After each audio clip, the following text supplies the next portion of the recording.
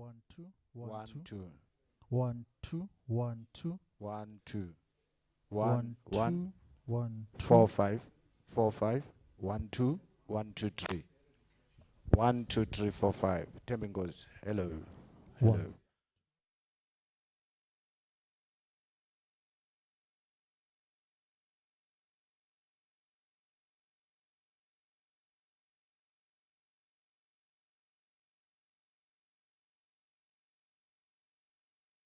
1 1 2 1 2 1 2 1 2 1 2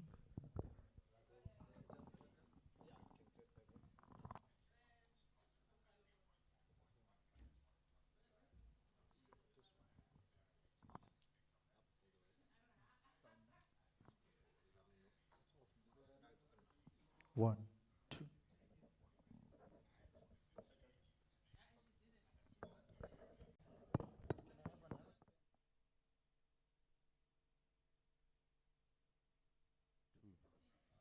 1, 2. Okay. 1, 2.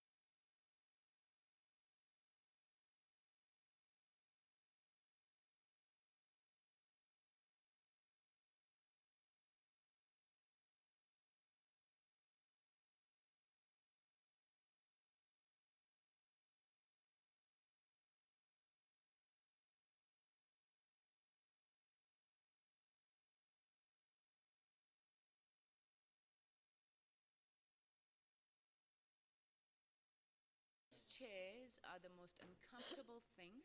It's part of us testing your psychological resilience. I hope I pass. Guys, the echoes are quite a bit though. Okay. Do I have to keep it this close? Sorry? Okay.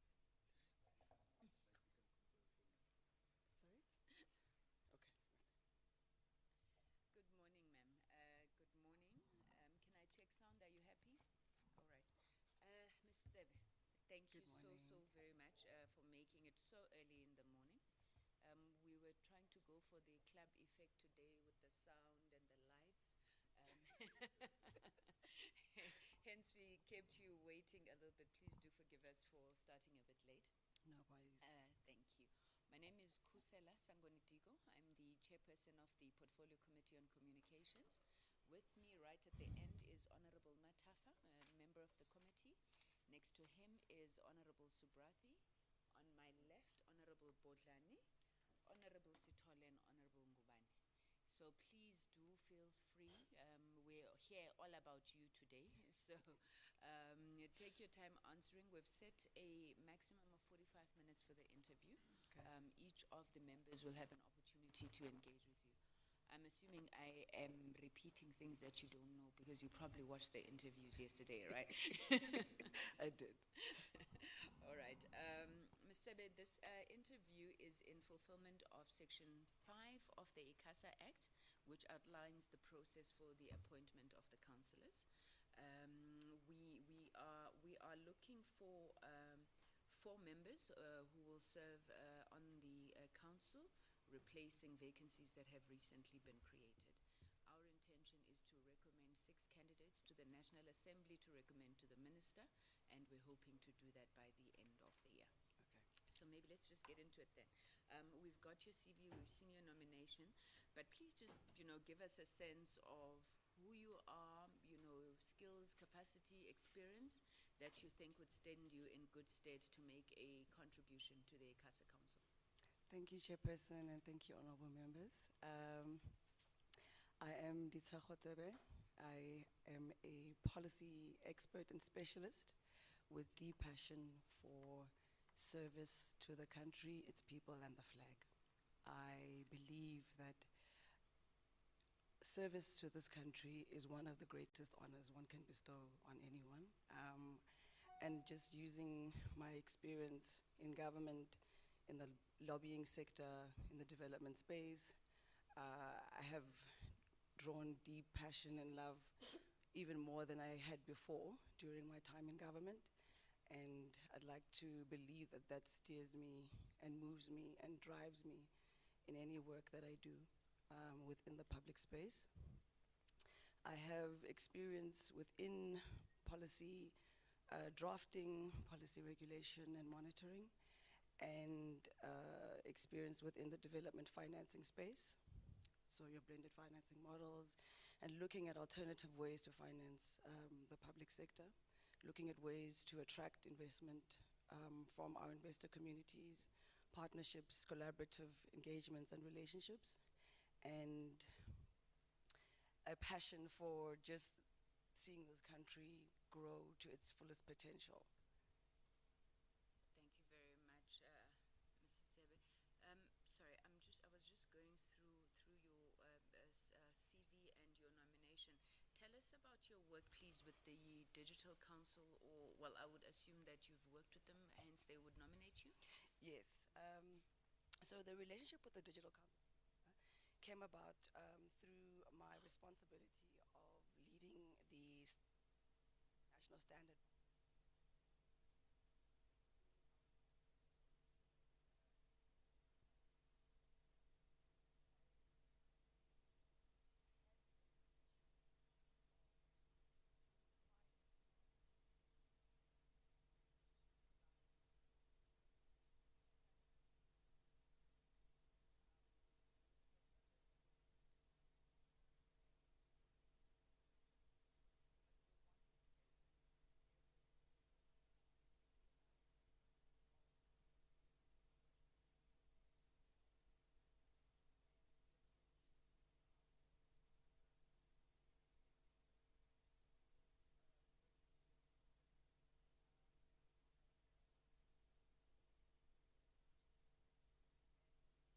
relationship came about and how the National Standard Bylaw was completed within record timing of 11 months. Thank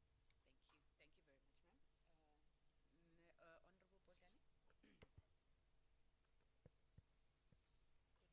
Good morning. Good morning. I'm not sure if this mic is on. Okay. I feel like calling you Lydia. I was so happy for that because no one could Google me or object. Mr. Tabe, good to meet you. With ICASA coming in as a councillor, for you, what sort of collaborations do you think would benefit ICASA, and what sort of topics would those collaborations cover? So, from my experience within the presidency and leading this process of nationalizing and standardizing bylaws, I learned.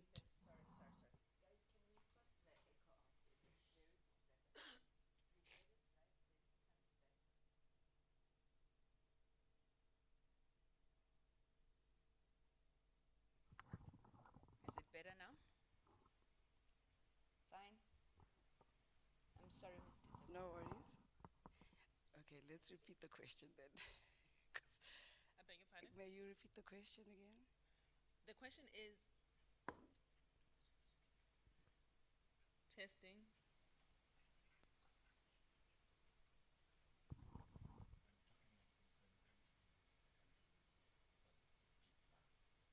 Okay. So I must hold this one and speak to this one. Okay, I am holding this one and I'm speaking to this one. And this is fine. The sound is fine. No, it's not. Doesn't seem like it's working. And the technicians are saying it's working. The No, politicians it's are not. saying it's not. Testing. 1, 2. Hello. Mr. Tabe, my question is, do you think ICASA could be more effective if it collaborated with other regulators?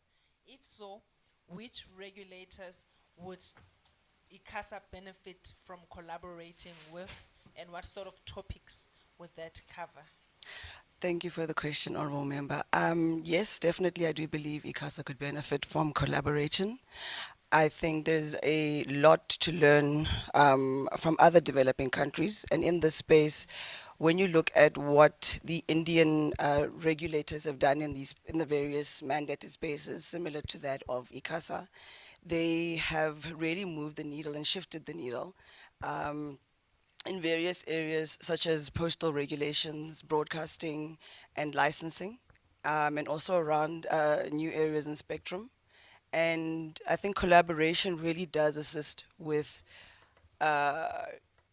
ensuring that ICASA meets its mandate, because learning from others in the same spaces or similar economic spaces as yourself and others who have done it before ensures that you don't make the same mistakes that they made without, you just miss the step of making the mistakes because they impart knowledge in you and their experience, and that ensures that you are able to take into account your own country dynamics and your own economic markets and the various intricacies within the South African space, because South Africa is a bit of an outlier at the moment, and using that can actually just mitigate time, wasting time, making regulatory errors, and it does assist greatly to have a collaborative environment, especially also with business.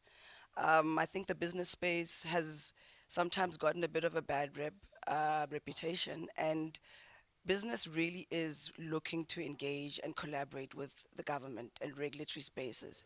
They are willing to offer their services. I've experienced this when I was doing the bylaw, just how much they were willing to assist to ensure that we get a speedy outcome and we deliver the bylaw in time. So I think my testimony to collaboration is it does work and it should be utilized. All right. Thank you so much, ma'am. You step into that office as an ICASA councillor. What immediate interventions would you suggest to close the policy loophole in regulating OTTs?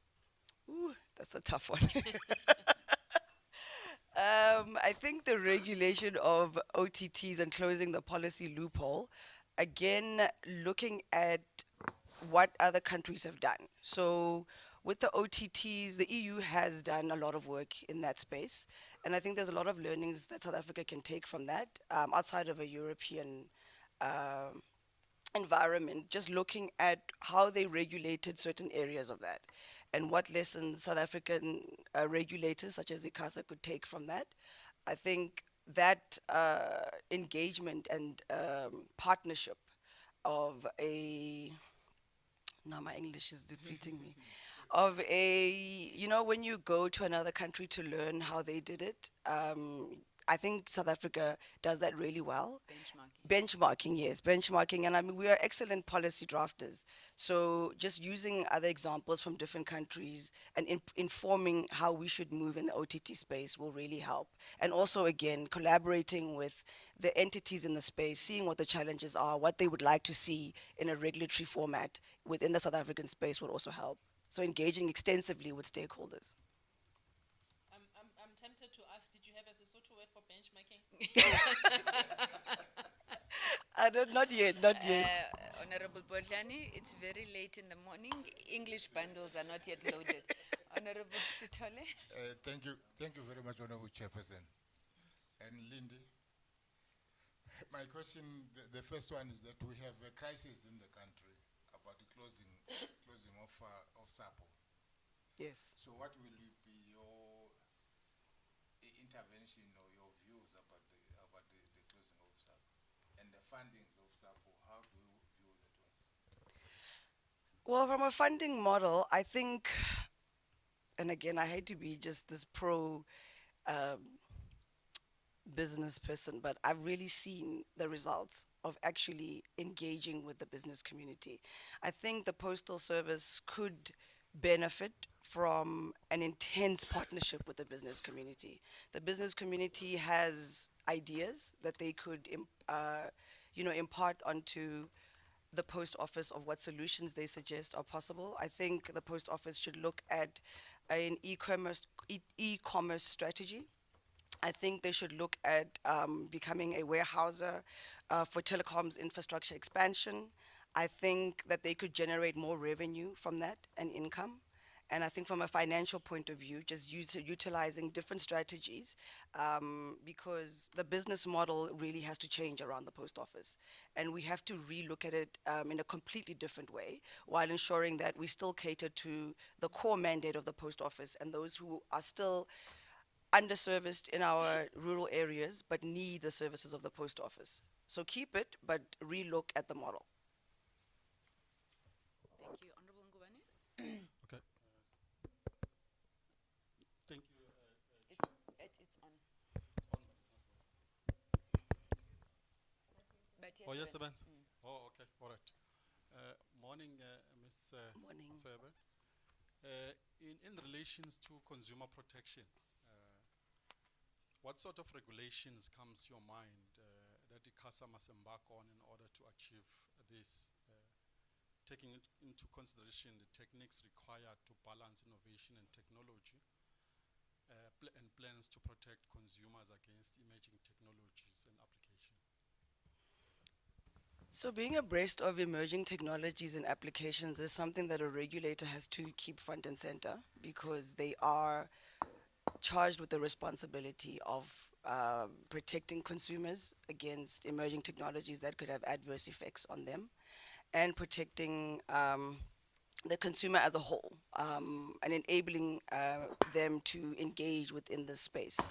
So the one example that does come to mind for me is ensuring that we regulate the import of mobile devices to ensure that we don't have a burgeoning black market of the mobile device space, and we encourage a lot more local manufacturing of these telecommunication devices and protecting the actual durability of these devices that we manufacture locally and ensuring that we cut the taxes of these 4G, 5G devices that are seen as luxury items.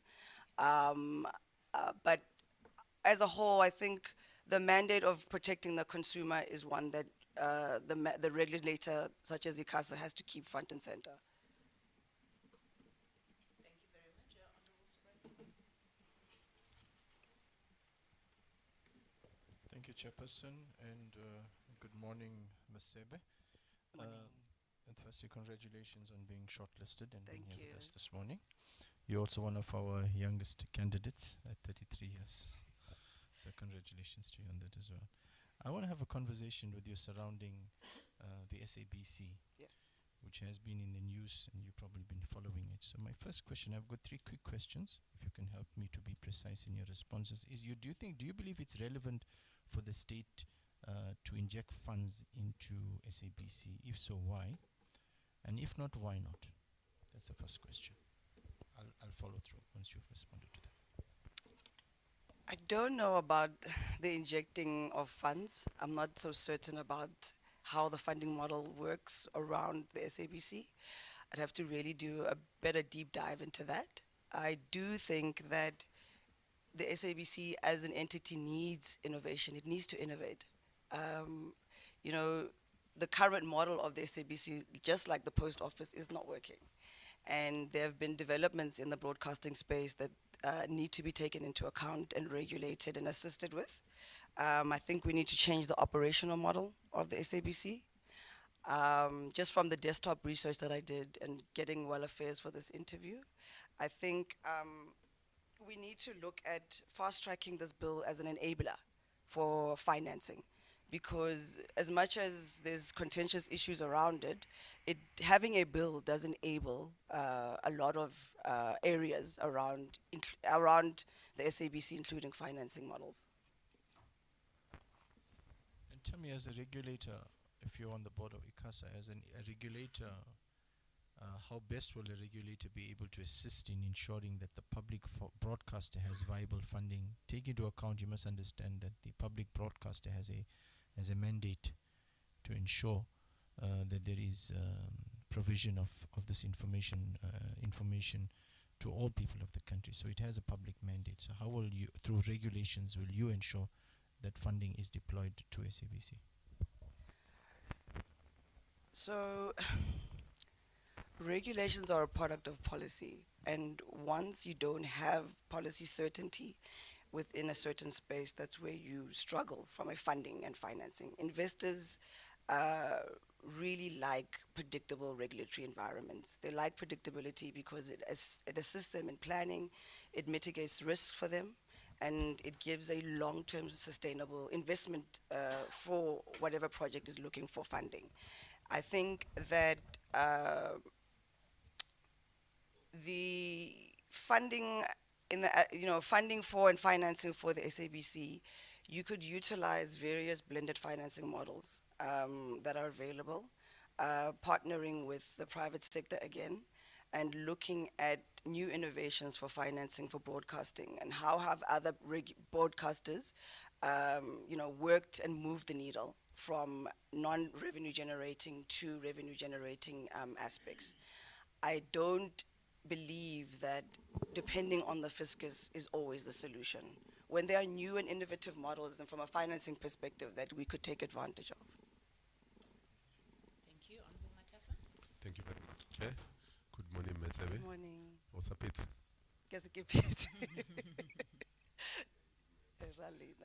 I just have a few questions for you. The first one is to the issue of affordable communication services in rural areas. Work has been done in that area, but we believe that more can still be done. In your view, what other strategies do you think needs to be considered to ensure that the underserved communities have better access to such services? Too much. Can you repeat the question? How would you assist ICASA Yes. to ensure that affordable communication services are all rural communities over and above what has been achieved thus far?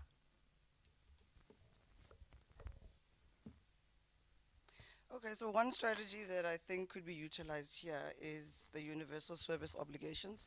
And currently, my opinion is they also need a little bit of a overview and a rehaul.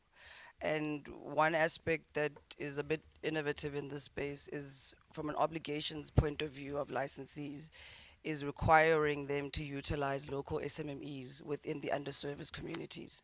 I believe that that could be beneficial to growing small businesses, to growing the economy of these areas. And I think much has been done in the in rolling out communications in our rural communities, but much more could be done through incentivizing our big operators by this suggestion that I'm putting on the table of obligating them to use SMMEs and grow the SMME space within the network operating model. Thank you for that response. One of the mandate of ICASA is to create competition in the communication space. What is your view of the current competition state in the country? So this is another contentious space because the competition aspect of this speaks to the big topic of transformation in the space.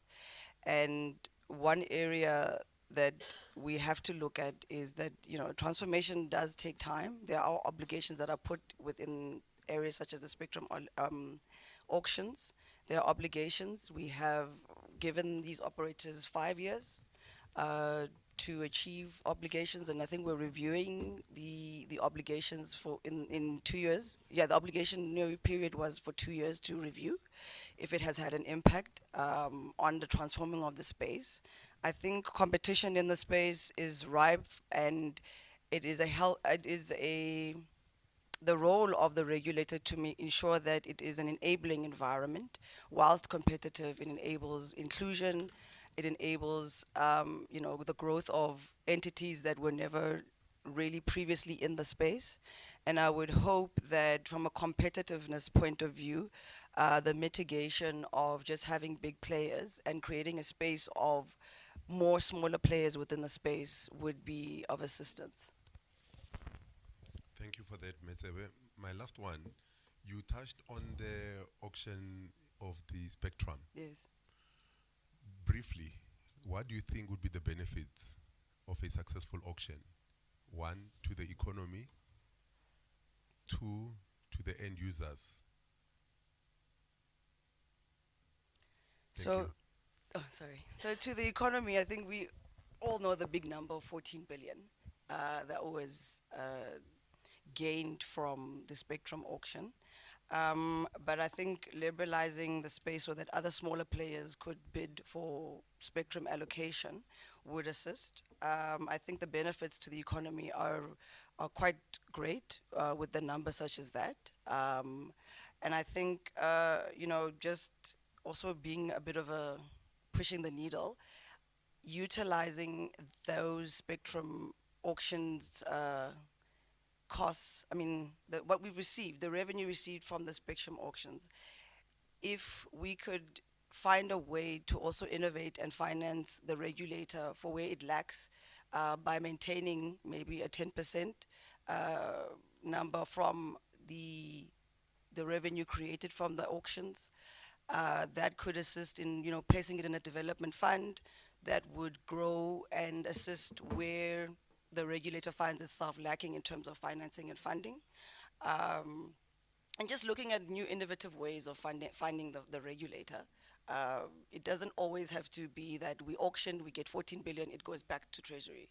We could utilize new innovative financing ways so that we self-fund a little bit, not not totally, so that as a regulator you become a little bit more independent, and the independence part of it really does become a reality, because you don't need that much money from the state if you are looking at other innovative ways through these spectrum auctions and the revenue that you generate, and keeping a little bit and creating a fund, a development fund for this regulator.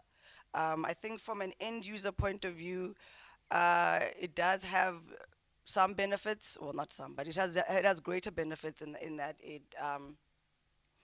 it really opens up the area of competition and and pricing for the end user. And I think that's always a great thing. But just re-looking at how does the regulator utilize the spectrum bids to actually fund itself and find ways to create financing that it does not become reliant all the time on Treasury. Thank you. Yes, madam. Honorable Bodani. Just for clarity. Mr. Tebe, looking at your CV, it says you started in May at the United Nations Industrial Development Organization. Is that a full-time employment? No, it's not. It's a consultancy role. Thank you. Mr. Tebe, thank you so much for answering those questions. I'm just keen to find out from you that what do you think are the major challenges facing ICASA right now? Yes, you would have touched on some of them in your answers, but I'm thinking coming into council, you know, what are the things that you would think are important, you know, for the collective to work on? And then also, maybe if you could reflect during your tenure at the Infrastructure and Investment Office of the President, Operation Vulindlela, what learnings would you have gleaned there that you think would also support you, firstly in your work at ICASA, but also assist you shape what you want to do at ICASA? Thanks, Chair. Can you just repeat the first part of the question? I know the last part. Yeah, major challenges Yeah. or opportunities, actually, even for ICASA. What do you think the regulator needs to be focusing on? Thank you, Chair. I think the regulator needs to be focusing on the new and emerging technologies in the space and how to find ways of regulating. Looking at collaboration with other regulators globally, looking at who's done what in the space, how they've done it, how have they been successful. I'll always use the Indian model because I believe that, you know, we are comparative. And there are areas of their economy where they have done things that we are yet to start doing. And there's a lot of learnings in that area. I think the regulator can look at, you know, how do they include, how are they becoming more inclusive, which is an area of the society that I'm quite passionate about because I do believe they have been excluded quite a lot for the disabled community in South Africa. I think there have been regulations that are drafted and sent out, but the impact on the disabled community is not really felt. And I think that's a bit of a pity because they are part of including and not leaving anyone behind. And I believe that from, you know, the research that I've done, they are being left behind. And the policies really aren't speaking to them.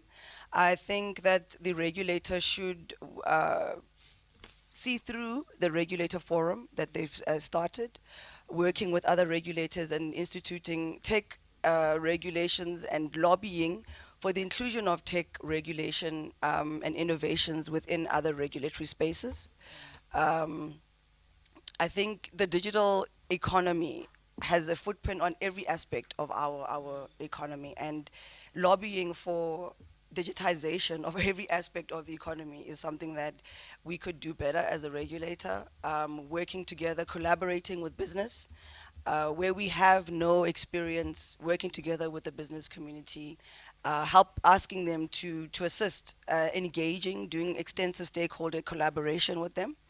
And then from the learnings of Operation Vulindlela and the Investment and Infrastructure Office, the one learning that I took that I think I'm going to keep repeating is the importance of collaboration.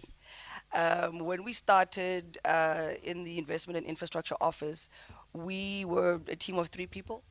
We had no capacity, and we decided that the best way was to engage and ask the business community, ask various stakeholders, social partners, to come and assist and give us inputs on how do we implement and ensure that we we achieve the goals of what the office set out to do. And in OV, the aspect of having 11 months to draft a standardized bylaw was quite a stressful one, and I couldn't have achieved that without the assistance of, social partners and private sector entities, such as the Digital Council Africa. Thank you. Thanks. Thank you very much. Thank you, Ms. Tebe. Thank you for waking up early on a Friday morning. We must never take that for granted. Yeah. I think we've come to the end of the interview. Would you have any questions for us? No, I'm covered, thank you. All right, thank you. Housekeeping, do you have any declaration you would like to make? No. No declaration? No declaration to make, Chair. All right, and then have you found the process thus far to have been fair and transparent? Yes, I have, Chair. Thank you very much, Antam. Thank you. Thank you. All right, you enjoy the rest of your day. You enjoy the rest of your weekend. Thank you. Thank Thanks. you. Please. Bye, Lydia. Guys.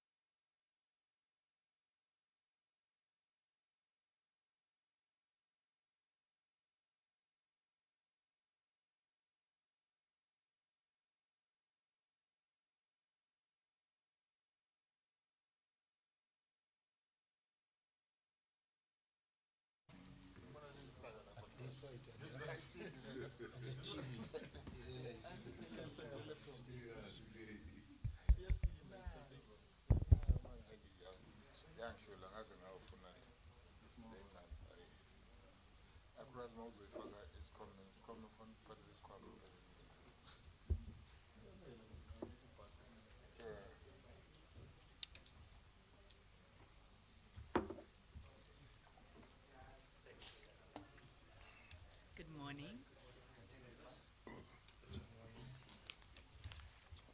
1, 2.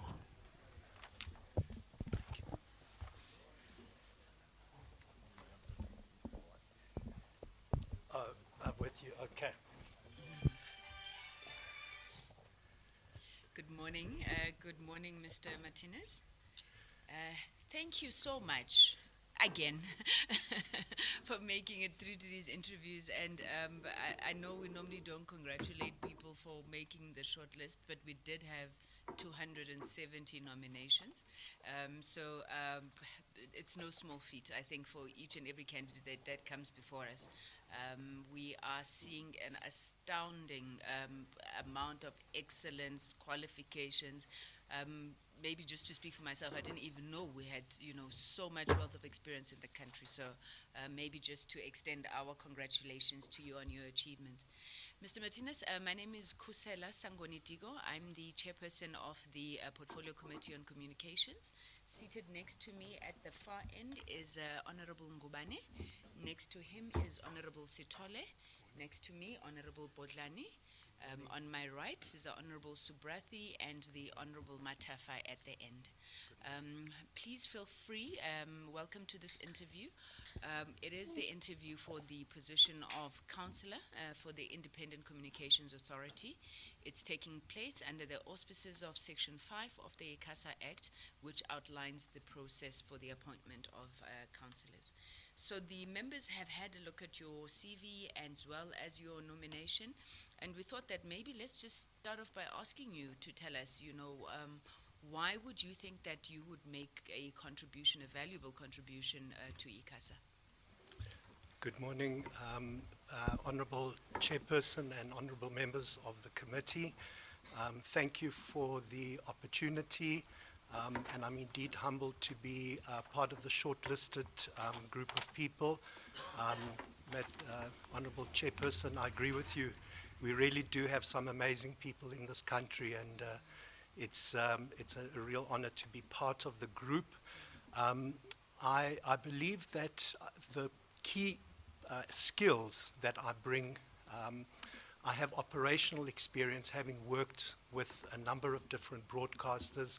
So I've been in the trenches with the technical people, the logistics people, the creatives. Some people say working with creative people is like trying to put socks onto an octopus. So I've been with the people having worked, so I understand the dynamics from an operational point of view. I've also occupied executive positions, so I understand that part of the industry. Then I've worked within the policy space and the regulatory space. I was one of the staff members of the Independent Broadcasting Authority, the predecessor to ICASA. I worked on a number of really important projects there, including the licensing of the first commercial free-to-air channel, which is ETV, but also the licensing of the new radio stations. So as we saw our industry opening up, I was a part of that and really having understood. And then, of course, from a policy perspective, I worked at the Department of Communications with the team that did the research for the first DTT or digital switchover, which was then called the Digital Broadcasting Advisory Body. The late Dr. Ivy Matsepeka-Saburi was the minister at the time, and so I've been there. In fact, Honourable Chair and members of the committee, I had hair when we started the process. That's how long it's been. Thanks, Mr. Martinez. Now tell us then, with all of that wealth of experience and having been at the coalface, so to speak, what do you think is working, specifically in the regulatory environment, but you can also speak to the policy and the legislative as well, and what is not working, that if you were to be appointed, those are the key things that you would try and drive? Thank you for the question. I think the key area where I believe the regulator hasn't taken the opportunity to use the powers that it has in the ICASA Act to make recommendations to the minister. It's an area which I believe could have helped to deal with some of the areas, and I'll touch on them in a minute, that rather being proactive, I believe, than making submissions as any stakeholder into a policy process. Indeed, ICASA has made recommendations on the audiovisual white paper, for example, but I believe the regulator is not just any other stakeholder. It's a key component of our regulatory architecture in the country. Thank you. And what is working? So I believe we have a very strong policy background, in the sense that we've started from as far back as the IBA. So since I have mentioned, I'm going back. But at that stage, with the triple inquiry, I believe we established a really important framework for a post-apartheid democratic broadcasting system. I think what has worked is that we've identified what are the issues from a policy perspective that we need to, number one, have as a mandate for the public broadcaster. What do we need in terms of the three tiers of broadcasting: public, commercial, and community? And it was an important part because we now have over 200 community radio stations. I'll talk to the sustainability if there is an opportunity, but I think that has been the one area. The other area, which I think is more of a recent thing, is that we have the regulator that's working closely now with yourselves as a committee. I think it was a very positive start that indeed, as part of your orientation, etc., the regulator was key to that, and I think that's really important. And also the discussion between the different sector, the executive, members of the members of parliament, industry, and civil society organization. Thank you, Mr. Dimitri. Let me start on my right. Honorable Subrathy. Thank you, Chairperson, and good morning, Mr. Martinez.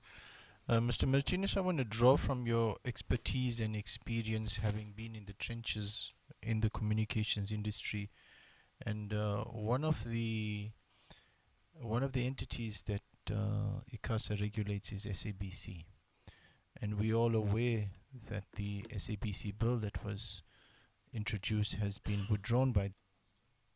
I'd like you to share with us your reflections on what was the causes of the woes and the challenges that SABC is experiencing and has experienced as brought it to the stage. What do you believe SABC needs to do to resuscitate? And finally, your reflections on is your reflection on the minister's intention to want to withdraw the bill? So there's three elements. What was the cause of it? What needs to be done to resuscitate it? And what is your opinion on the minister's intention to withdraw the bill? Thank you for the question, Honorable Subrati. I think the causes have really been diverse, in the sense that they involved governance issues at the SABC, and members may be aware of the ad hoc committee that Parliament in fact established to look at some of the problems at the SABC. So I'm not going to deal with the governance issues per se. What I think is a key issue is the issue of funding, and that has become in a way, almost a political football, which is unfortunate because the funding model is not something that's so complicated. It's a model. It's not the reality. It's not what is important is that there has to be clarity about what is the mandate of the public broadcaster. Once you have a clear idea there, then you know what you're going to be funding. You can't begin talking about a funding model before you have clarity on what is it that we expect from the public broadcaster.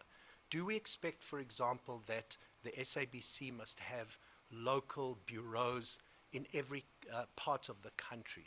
Do we expect from the SABC, for example, that we should be investing more in drama in original South African languages? So once we have that aspect, and I'll come back to the issue of the reason for the withdrawal, etc.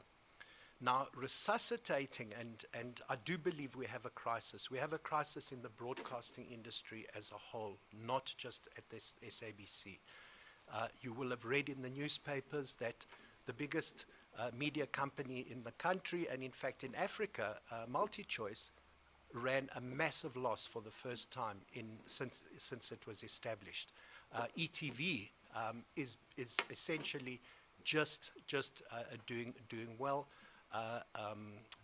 The radio industry have reached a plateau. So the elephant in the room, which I'm sure we'll come to at some stage, is the entry of the global technology giants. But the SABC is, and the reasons for the withdrawal, obviously I won't speak on behalf of the minister who has made certain pronouncements, but having listened to the submissions that were made during your hearings, it seems the common thread there was we have a policy vacuum. And until you have that, you can't talk about what kind of institutions do we need in place, what kind of legislation do we need in place, and from there follows funding. So, Honourable Subrati, I hope I've addressed the main points in your question. Honourable Subrati's question. So what would be your view on the use of the USAF to assist fund the public mandate of the SABC? Honourable Chair, I think that's a very important part because it hasn't been used, I believe, in the best way, and there's a lot of money that's gone in there. The key area was making sure that we extend the networks. So making sure that we're using those funds to extend the network. Then reception devices. I'm going to just mention this because I think it's an important point, but you know, we're talking about people who are in rural areas that have access maybe to 2G and 3G, but don't have reception devices. In fact, 85% of South Africa's population does not have access to high-speed internet. And those that do have a mobile device, only 1 in 3 of those are actually smartphones. So they're not actually getting the benefit of the internet. So it's fine to say, let's put SABC Plus, and I'm glad to see we're moving there. But if a person doesn't have a smartphone, they're not going to get the benefit. So the Universal Service Fund could certainly be looking at funding even reception devices, whether it's for a particular category of people, schools, etc. But yeah, I hope that was the... Thank you. Honourable Matafa? Thank you very much, Chair. Good morning, Mr. Martinez. Good morning, Honourable Matafa. Chair, thank you for dealing with the one question that I had. I would have wanted to get your view on the universal access. And I was going to raise it based on your CV and your introduction. It comes across that you are a policy and regulatory expert. And having said that, I would have wanted to ask that one as the first one. But the second one would have been for me to request you just to identify one regulatory decision that ICASA would have taken, and what do you think its implications are? It's not a trick question. I think that as a expert, you'll want to keep abreast of the developments around your space. And you sitting here, I'm sure that you'd have done some read up on ICASA and what they've done lately. That will be the first one. I'll come back with another one. Thank you, Chair. Thank you, Honourable Mutafa. In fact, I think decisions around licensing and obligations, license conditions, that is something where I really feel that it's a lost opportunity, where we could have really, let's say, for example, with the sale of spectrum, where we could have really achieved reaching more people and making sure that no one is left behind with the sale of spectrum. And we've spoken about 14 million coming into the fiscus. But if I heard correctly during your hearings earlier in the week, more than 10 billion has been spent on the DTT and the digital switchover. So specifically to your question, I think that regulatory decisions around license conditions, etc., I think we really need to make sure that we are monitoring how those license conditions are complied with, and whether in fact the benefits are reaching the end user, the citizens of South Africa, who should be the real beneficiaries. Madam Chair, with your permission, may I remove my jacket? It's quite warm. Thank you. Mr.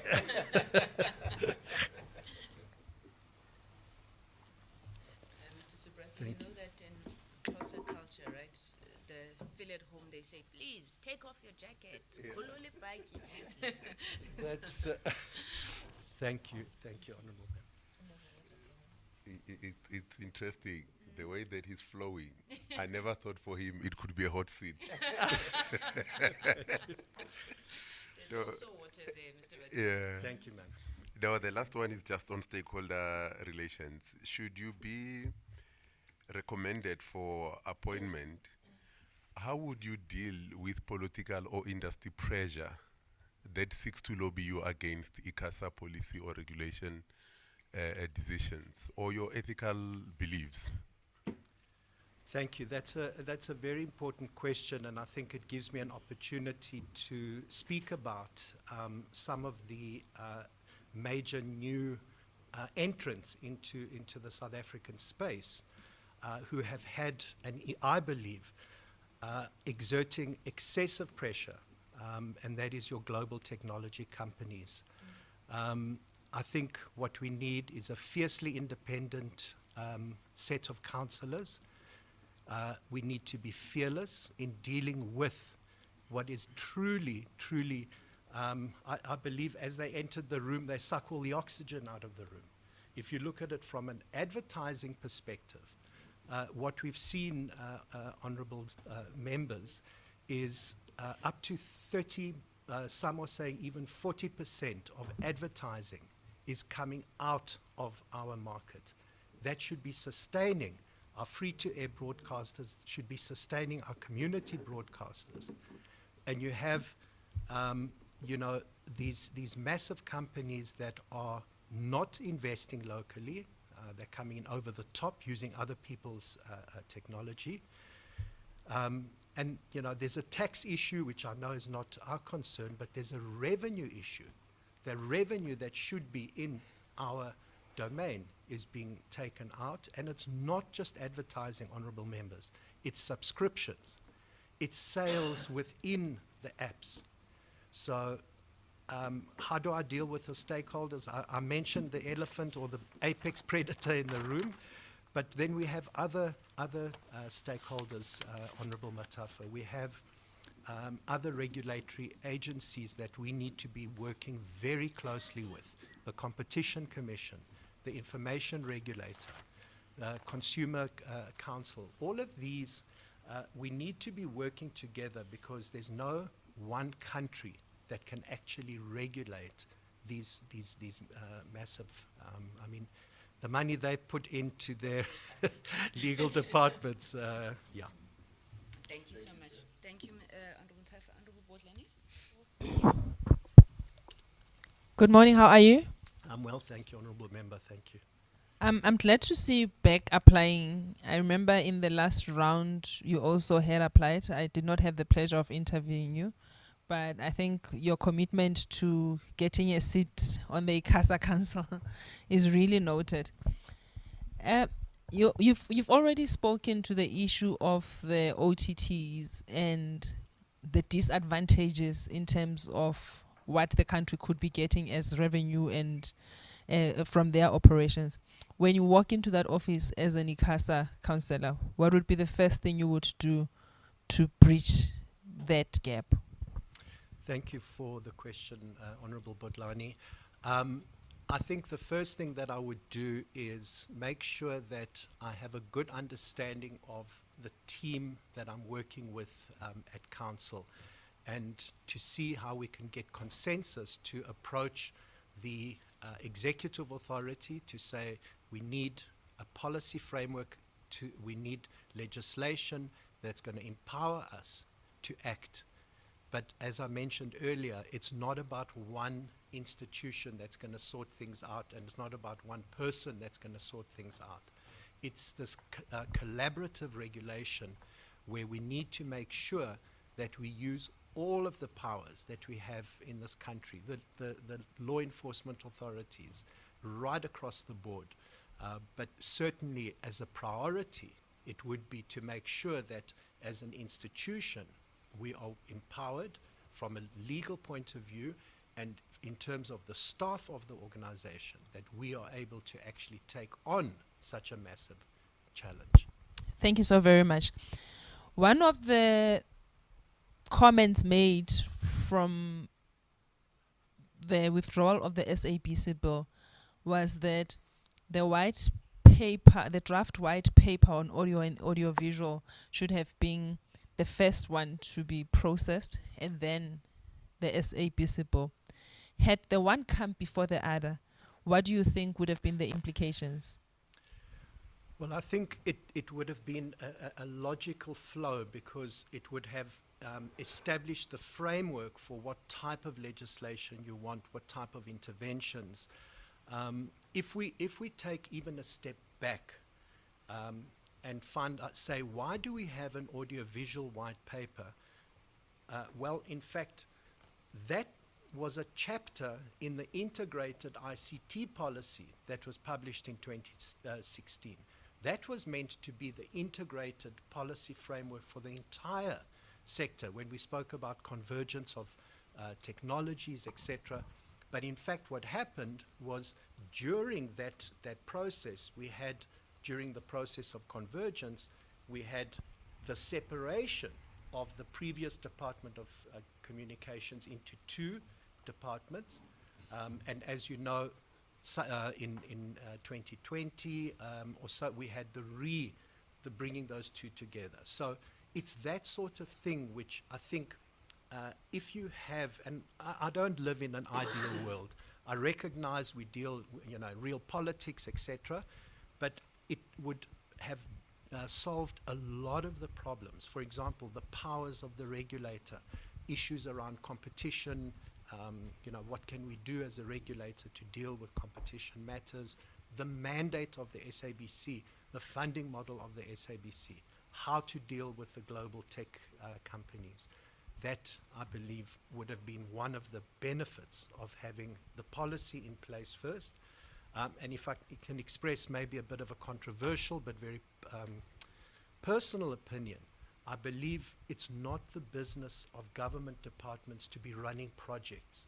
If the department had focused on developing policy, which is its core mandate, rather than trying to run a project called digital switchover, we would be in a very different position today. Last question for me is, in your opening remarks, you said, given an opportunity, you would love to speak on how we can work to ensure the sustainability of community media. Can I give you just 30 seconds to speak to that, please? Thank you, Honourable Member, for that question. Yes, we have community TV channels that are going to be placed under enormous financial strain when they move onto the digital platform. there are some benefits for them because they're going to get a wider coverage area. But suddenly, from a position of paying, for example, for one transmitter to reach a local area, now they're going to be having to cover much, much broader and therefore more costs. So this is where we would be looking, for example, to the MDDA, possibly the Universal Service and Access Fund, to make sure that at least the big costs of signal distribution, we don't want to see Centec getting further into debt. We want to make sure that there is adequate funding for distribution. And secondly, for content, we need to make sure, one of the reasons I believe we still need this 3-tier broadcasting system. You want to get news and information from a wide variety. And sometimes, you know, these guys are the most local, they're the closest to what's happening. Let's give them the opportunity. If you look at some of the community stations on your oversight visits, they've got some of the latest equipment. MDDA is funding them with amazing, they've got state-of-the-art equipment. Are they sustainable? Unfortunately not, because they are now also competing with the tech giants for that limited advertising pie. Thank you. Thank you very much, Honorable Chairperson. Good morning, Mr. Martin. Good morning, Honorable. How are you today? I'm very well, thank you. So, I know that you are working for, your occupation is the principal consultant. And then you work for MSM Digital Media, DCDT, and ICASA. So now what I'm trying to check, because we are already in the system, we are already in the structures. What is that new that you are going to bring to ICASA when you are being recommended to be a member of ICASA? Thank you for the question, Honorable Sithole. I believe what I can bring new is the experience that I've gained having worked with a number of different players, both within the public and the private sector, as well as my experience working outside of the country. For example, CRASA, which is the Communication Regulators Association of Southern Africa, where all of the regulators in the Southern Africa region, I was part of a project there where we developed consumer protection guidelines to make sure that all of the countries in the SADC region start to harmonize our regulations. So it's something that I believe as something that I can bring that, let's just say from a policy and regulatory perspective. From an industry perspective, because I've been working so closely and understand the challenges in the industry, whether it's the broadcasting, whether it's telecoms, Postal, I don't have direct experience, but I've been able to watch the challenges, for example, of bringing the post office under ICASA's regulatory sphere, and it's really not top of mind. So I believe I'd like to see some more focus there as well. Thank you very much. And the other question is the issue of funding of SAPA, of SAPO. So what is your view on funding of the issue, and what is your intake for the management of SAPO? Thank you for that question as well, Honorable Sithole. I believe one of the key priorities needs to be closer attention to SAPO. I believe, and for good reason, the regulator has been focusing on telecommunications because it's such a big industry, so complex, so many different licensees. But as an institution, we also need to be building up our capacity to focus on what are we monitoring closely, what's happening with the post office. this is such an important part of an average South African's life, to be able to walk to a post office that's within reasonable distance. If it's the only way that I can get access to the internet, it's the only way I can get an application for my ID book, or it's the only place I can send my application for a job. I need that local post office. So from the regulator's point of view, I believe we need to increase its in priority and focus much more, which means also that we need to be bringing in the right kind of skills within the organization. Okay, thank you, Chair. Back to the conversation of regulation of the OTT. With your experience in the telecoms industry since even way back before '94, you've seen these conversations, many of them, but just now we stick to this one of OTT. These conversations, they come and goes. And on the questions that was asked by one of our members, you mentioned stakeholder management buy-in into this regulation and the capacity to do it as well. And then you mentioned probably policy enforcement.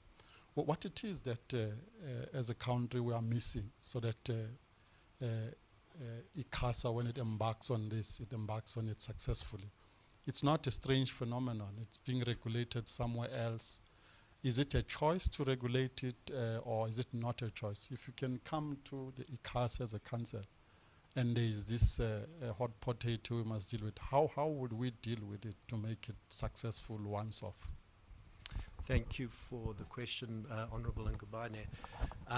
You know, is there a choice? I believe we don't have a choice. We have to regulate. The question is, what is the appropriate type of regulation? So we ask, is it a question of regulating for the sake of having control, or is it regulation for the sake of achieving certain outcomes? I believe it's the latter. And I'll come to the type of regulation in a minute.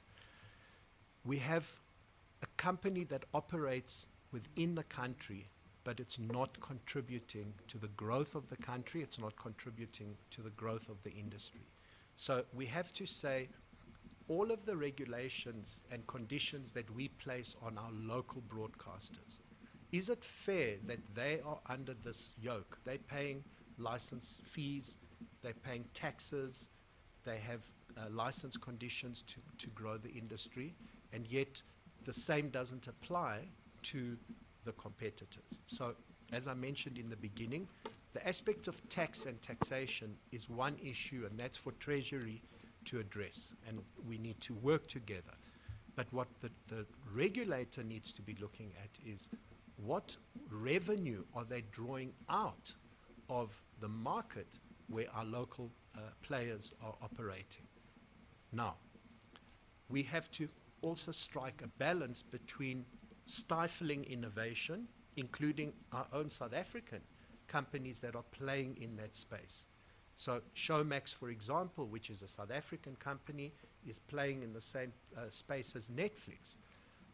Do we need to be treating both the same? Yes, both need to have the same, what we talk about, say, regulatory parity.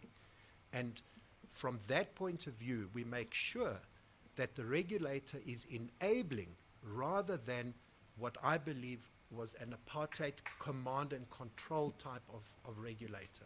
We want an enabling regulator that is going to help grow the next Multichoice in the country, that's going to help grow our local cultural and creative industries. So we can see Amapiano on all of the, and hear it on all the global platforms. We can see our South African films, you know, not just one award-winning movie, Tsotsi back then, or Ukamini Ekailicha getting an award in Berlin. We want to see many more of those. So encouraging the investment that some of these global companies are making in local content, but having parity, regulatory parity. Our local broadcasters should not have more restrictions than them, and that, I believe, is a collaborative thing between yourselves, where you'll be making legislation, the ministry making policy, and the regulator regulating at the coalface. I hope that addresses your question, Honourable Member. Thank you. Thank you, Mr. Martinez. I think for my final question, let's stay in broadcasting and let's stay in regulation. Now, you speak at length about these the global companies, the OTTs. Now, somebody would argue, or maybe somebody wouldn't argue, I would argue, right? Do you not think that the relationship between Multichoice and SABC takes a similar form, right? You were speaking earlier about subscriptions and advertising and how they're leaving the country. To make my point, SABC, I'm glad and thank you. I saw that you've been following a lot of our discussions this week. SABC makes the point that the most watched channels on Multichoice are SABC channels. They then continue to lament the issue of regulations, must carry, so forth, and the other thing. I would want to say, what is the difference between, in your view, the Multichoice SABC relationship? It's not the same thing as the OTTs, but I'm seeing similarities. And if you were then a regulator, what would you think we would need to do in that regard? Like, I'm trying so hard not to use the word exploitative, so I won't use it, but I just want to find out what your view is. Thank you for that question. And yes, Honourable Chair, it is a complex relationship, but I wouldn't equate the SABC Multichoice to an SABC Meta, and it's for the following reasons.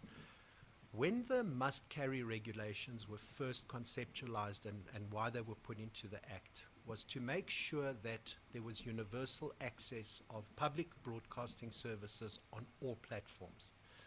Now, this was something that was also imported into the country, you could say, from North America, where their PBS was not available on the cable system. So we took that idea and we kind of transposed it here. What happened, though, was that in South Africa, you had the situation where you're speaking now, that now you have an SABC channel on a Multichoice platform that is the most watched. Now, who benefits from that?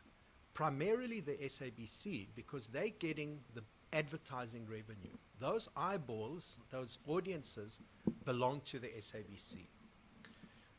The customers of Multichoice have, let's just call it the convenience, that it's only one remote and one set-top box. I can switch between the different channels on that remote. But the SABC is benefiting because it's reaching the video neighborhood that was established by Multichoice. So it's not quite a parasitic relationship, but there is maybe more of a I can't remember the biological term, but the two are benefiting in some way. Now, the issue then became, what about carriage fees or payment by the subscription broadcaster? And that is something where I believe the regulator, again, has not taken the opportunities and used the powers it has. And we haven't seen those payments being made. We haven't even seen, as far as I've seen gazetted or anything, that there is an agreement reached between Multichoice and the SABC for payment. Mr. Martinez, we could pick your brain for the longest time. I think at some point we even forgot that we're interviewing you. Let me thank you very, very much for making the time for this interview. It's really been insightful, and I think it also gives us a lot to think about in various areas. I mean, nobody can argue your depths of experience and knowledge of the sector.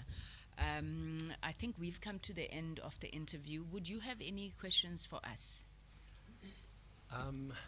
I think more than anything is, as you've got really some amazing candidates that you've been interviewing, is to consider and maybe encourage some of these people, if they're not going to get onto the council because of the choice that you made, perhaps encouraging those people to and encouraging ICASA to maybe consider bringing them in under Section 17, creating positions. And I believe some of these people should be staff of the organization. We need to be attracting the best and the brightest. So I know you were listening to our conversation earlier this morning.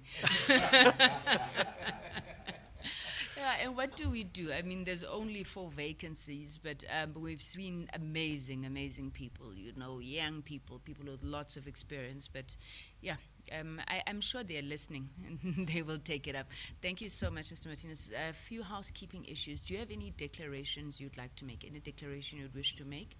Whether it's conflict of interest or anything we may not be aware of that, if we were to be aware of, would affect our consideration of your candidacy?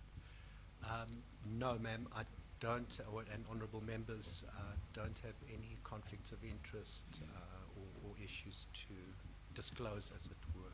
Thank you. And then thus far, have you felt that the process has been fair and transparent?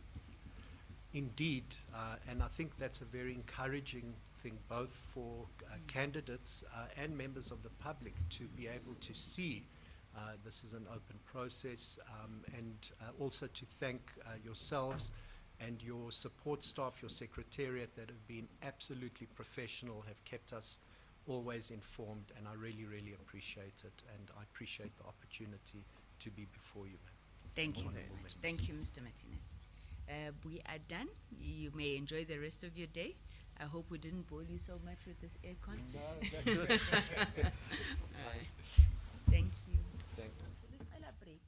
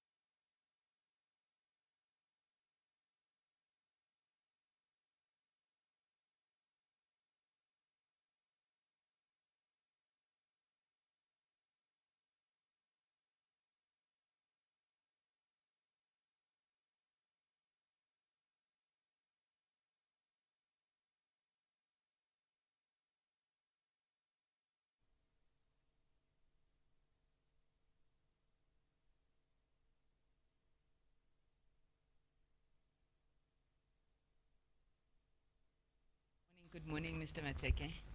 Chair. Thank you so much for making the time. We do apologize. We hear that you were stuck in traffic somewhere. Can only imagine Johannesburg traffic's early in the morning. It's not the best. Members, are you fine?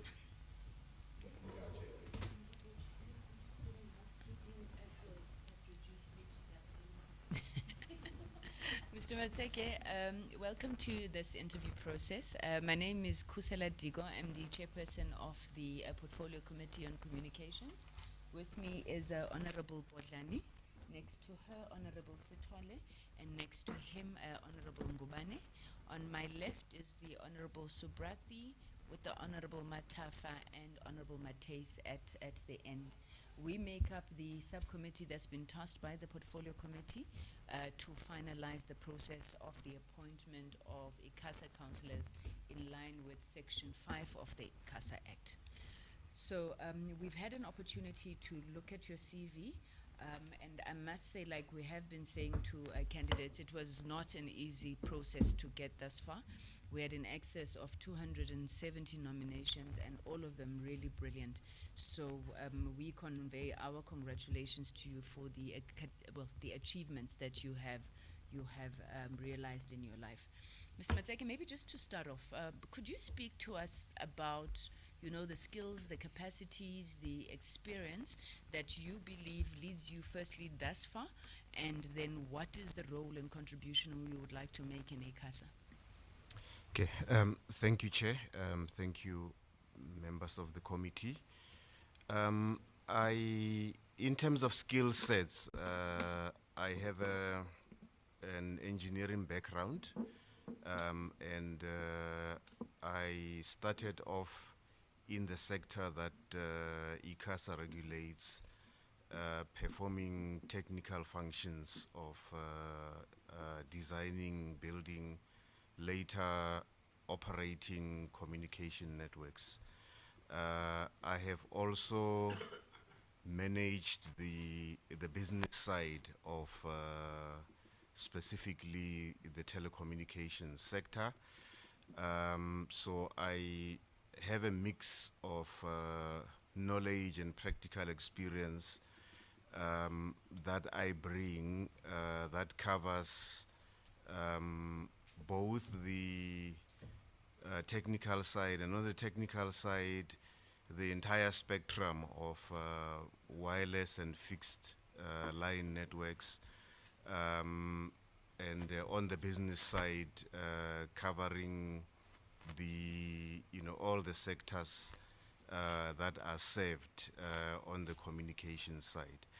I also have experience at management and executive level that covers governance, both in the public sector.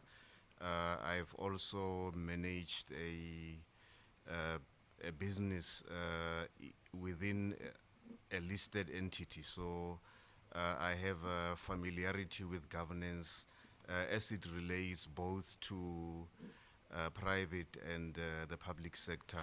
And in my last official assignment, I served in a state-owned company, so I'm also familiar with the stakeholders that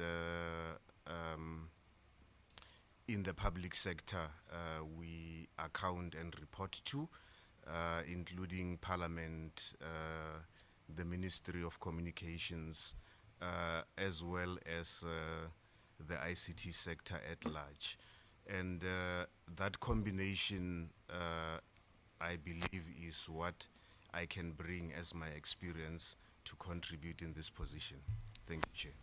Thank you. Thank you, Mr. Matseke. Maybe just tell us about your time at Broadband in Frako.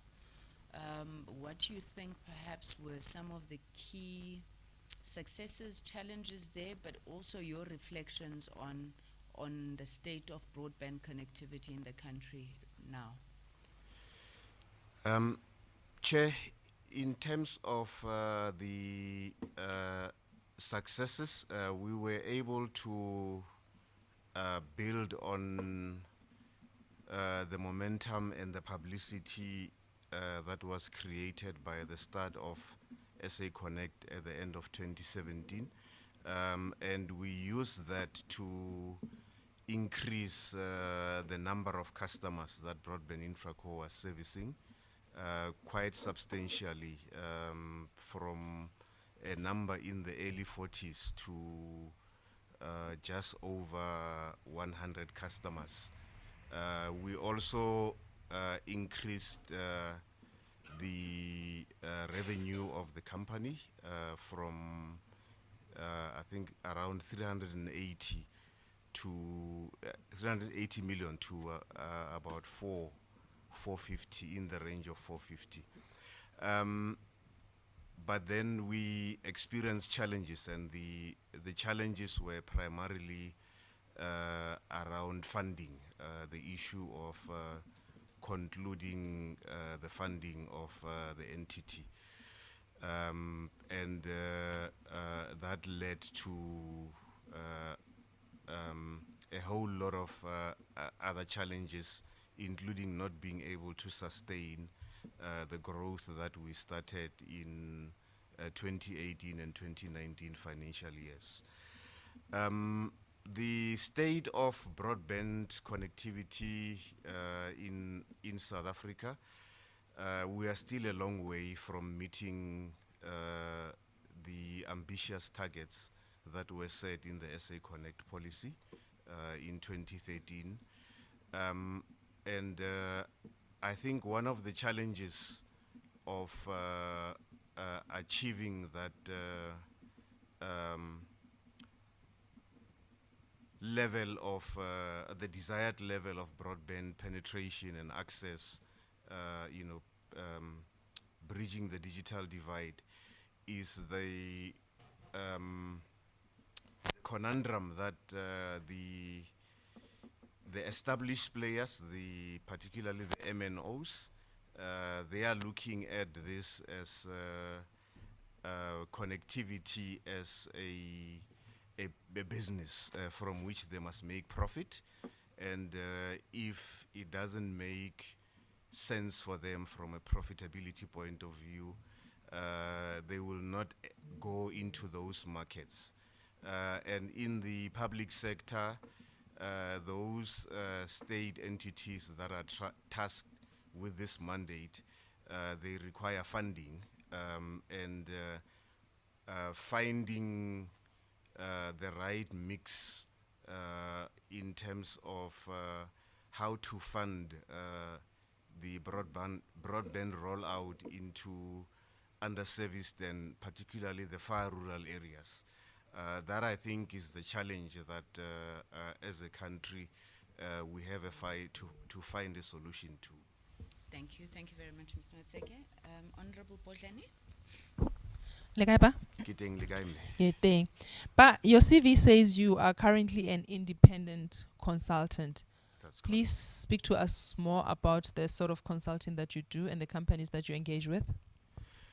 Okay, I operate as both a technical, because of my engineering background, both a technical as well as a management consultant.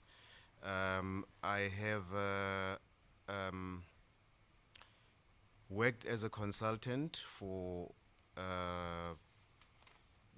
it's a few companies, but my first and longest consulting assignment that I've done is for a company from outside South Africa. They are called Bandwidth and Cloud Services. They are looking at extending their network ends at the Beitbridge border post with South Africa. So they were looking at various options of accessing fiber, as well as setting themselves up to be able to apply to this regulator for licensing.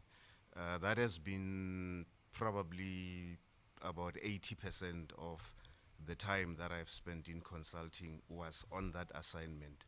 I have also advised most of it informally at no cost. Some of the small ISPs that are looking, some of them also looking at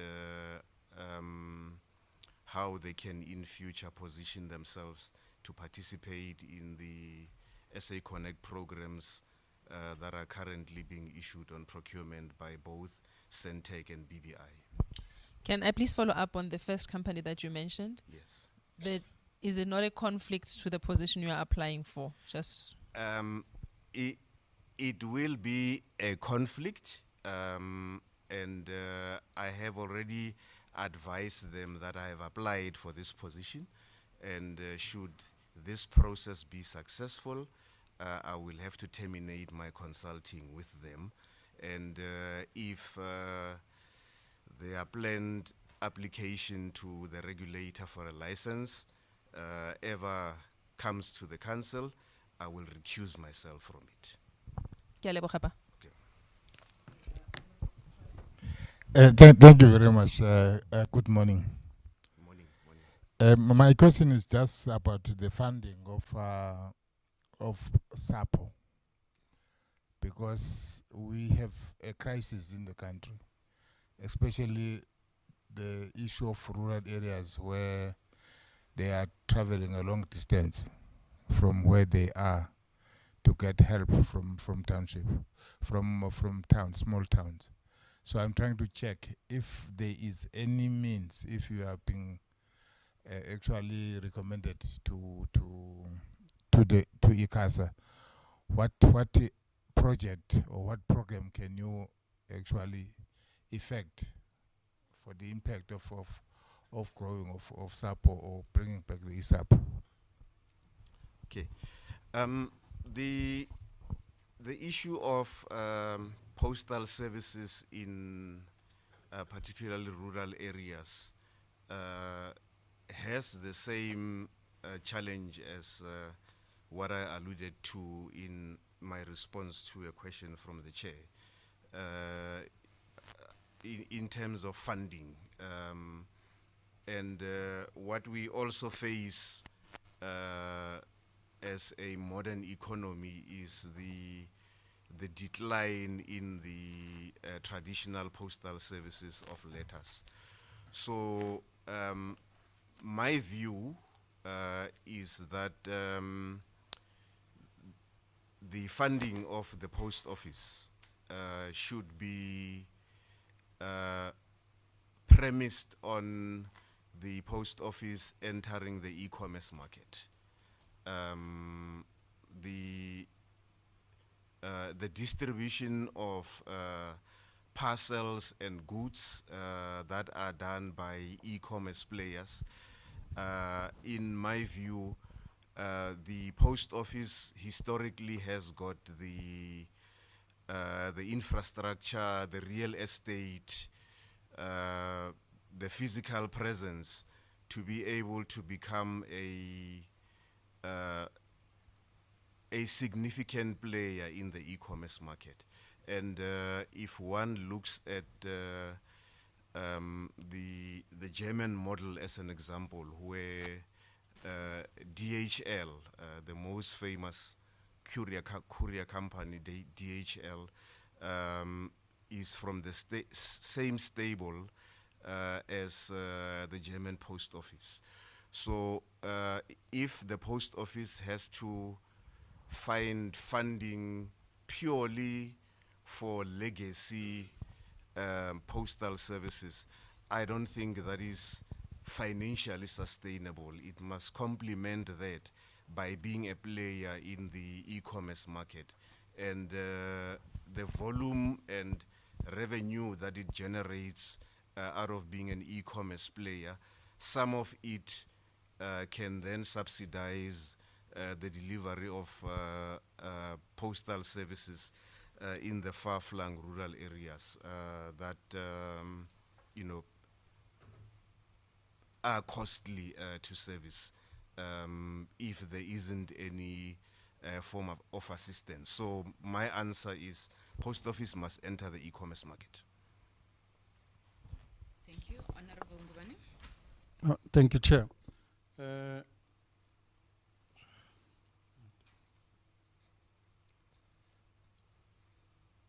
Mr. Mateke, I think you on your CV, I think you well familiar with the telecom sector. You've been the CEO of BBI as well. So mostly you will know the gaps as from your experience that exist within the ICASA, things that you said are just easy pick. If you can give us that example that when you come to ICASA, what are your identified easy pick of achievement that you've been seeing while you're working in the at BBI? And as well mention, probably if you can mention as a second question, your achievements in terms of transformation agenda while you're at BBI. Thank you. Okay. In terms of the issue of easy pickings, I think I will give it a shot, but you know, appreciating that I understand ICASA from the outside, so it will be an outsider's view. I will combine the answer with perhaps a bias of one of my passions. I think one of the issues that we have in the ICT sector is the level of transformation of it. In my view, it's insufficient. The market is dominated by you know, large players, and so my view is that there also has to be a concerted effort of identifying how we can empower the SMME sector, particularly black-owned companies that we know. You know, the people were historically disadvantaged by what we had in our past. And, you know, in terms of, for instance, access to spectrum for some of the smaller players, and I know spectrum is a scarce commodity, a contested commodity, but I think as a regulator, in my view, we have to find a way of increasing the interventions that we can put in place to empower that specific sector. And if I can talk to the, you know, my experience at BBI, when we were doing phase 1 of SA Connect, we appointed a mixture of large companies and SMME ISPs for, you know, the modest rollout that we had at the time in the 8 districts that were part of the NHI pilot. And the experience that we got out of it was that the smaller players took that opportunity more seriously than the bigger players. The bigger players were looking for large number of sites to connect, and because the initial allocation wasn't that big, their level of enthusiasm was not where it should be. But we managed to assist SMME ISPs. They implemented networks in underserviced areas, and in the process established businesses that became sustainable and are still active in the sector. Most of them also participated in the next phase of SA Connect, which was done at BBI after I had left. So in my view, in summary to your question, I think the issue of how the regulator can facilitate the bridging of the digital divide by empowering the smaller ISPs that have an appetite for providing services in underserviced areas.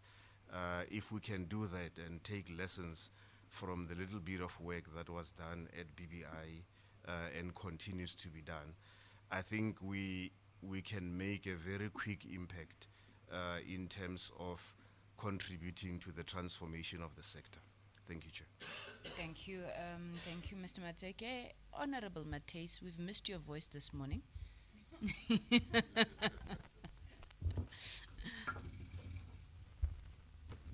Good morning, Honorable Chair.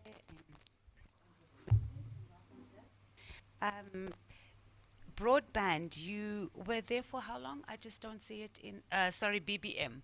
BBI. BBI. Yes, broadband infra. Where does BBM come from? How long were you? Your age. Oh, okay, throw me under the bus. How many years were you there, sir?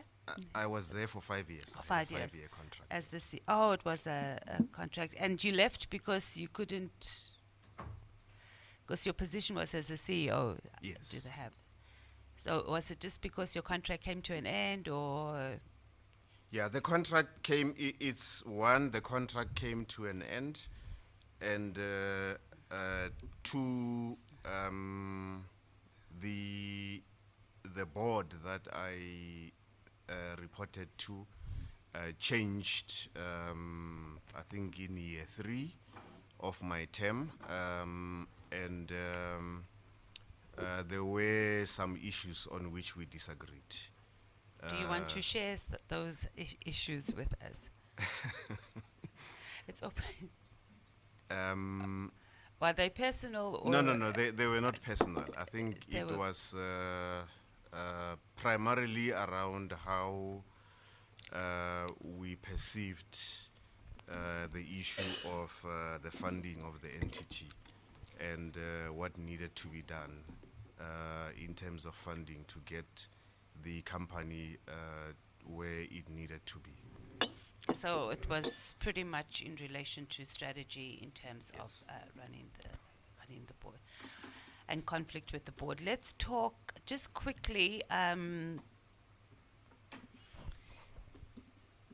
regulator. So you join ICASA.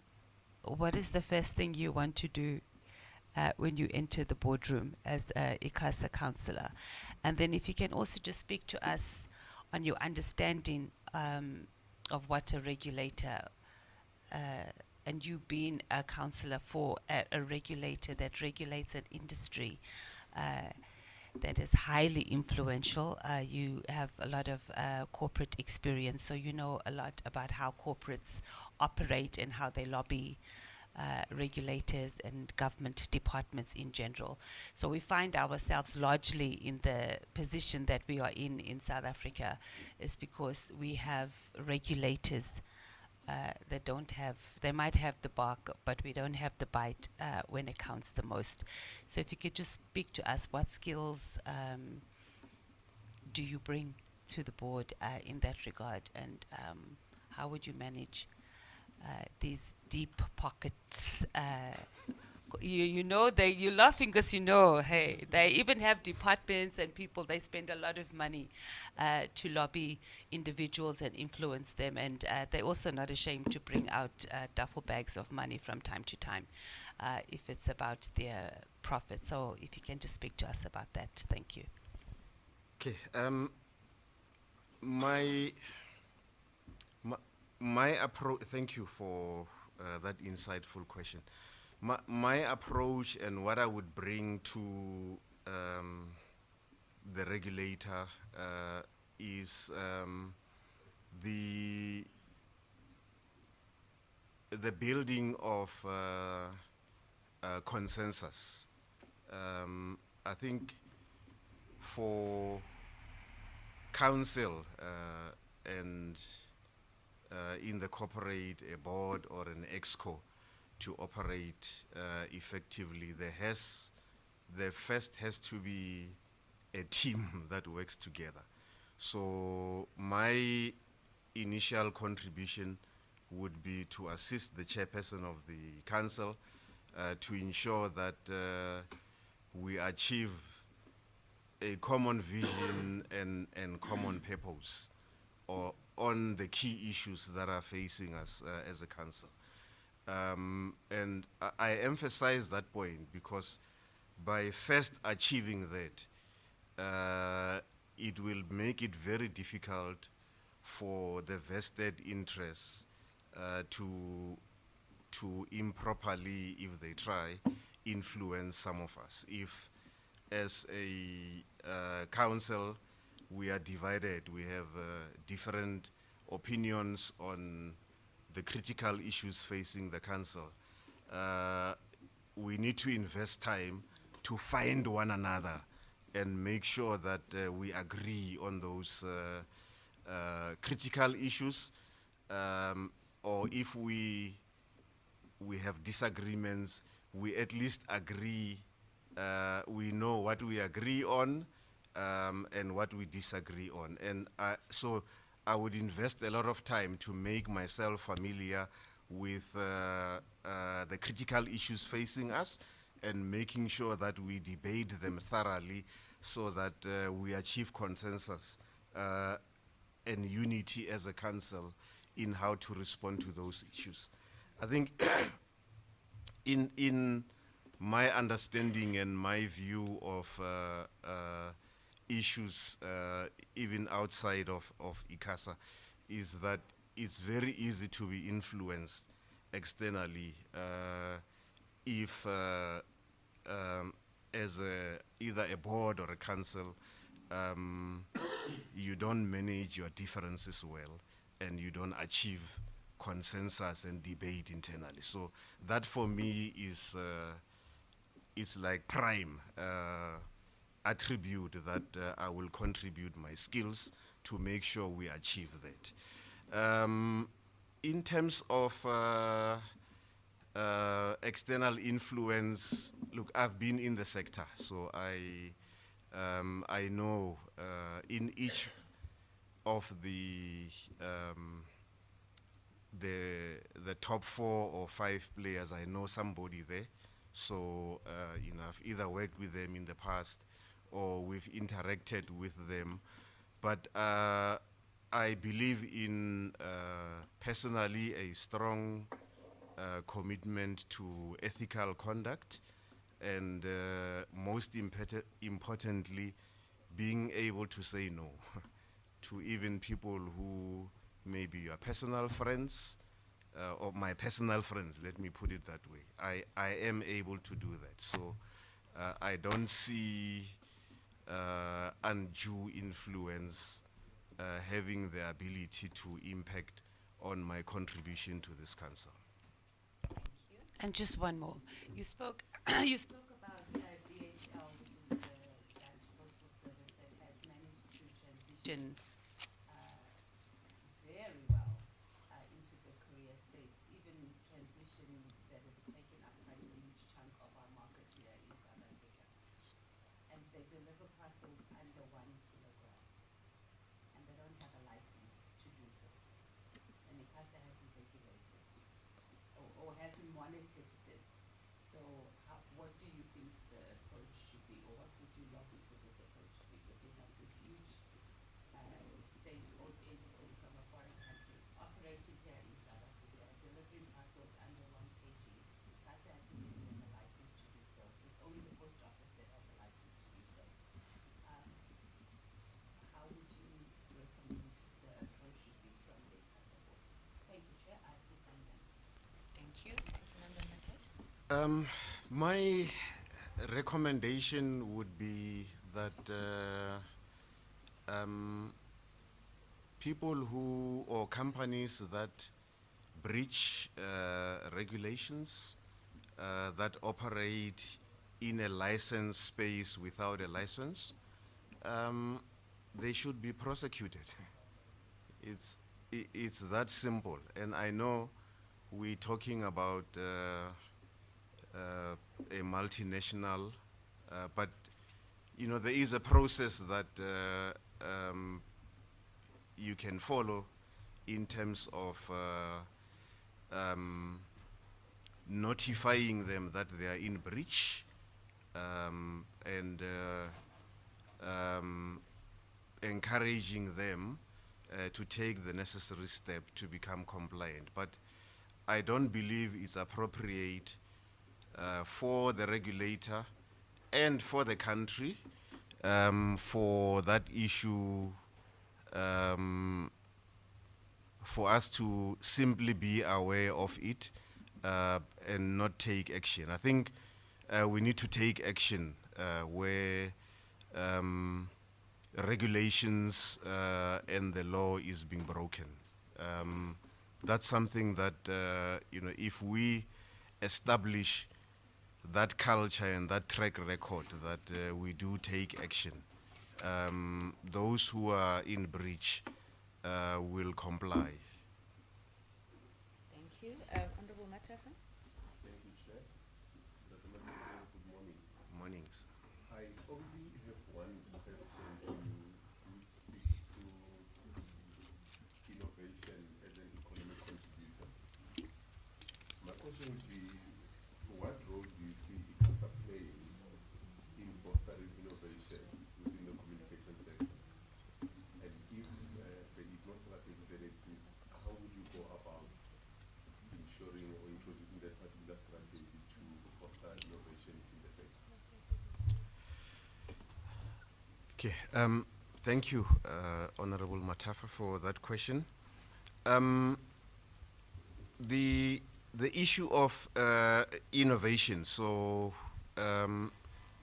innovation, in my view, and the approach that I would take is build around several pillars, or I would build it around several pillars. One of them is capacity, utilizing the existing capacity within the technical team of the regulator to work on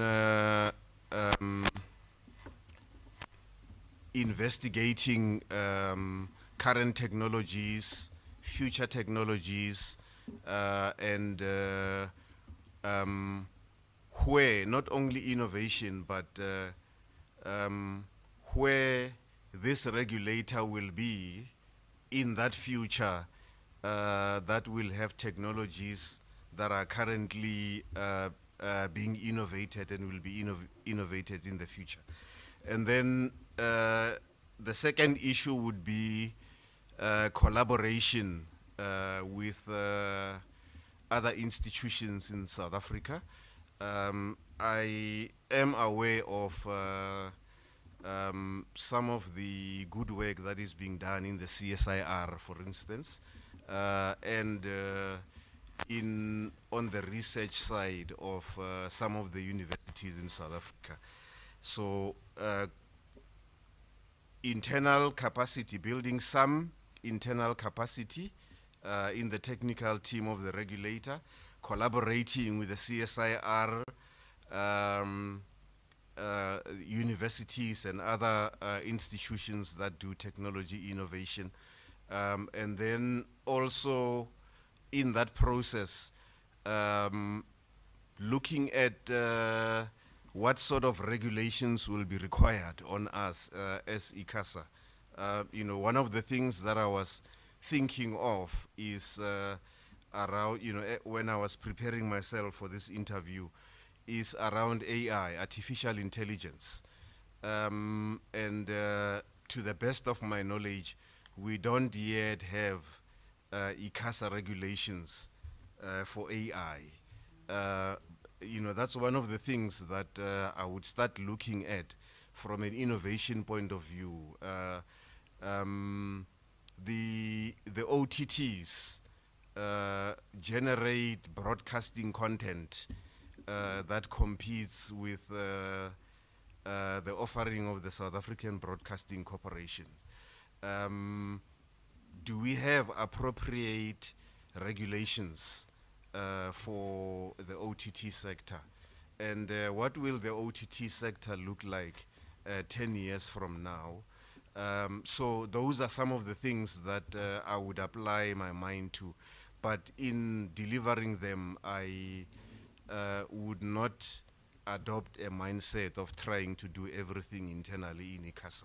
I will tap on the knowledge and capacity that exists in other sectors in South Africa, and particularly the CSIR and universities. Thank you very much, Chair. Honorable Subrati.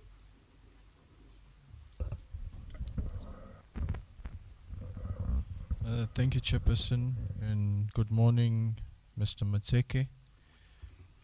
I have the very difficult task of being the last panelist to ask you a question, because a lot of what I would have wanted to ask, I painfully had to tick them off as my colleagues asked me before me. Mr. Matseke, there's a concept, so therefore, I mean, my question probably will be the hardest question. I want to talk a little bit about your interpersonal skills, and then talk and how it will translate to the work environment. There's a concept called groupthink. Groupthink is a phenomenon that occurs when a group of individuals reaches consensus without critical reasoning or evaluation of the consequences or alternatives. And this is one of the challenges we face in all appointments, in fact in many appointments. I think what is needed in ICASA, and I think in the country, is we need fearless councillors and we need fearless leaders who do not fall to the trap and become victims of groupthink. So we've heard from Honorable Matisse questioned you regarding your 5 years at BBI, and you left there. So talk to us about this, and you speak about building consensus, finding common ground. My fear and my question to you is, first and foremost, how would you ensure that you are protected from the challenge, or from the trick, or the trap of groupthink? And how would you build consensus? And give us a practical example. Firstly, that is my first pass, and then I'm going to try and translate that to the workplace environment. That's my first question for you.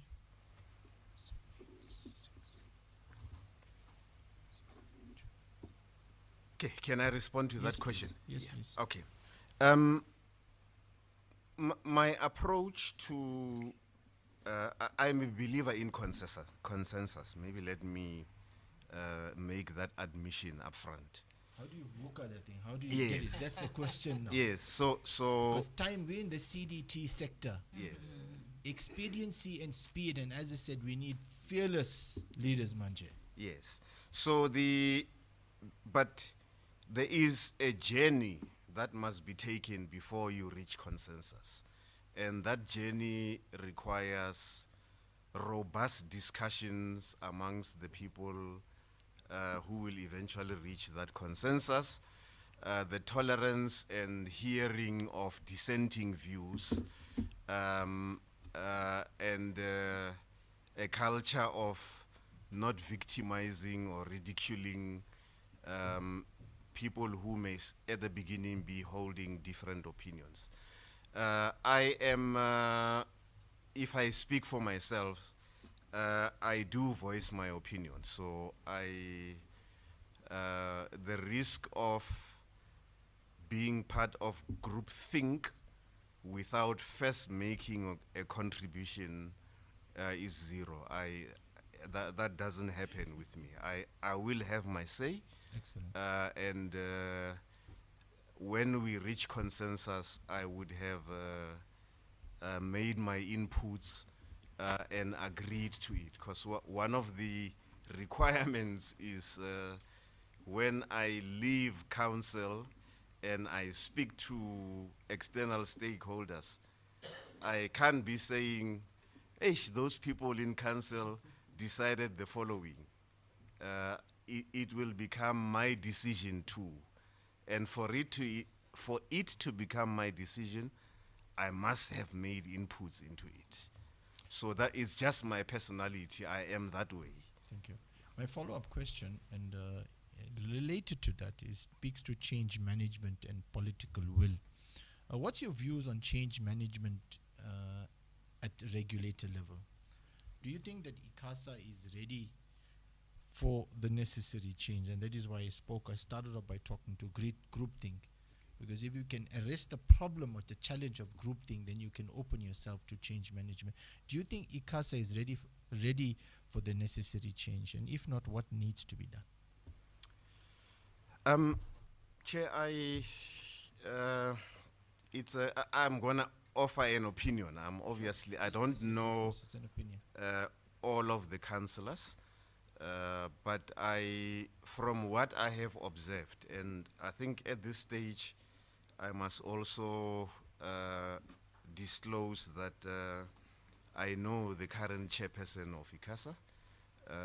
He was my colleague at Transtel many years ago. My knowledge of him as a person is that, he's a solid person with the kind of interpersonal skills that would enable the council to function in a manner that answers the question that you've asked me. So I have some confidence, particularly in the chairperson. Thank you. And as I conclude, Chairperson, my last question is: political support is a key for development. And what is your views in terms of political support, especially vis-a-vis the ICT sector in South Africa? Political support for change, of course. Yes. I think it's important for, firstly, political support is crucial for a regulator like ICASA to be effective. So I'm going to talk to how I think we can achieve or work towards achieving that political support. Engagement with the political principle, regular engagement with the political principle on the key issues that are before. When I say regular, I don't mean, I know ICASA is a Chapter 9 institution, it's independent. So the engagement is not around seeking permission for decisions that ICASA is empowered to make. It's around making sure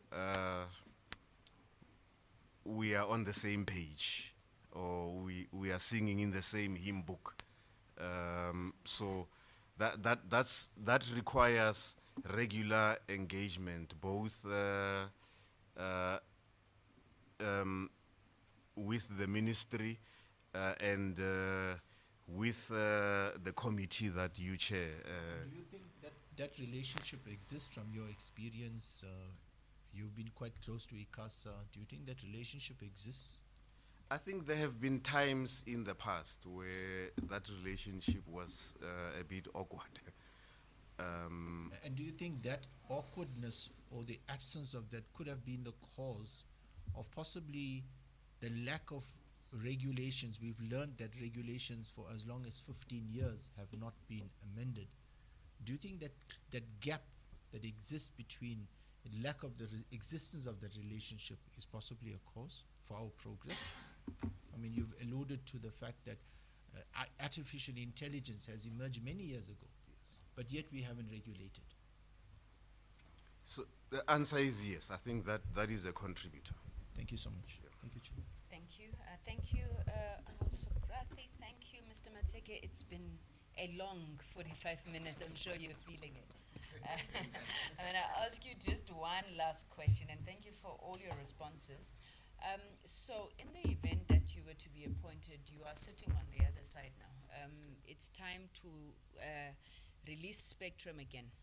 What is going to be your contribution around the table on how it should be done this time around? My view and my contribution would be to strike a balance between the commercial interests of the country, as well as achieving or improving universal access. Those should be the two criteria that would be top of my mind when it comes to decisions around spectrum. And on that topic, I have held a view, and it's been my view from my time, even pre-BBI, maybe when I still had an interest, and even during that time, that there should be a set-aside spectrum for specifically for the achievement of the universal access ambitions that we have in the SA Connect policy. How that set aside is achieved without possibly generating market controversy, it could possibly be safer for it to be housed in the state entities that have got a broadband target. I'm talking here specifically about Centeg and BBI. That's one of my opinions. I would still have to discuss it, you know, with my other colleagues should I be successful in this process. But yeah, it's a balance between the objectives of universal access and commercially not harming the ability of the sector to be viable into the future. Mr. Matseke, did you agree with government's decision to do away with the WOAN? No. All right, maybe let's stop here then. Do you have any questions for us? Yeah, perhaps, yeah, the question that I have is the process going forward. Just like in a... The standard question. Yeah. And I've been preempting that question. I don't know why I forgot with you. Okay. So what we are expected to do, Mr. Matseka, is to submit, to table before the National Assembly 1.5 names. So given the fact that there's 4 vacancies, we will be tabling 6 names. The National Assembly, once should it adopt those names, they then recommend to the minister. The minister will, from the 6 names, then select 4 who will be appointed to the ICASA board. Our timeframes, we would like to have this completed by the first week of December, which is meant to be the last sitting of the House for this year. So I'm sure these honorable members would be so kind that next week they'll be available to deliberate so that we are able to complete our report in time. Okay, then the next question would be, follow-up question would be, in that case, that would be with the intention for the appointed councillors to assume office when. And the background to my question is I'm obviously working as a consultant, so I will need to shut down certain things. It would help if I have an idea of by when. I would be lying, Mr. Matseke. I don't know, because the process that follows once Parliament has made its recommendation to the minister is for the minister to then have a look at the recommendation, then select the 4, then bring it back to Parliament. Unfortunately, the Act demands that we have to concur as well with the 4 that he then selects. So I think that I won't be able to give timeframes to. And then in addition to declaring the Honorable Chairperson of ICASA, do you have any other declarations you would like to make, whether you think there may be a conflict of interest? We've gotten the one that Honorable Botlane spoke about and your mitigation measures. Anything else that you think you'd have to declare? All right, and then Mr. Matseke, up to this point, have you found the process fair and open, transparent? Yes. Thank you very much, sir. We've come to the end of the interview. Thank you so much. Thank you for your time.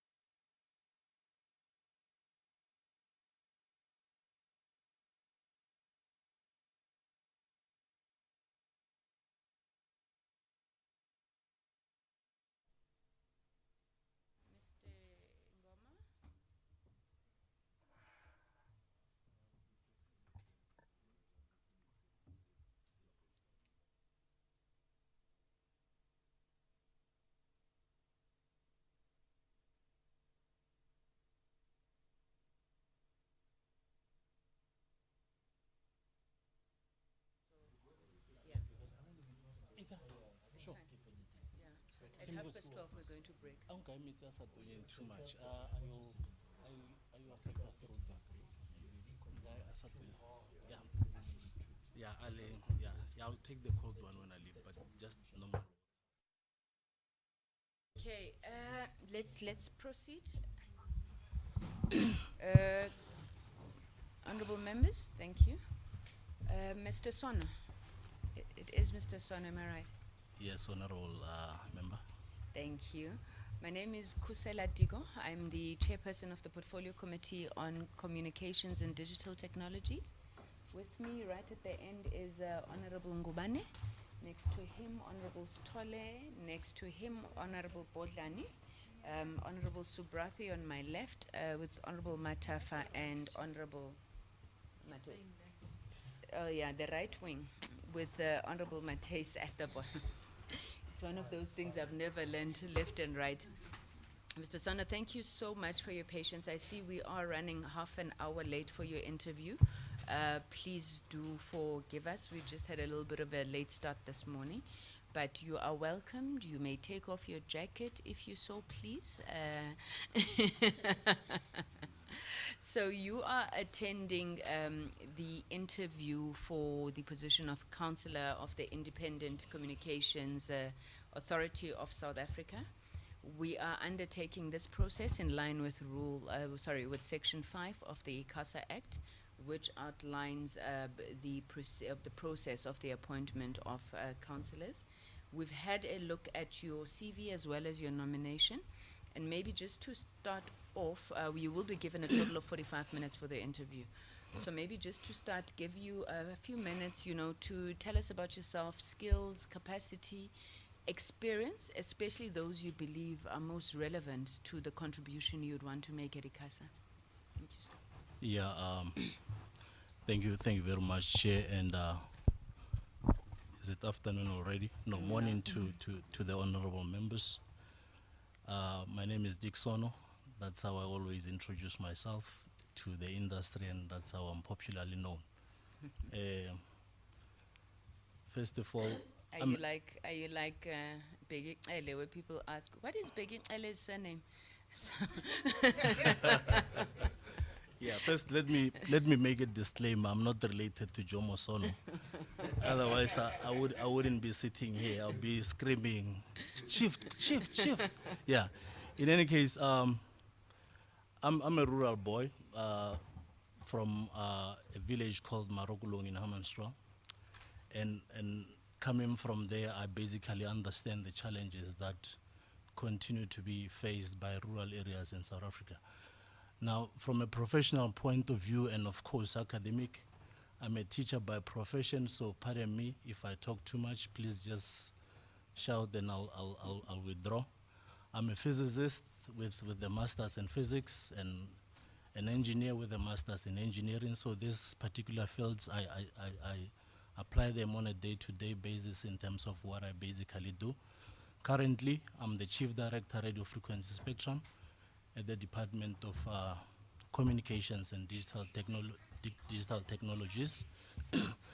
In terms of the Electronic Communications Act, which is the act that is governing this particular sector, the minister in his functions, he represents the Republic at international fora, including the ITU.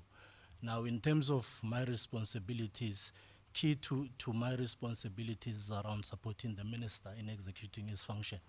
I'm the technical lead, and in most cases, I am the head of delegation for the Republic when we go to ITU, our radio communication meetings.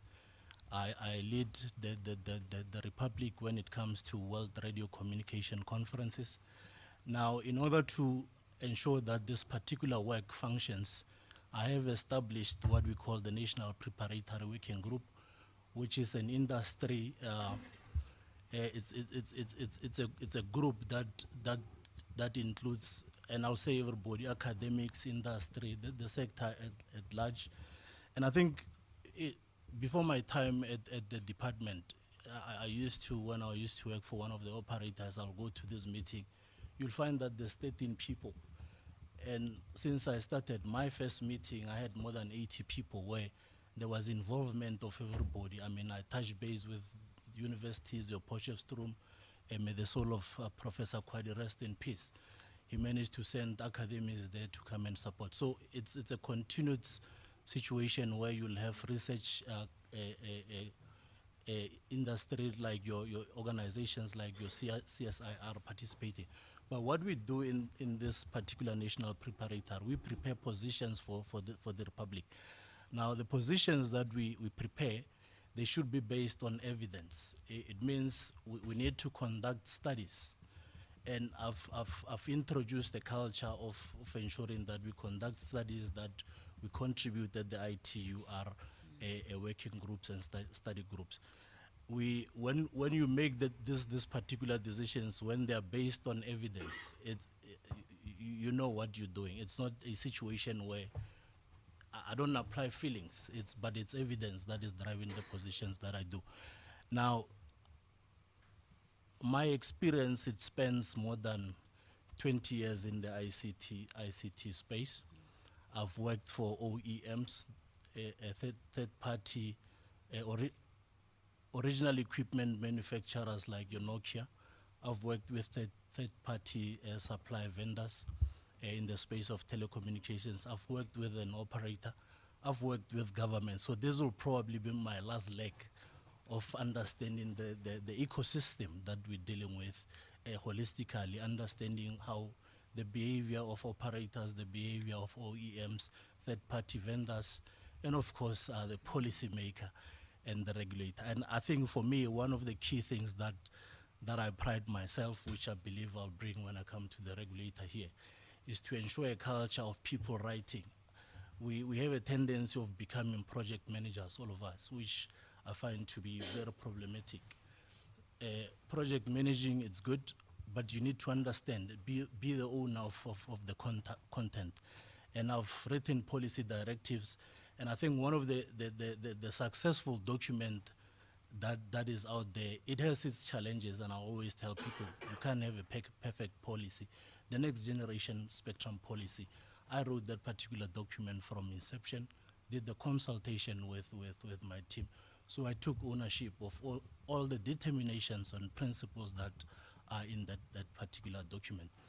And I think one of the key things that I always would talk about, and I spoke to one of my colleagues that, you know, history will judge us as Africans. You being an experienced and probably more than 40 years in the sector, with me with 20 years, the mistakes that we're making at conference, history will judge us. And I'm speaking to the spectrum for broadcasting that when Africa needed somebody, I had to step up at conference, and I was called in to be the rapporteur for agenda that preserved and protected the spectrum for broadcasting, because I'm of the view that if you have to deliver broadcasting even to the rural of the rural, Africa it's in a worse and dire situation than South Africa. If you take in that particular spectrum from Africans, you are saying Africans should not have TV. Okay. Thank you. We'll ask you about spectrum, but my question is, given then your extensive experience, skills, knowledge, and your passion for writing, why is it that the department would have such experienced people like you, but audiovisual policy not out, ECA not updated, and a whole raft of issues? So what, are you the person we must blame? If not, what was your contribution to these things not happening? I think there's multi-facet of issues that really impact development of policy. You draft a document, and I can use the same document. During drafting, I invited stakeholders to these particular meetings to advise on what they believe could be the right principles that can take South Africa forward. Now, today we're talking next generation connectivity, next generation digital infrastructure. It needs policy that is carbon, that can respond to the issues. We do not have to be stuck with the policies and I'll say outdated policies of 20 years ago. So in terms of the process, you do internal consultation. After doing the internal consultation, you go to minister. Minister approves what you say. You need to go to the different clusters when you get to the clusters, there's economic clusters, there's security cluster, depending on the type of bill that you're consulting on. Then you go back and say, this is what the clusters are saying. Then you go out, do your publication, you get public comments. I mean, delays can come in so many ways. You'll have delays where people, and probably this is not one of the minor ones, but it does impact. If I have to use the ECA as the bill that I use, it requires a 30 days, working days consultation. But if you look at that 30 days, it includes weekends. Now you get others querying what you've written. Now to sit and do the analysis of the Mr. document. Son, Yes. okay, let me That's stop all. you because it can't be a term and a half of parliament delays working for the ECA to come back. But it's okay, it's Yeah. okay. It's not the scope of this interview. Let me invite Honorable Ngubane.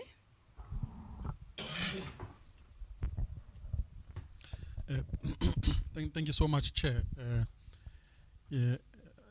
Morning, Mr. Sono. It gives us pleasure as well to interview someone who's technically knowledgeable in the space of the frequent spectrum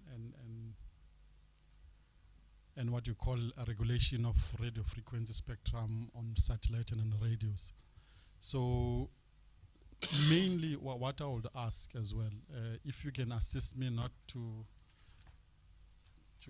when in our term we call it windows. So if you can just assist us and just straight to the point. With your experience, we're coming to ICASA.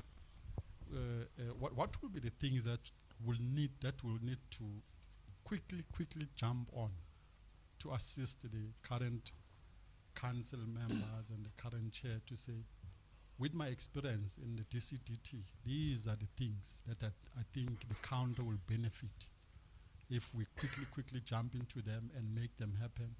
And highlight as well, because your experience is more technical, that what are these hindrances in South Africa that makes, we have good policies in the ICT, but there are these loopholes. Is it technology wars, or is it the elephants fighting and the grass suffers, that type of scenario? What it is that there are policies that we need to implement, that we need to quickly implement with ICASA regulations that can assist the country and the people at large at the lowest level to benefit, that you can talk to us here so that we get schooled in these things. Yeah. ICASA is not, it's independent but not independent from the constitution and the law. Now the legislations that we currently are having, they are outdated legislations. So what needs to happen is that legislation must be updated. And for example, the ECA and the Electronic Transactional Act, these are supposed to be updated. And the reason why I'm saying that is because ICASA, in making regulations, they need to be informed by legislation and policy. Now, if you want to go with the times and being a future regulator or a next generation regulator, it needs to be a regulator that is using evidence-based approaches. Now, ICASA needs to quickly say, how do I, and I'm going to take the engineering side to say, what type of research and development can I do from an engineering side, which is currently lacking at ICASA. It is lacking, and it continues to impact on ICASA's delivery. I think, and without putting anybody here under the bus, but there's 3 engineers that are on the verge of retiring. Is ICASA putting in the skills that are required? They're not doing that. So for me, those are the key things that I'll come in and say, how do we ensure that we establish an R&D department under engineering? Because engineering of ICASA is one of those that are key in ensuring that spectrum deliverables are basically achieved and based on evidence, not people's feelings, like I said before. Now we've got good regulations, good policies, though outdated, but we deal with a situation where the market that we deal with, that we regulate, and I think one of the things that we need to bring to context here is that while the focus is mostly on mobile, there's your aeronautical, your maritime, your satellite that continues to basically suffer because of exactly what I'm saying, because the focus is only on mobile. The other sectors, we've just kind of like neglected them. And my intention is that when I come in, we need to I think all of you used an aeroplane to come here. And aeroplanes continuously, they are putting in Wi-Fi. South Africa's aeroplanes are not doing the same. When you go to Dubai, you're in Emirates, you enjoy them. But when you go to Cape Town, you're not even the same. So these are the things that we need to bring to forward, to say, if we need to have an economic growth that impacts and not only the mobile sector, but the entire sector, and create job opportunities. These are the things that we need to quickly look and say, what are the hanging fruits? They are there, we can achieve them because people are doing them elsewhere. It is not something that is it's basically what is out there that we can quickly bring and say, let's take the regulator forward. Thank you. Honorable Sithole. Thank you very much, Honorable Chairperson. Sawubona mfokazana. Yebo baba. Unjani? Ngikhona njani baba? Sikhona. Yebo. Mina nimshangana nokaso. Nihlongwana nokahlongwa ubukosi nokwa mhlaba dabuka shwa nshambengo. But they are sibling to Jomoson.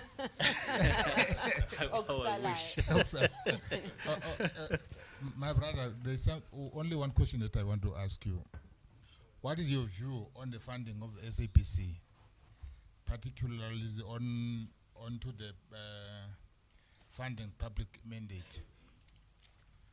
Can you just clarify us for the funding of the SABC? Yeah, the SABC as a state-owned entity, very strategic. One of the challenges I think that we all are aware is the funding model that it's currently having.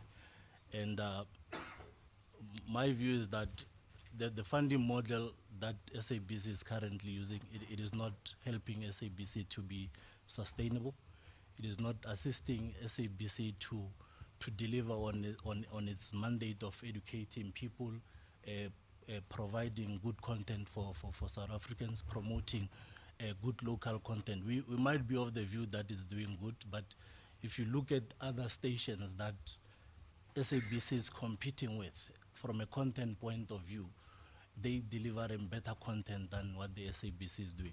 One has to admit that the SABC is moving in the direction of technology. They've got a nice app, but that particular app, it requires funding that needs to come in. So the current bill, and you know, it's talking to a three years development of the framework of funding for the SABC. And I want to agree with my boss to have withdraw the document. The principle is good, but the timing, the delay, that 3 years is a long time. And with the challenges that SABC is having, you need to act now. And it is the responsibility of the department, SABC and National Treasury, to develop what one could call terms of reference, to develop a business case. And if I was the minister, I would say do this within a year and then ensure that the SABC get the right funding that it requires. Part of the funding, and I agree with what is being proposed, that the state as the owner, the custodian of the SABC must fund, but the state must also know that SABC must be able to express itself, not have political interference or commercial interference from others in ensuring that they take the SABC forward. You give them the money, allow SABC to fly. That's my view. Thank you. Can I follow up, Honorable Sithole, on that question? So, right at the beginning, you told us about the delays, right? And that was for policy, not even for legislation. Based on what you're saying now about the SABC, you're saying finish it in 3 years is too long, but in reality, you can finish it in 2 weeks if you want to. And then you take it out, maybe set out for us what the legislative process would be that would be quicker than just taking the bill and taking the funding model and putting it in the bill. I think What does the legislative process look like, given your experience in the sector? How long does such a process take? if you were to follow the policy process, it will take forever. That's one thing for certain. But it's a framework, and it needs a collective understanding from all of us that this is important, and it's key that SABC must deliver on its mandate.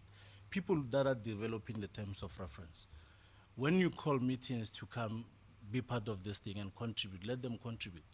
If you have to get funding to develop a feasibility study as required, National Treasury must come in and say, this is required.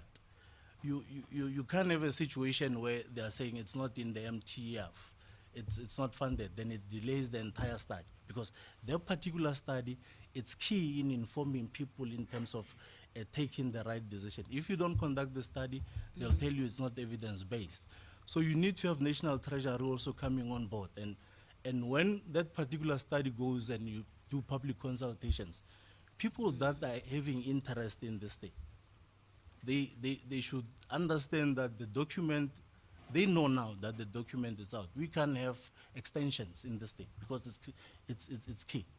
Now, for me, these are the things that are important to say. Everybody who's involved must understand the importance of delivering on this particular framework. And like I'm saying, it can be done within a year, like you'll do with policy directions, because you also cut certain people that you can consult a honorable member. Thank you. Honorable Thank Chair. you, Mr. Sono. Honorable Bojana? Mr. Sono, how are you?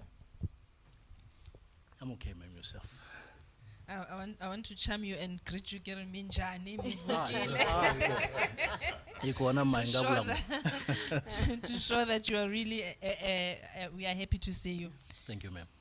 When you speak about landing in Dubai and having those sort of resources and coming back to OR Tambo, I was quite surprised when I landed in Dubai, and already on my seat I could see where my luggage was, what the connecting gate was, and it's simple things like that. That means that the traveler will have a seamless experience. What stops us, and that just as an example in terms of what ICT can do to improve all sectors. And you've spoken at length about policy and policy development, but what else is there that we are not doing that is holding South Africa back? And what would be the role of ICASA as a regulator to ensure that South Africa thrives? Just so that I can just marry the two. Yeah.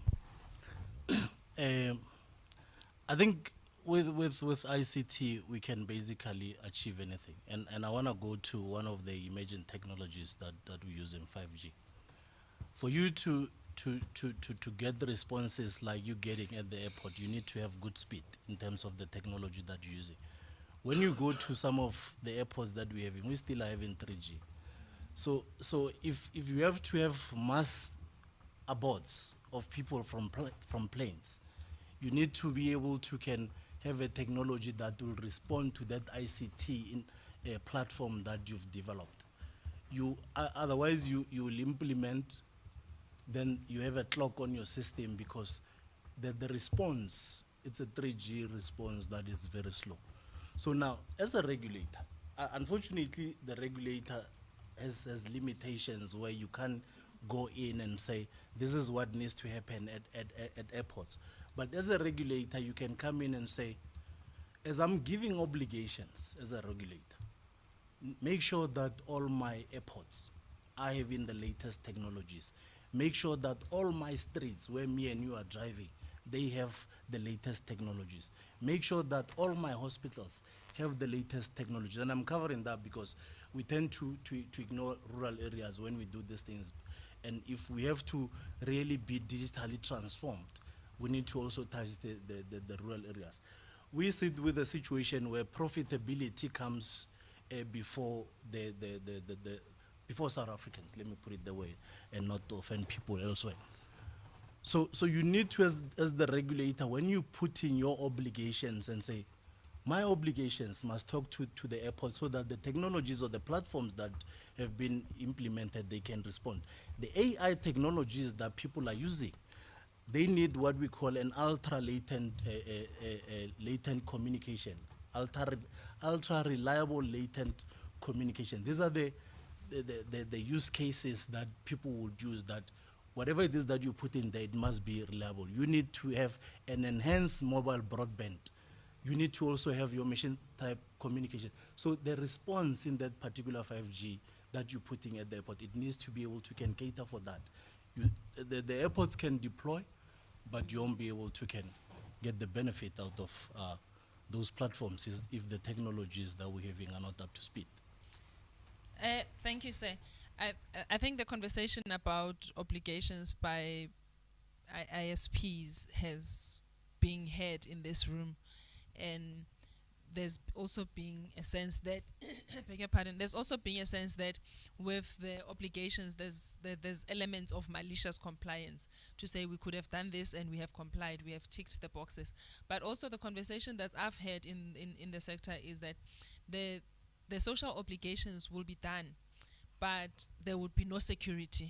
So the same service provider would have to keep going back to put those computers in, because you put infrastructure but there's no security. So I think it's a conversation that should be had, not in this meeting, but it's a conversation that we must put at the back of our minds as we say to the service providers, you've got social obligations, what have you done? And who else needs to be a stakeholder to ensure sustainability of those things? But for me, it's yourself. I'm moving off that. I'm stepping off that. I was just digressing. For me, it is you sitting here, wanting to walk away from the department. And my question would be, who do you leave behind? Because for me, there's still so much work to be done with policies that are in limbo, with the sector that is still working in silos. What have you done to ensure that as you leave and get ready yourself to become an ICASA councillor, that there's succession planning, that you've mentored somebody? What can you tell us about that? Yeah, yeah. Thank you very much. And I think let it be on record that I'm not really stepping away. The department, when it comes to spectrum, I think ITU are radio communication. We work hand in glove. You know, you can't even see the difference, who is ICASA and who's the department. But from a departmental point of view, and some of these things are structure related, where there's no resources. I mean, I've been there for almost 12 years now, but I've got two capable engineers that deals with radio frequency spectrum. They are sitting at director level. Then I've also have a chief director that, well, he doesn't report to me. He's my counterpart that deals with radio and satellite issues, and he has basically a director from a spectrum point of view. Now, leaving the department, and I won't call it leaving the department, because like I said, I'll still continuously work with them. And I think the difference and with me saying I need to come to ICASA, for me it's where the implementation basically happens. I will still from an ICASA side, because legislation allows me to make recommendations to the minister when it comes to policy-related matters. So sitting here, I'll still continuously contribute to the development of policy, and also be able to contribute to the development of the regulation. The difference between ICASA and the department is that we can contribute and influence regulations because they are independent. And unfortunately, in their case, the reverse is true, sorry, but we can't do the same. But when I'm here, I'll add value to both sides. Thanks, ma'am. Thank you very much. Honorable Subrathi.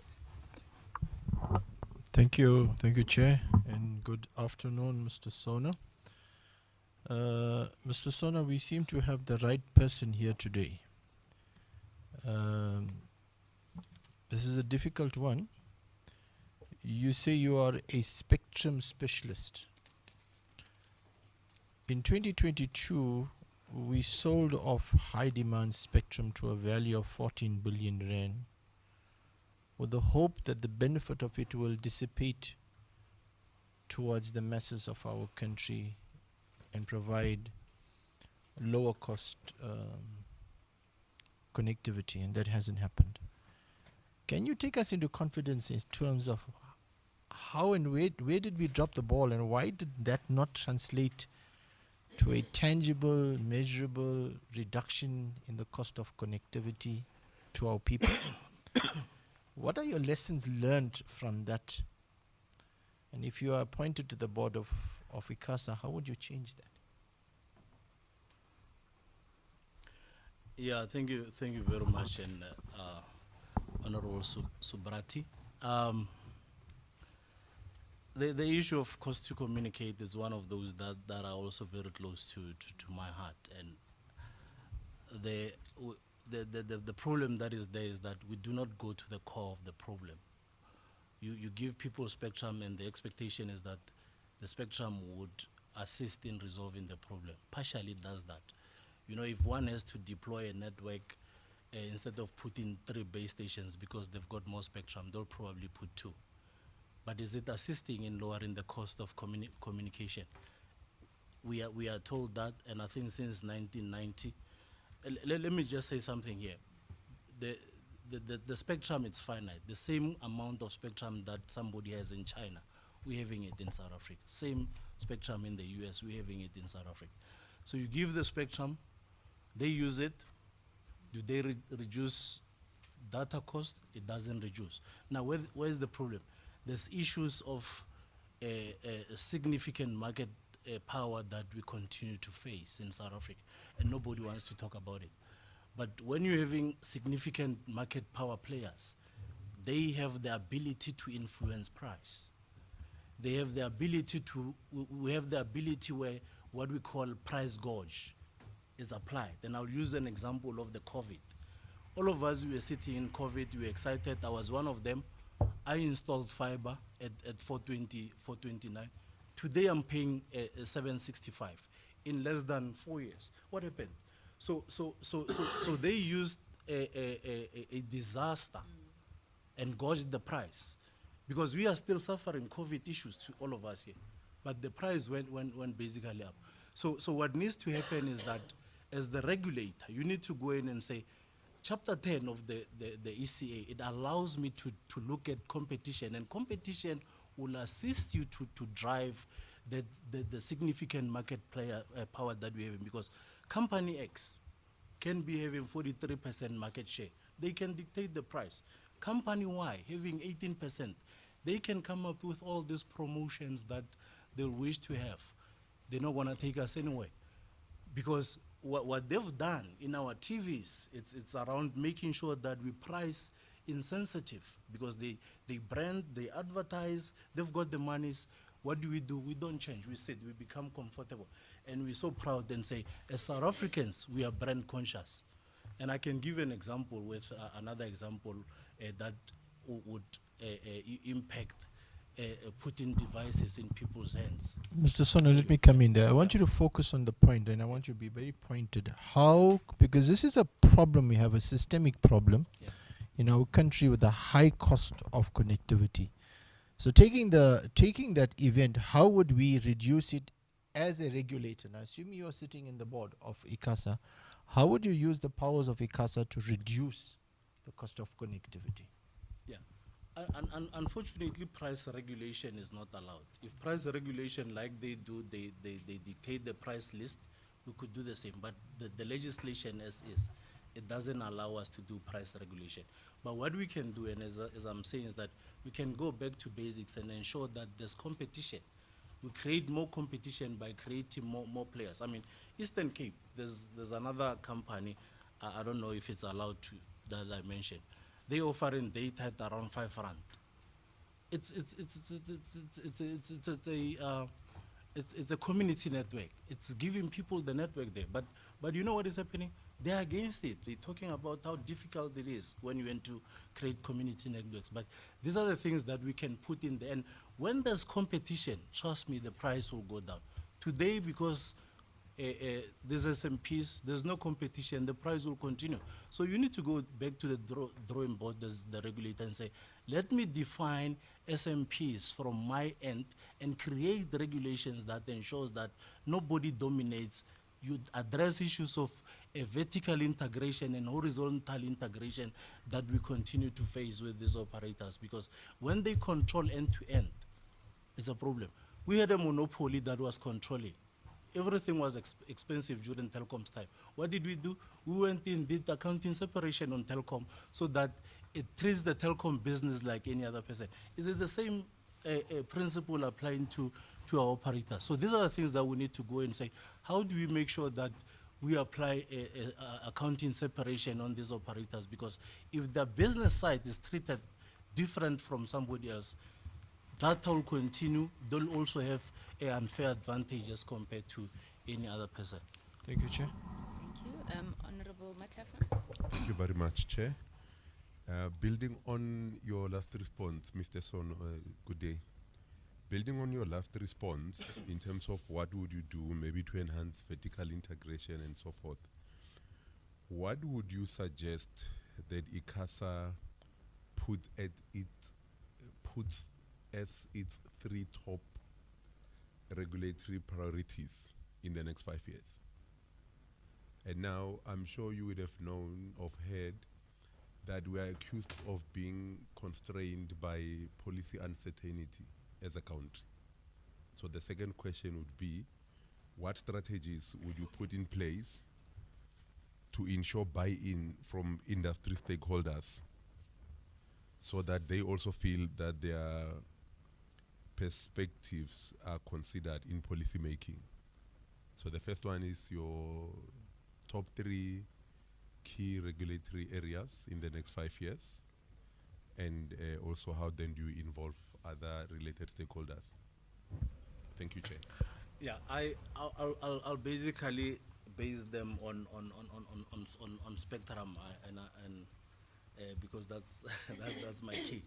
I think primarily one of the key regulatory measure that we need to do is the National Radio Frequency Plan. This particular plan, the conference finished in 2029. 1st of January, the radio regulation came into force. But, and I'm saying this because I haven't seen the draft. Usually you'll see the draft coming up. So that particular regulation is important. And when you have that regulation, you can develop other regulations that are following. You can develop the migration plan, which is a regulation that needs to be informed by the National Radio Frequency Plan. And remember, this is not only looking at mobile. And I spoke to the different sectors that my experience, I've got that experience dealing with all this, your mobile, satellite. So you need to come in and say, I developed the National Radio Frequency Plan. Then when I finish, I need to go in and make sure that I develop the migration plan. Now, the President and probably National Treasury and yourselves here, you want Spectrum to be licensed. You need to finish that IMT roadmap because it informs the regulation and it informs you issuing a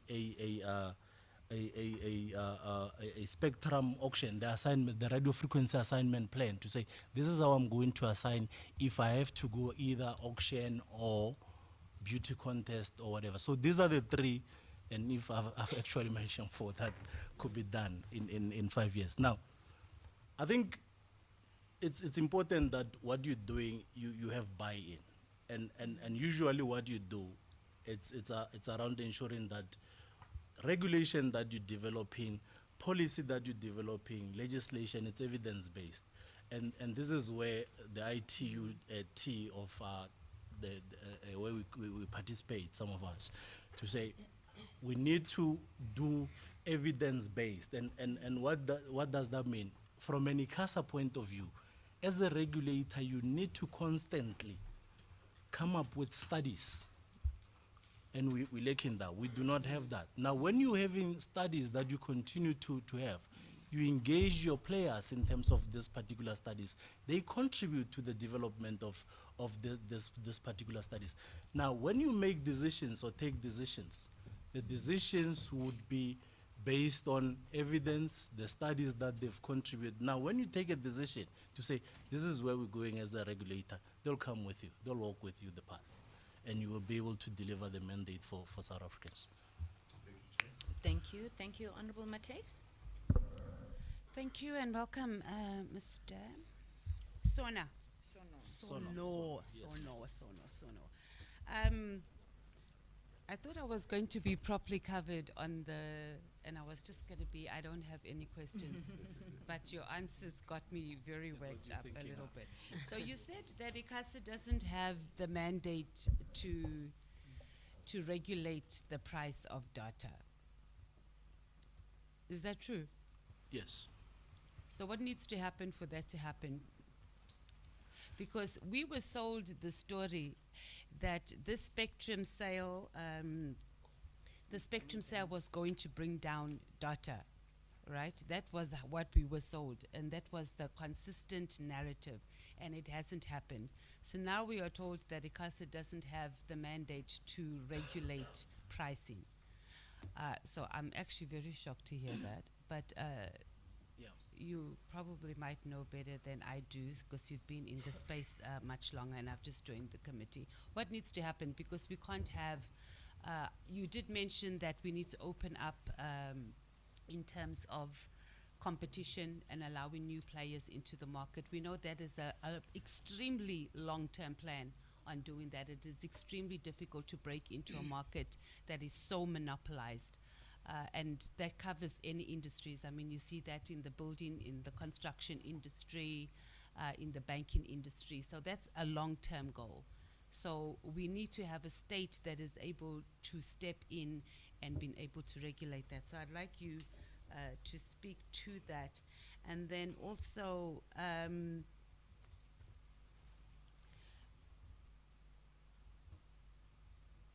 joining the, radio frequency, we still have, so that's what you have on your CV.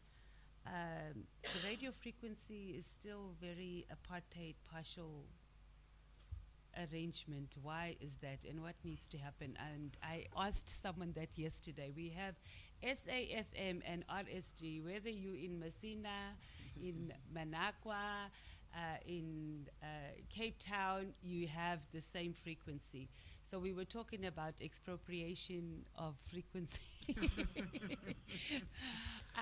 But also, yeah, so we haven't dealt with that. And I mean, it's not the biggest question. Obviously, our biggest thing here is data pricing. And we have to have a concrete plan on how to move forward, and it can't be long term, it needs to move now.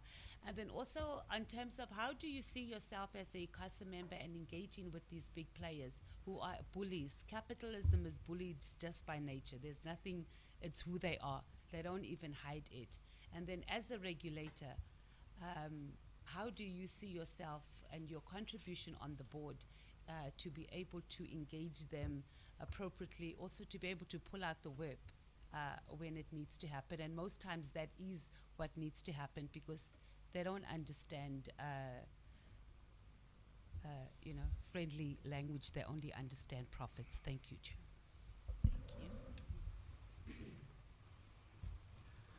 Yeah, thank you very much, Honorable Mateis. Let me speak to the issue of price regulation, and I'm just gonna use one simple example, and it will address your concern. ICASA today can't tell the operators that charge 99 rand on 1 gig of data. They can't do that.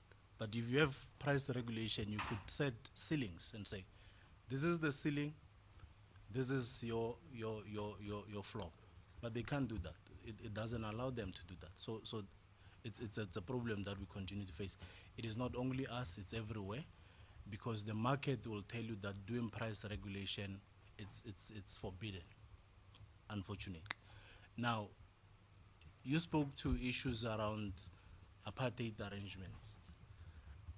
It's a problem. It's there, and unfortunately, or fortunately, they've got the right.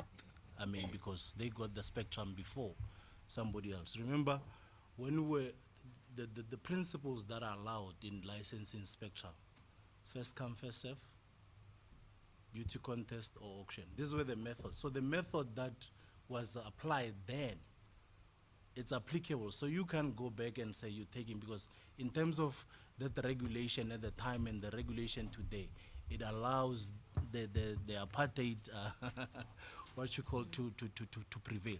The unfortunate part that we have in right now with Spectrum is that there's issues of interference. You can't, where another one is operating, you go put a me type of radio next to them, because you'll have interference issues.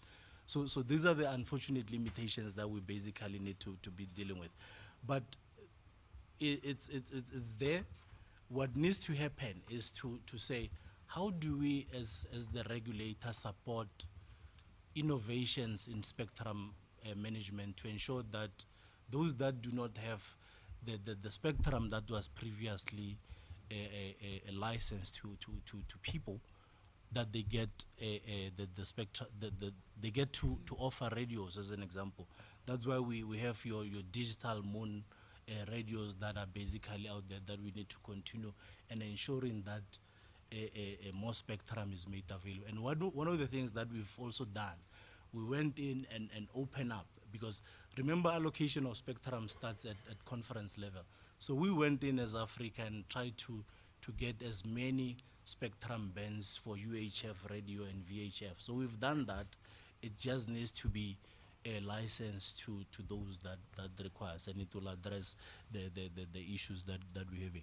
Now, in terms of engagement with my operators, one thing that I like, and for me at ICASA, is that the legislation allows me the freedom to, while I'm regulating, to have freedom of expression, be able to regulate without fear or favor or prejudice, even when I'm dealing with the bigger boys. So my responsibility, and maybe I'm one person who believes in saying what I believe can make and add value to economic development of South Africans. I go for that. I put South Africans before me. So I will be able to can engage operators, not only operators, and anyone who deals with the spectrum. Capita. Yeah. Okay, just a quick follow-up. So in other words, you're saying on this radio frequency, and I'm passionate about radio because the majority of South Africans access their information largely through radio. I mean, TV, even the internet and stuff is very low on the chain of it. So the interference and the fact that we have like Ukosi FM, for example, where you have that have the hugest chunk of the market, and they don't have a stable frequency because of apartheid arrangements, that you're saying that just needs to just stay that way, and that there's no, that government mustn't interfere with that because that's how it was, and that the issue of expropriation of frequency without compensation is not something that we should consider, and we must consider other methods. I'm saying is that I think one of the challenges that the regulator continues to face, Honorable Member, it's litigations, and if there's one thing that you need to avoid is to see a regulator that is constantly in the courts. But there are other innovative technologies there that can allow a radio to be accessed by the likes of UCOs there, if they are willing to be open up to innovation. There's what we call DAB and DRM. These are there that have been trialed and tested. They are working in markets like Australia. So you need to have South Africans out there who are willing to do and say, if there's no spectrum that you're looking for, because already it has been assigned to someone else, you need to consider this particular options. And the studies that the regulator, and in this case, can do with the likes of Centec, supporting what Centec can do, would make sure that you put the radio in the hands of South Africans that needs to use it. Now, I also said that we've managed in this case, and I hope UCOS will be one of those. I'm not committing here. I'm not yet the councillor.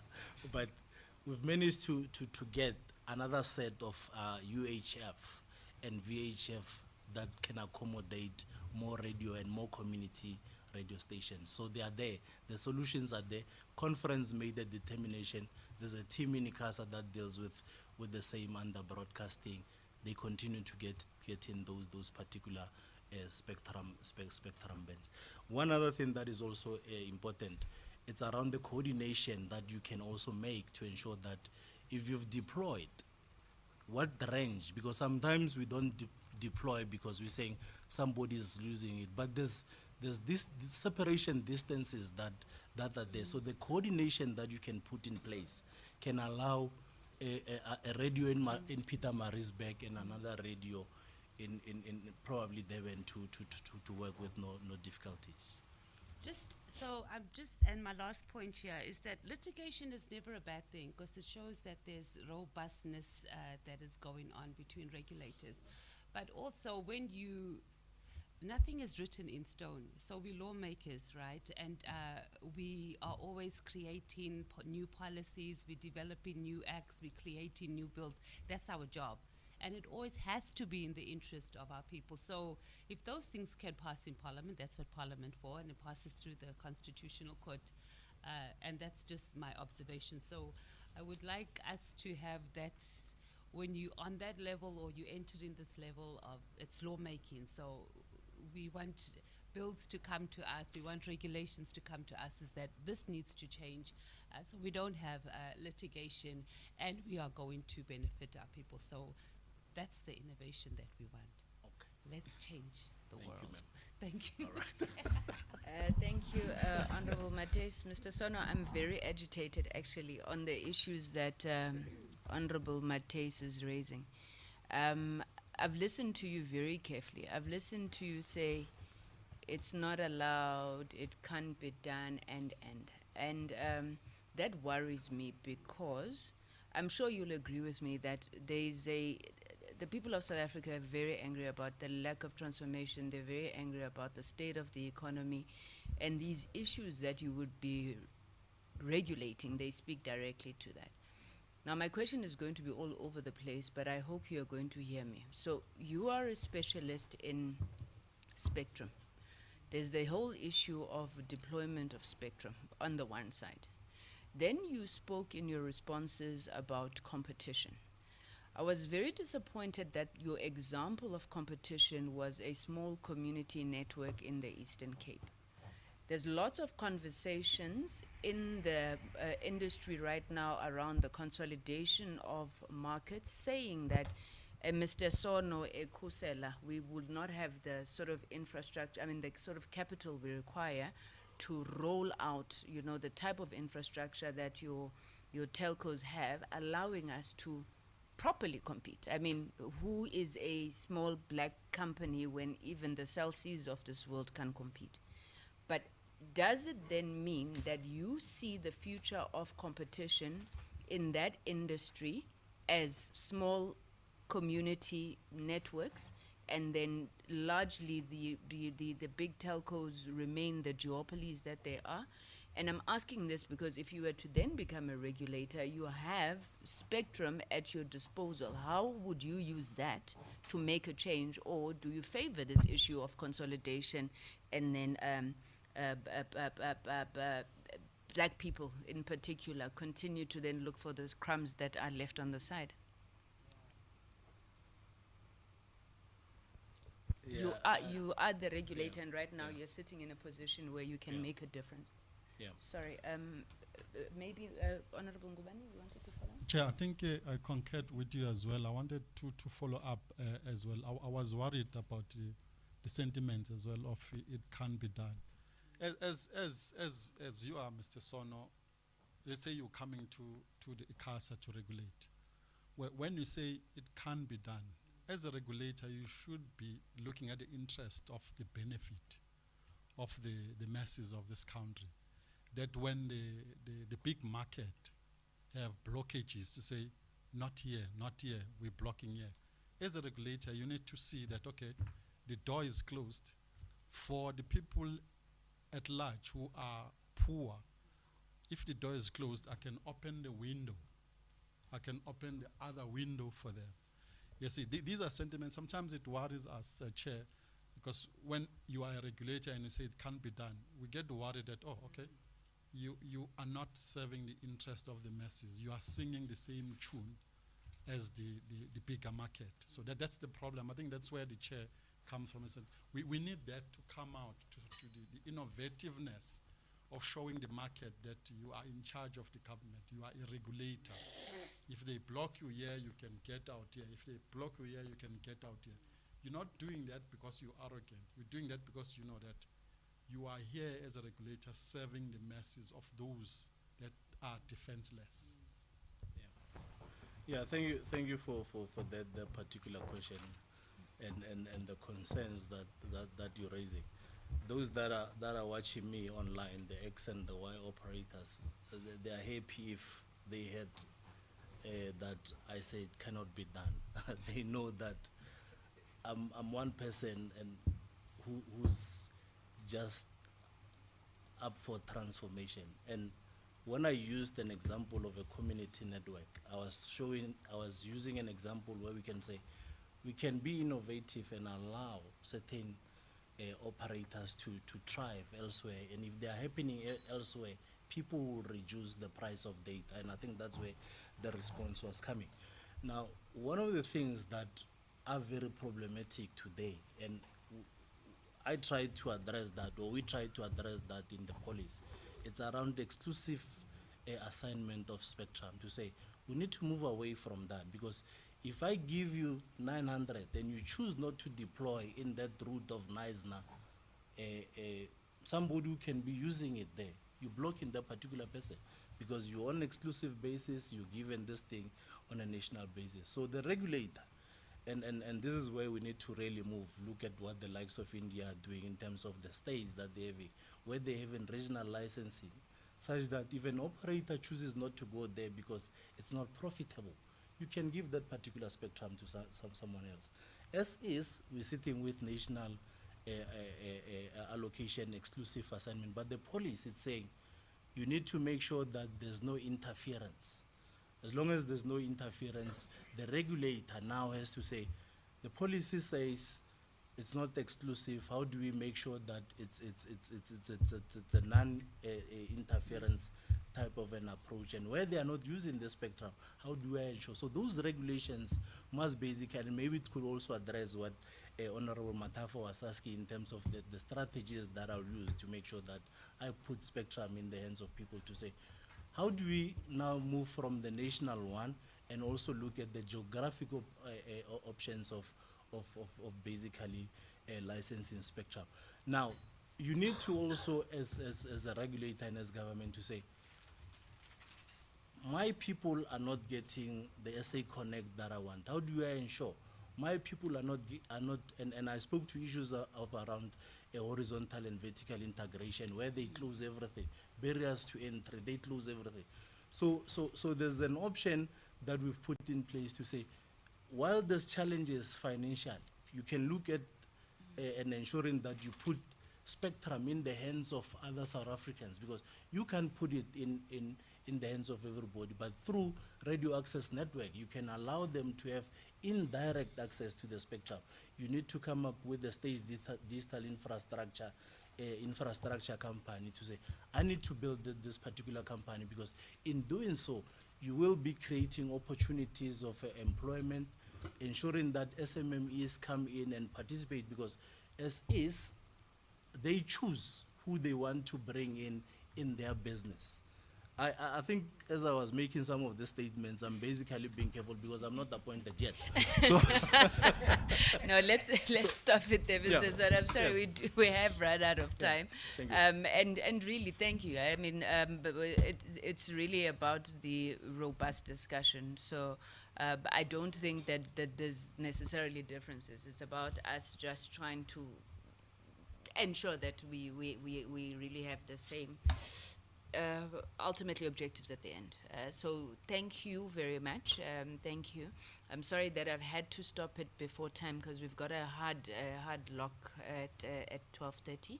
So we truly appreciate your time. We thought it was a very, very interesting discussion. In terms of way forward, we are looking at making or tabling before the National Assembly our recommendation, hopefully by the first week of December. You will know the Act, it compels us to put to the Minister for consideration 1.5 of the vacancies available, so we will be making a recommendation of 6 names. Can I check if you have any questions for us? No, thank you very much. If I were you, what would you have done? I'm here. All right. Is there any declaration you would like to make, Mr. Sono? No, the declaration from my end. I think one thing that I can, because you gave me the opportunity to ask, I believe I will be an asset to the regulator and contribute to implementation from a government, for government, and ensuring that there's economic growth for all South Africans out there. This is the time. Thank you. Thank you very much. It's not a question. No, I say it's important that I made. Lastly, Yes, have ma'am. you found the process to be fair and transparent thus far? Yes, ma'am. It is honorable chair that it has been transparent. I think Tembinkosi also on the side, he has been keeping me up to date. The questions for me, they were very fair and within my understanding, and yeah, I think. Thank you, Mr. Son. Thanks, Thank you very honorable much. members. All the best, and enjoy the rest of your day. Thank you. All right, members, honorable members, we do have.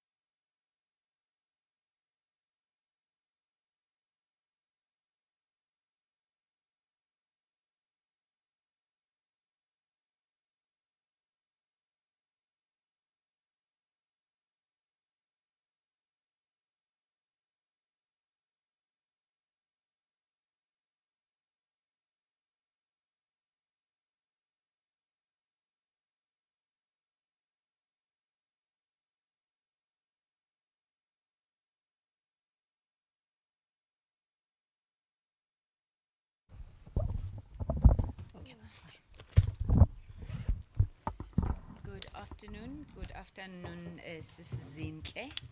Yankee Zwagala. Welcome. Thank you. Let's apologize from the onset for keeping you waiting. I am aware that your interview was supposed to be before 12:30, so I do apologize. I think it's just been really a long day and a half for us, and we just needed to take a break, so we beg your indulgence and apologize for that. My name is Kusela Digo. I am the chairperson of the Portfolio Committee on Communications and Digital Technologies. With me here are members of the Portfolio Committee, starting in front of you with Honorable Mateis. Next to her is Honorable Subrathi. On my left, Honorable Bodlani. Next to Honorable Bodlani, Honorable Sitole and Honorable Ngubane. You are welcome, Sisintle. You are our second last candidate, so we have more than enough time to listen to you. We will try and keep the interview to 45 minutes. I will start off maybe with just inviting you to tell us about yourself, then afford an opportunity to the other members. You look very familiar to me. Did we not go to school together? You've never seen me before? Okay. I'm just asking for the purposes of declaration. Just in case. Thank you so much, Chair. I think that was 30 years ago, probably. Thank you, Mom. Yes. Okay, my name is Zintle Swakala, as you've said. Basically, currently I'm at SARS. Look after the corporate income tax at a national level. I look after what I do. I analyze corporate income tax in terms of all the sectors, and I look at whether we are going to achieve the target, why we haven't achieved the target, and what are affecting the sectors in terms of achieving the target. And I also look at, in terms of the regions, anything related to corporate income tax and the taxes relating to that. In terms of academia, I think the one of the things that are going to be relevant for the ICASA Council, I would say development of public policy skills as well as project finance skills.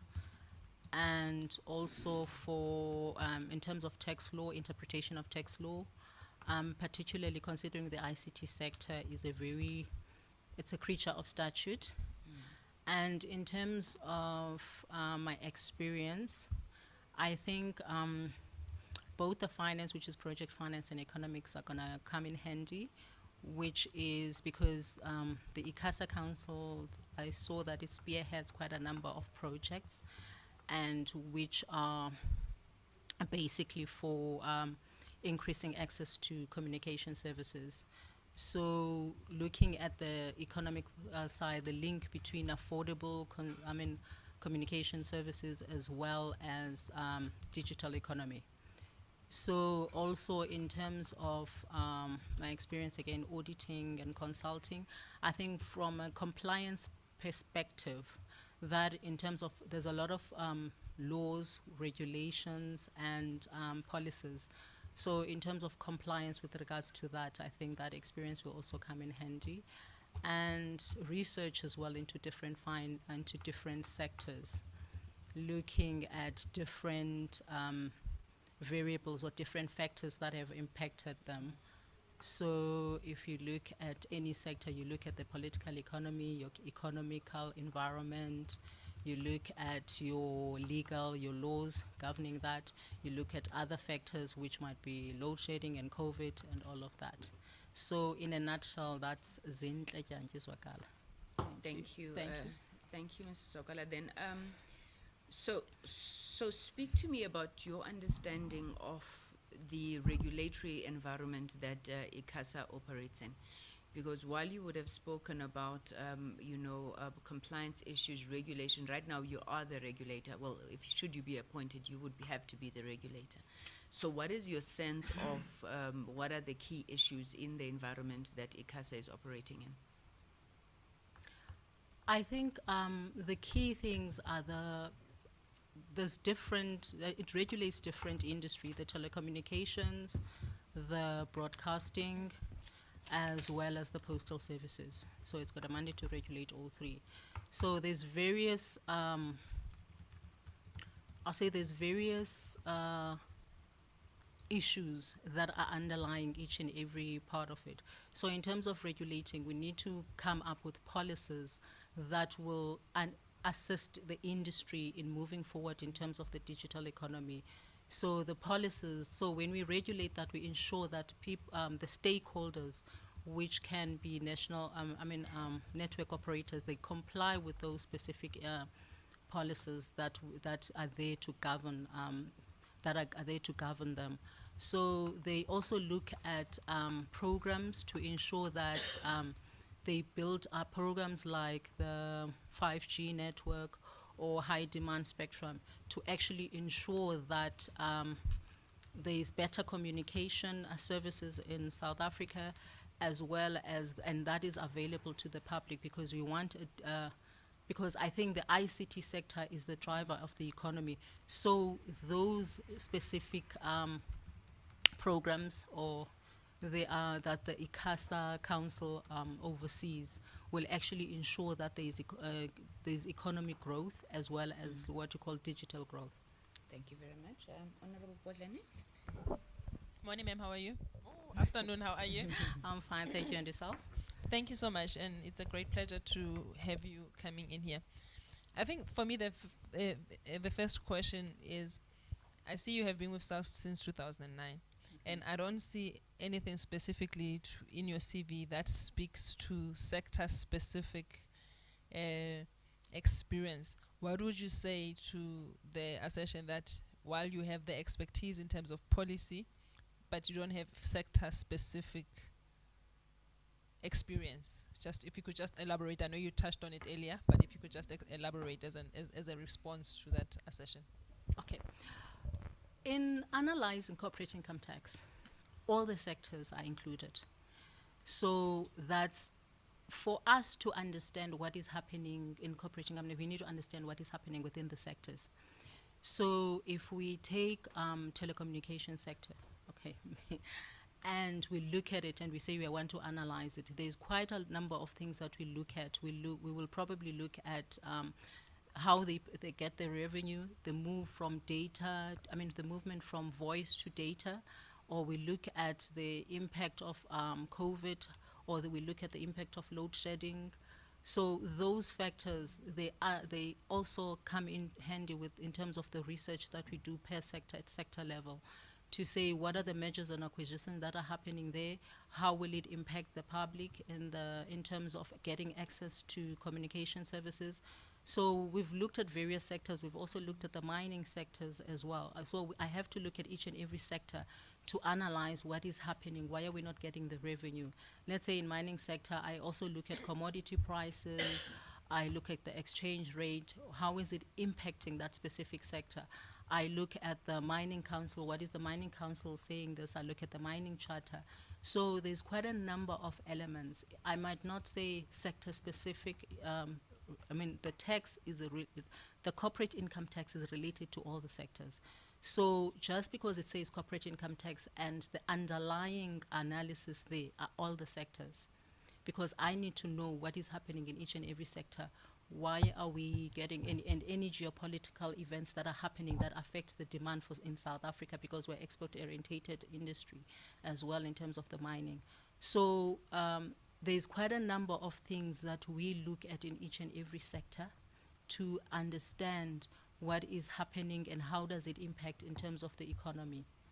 So I cannot do corporate income tax without looking at the sectors at all. Yeah. Thank you, ma'am. And over the last few weeks, there has been issues of the SABC bill. There has been issues of the South African Post Office. What is your view of the current status of the SABC in terms of revenue? And what is your view in terms of the South African Post Office being under business rescue? And that would be my last question.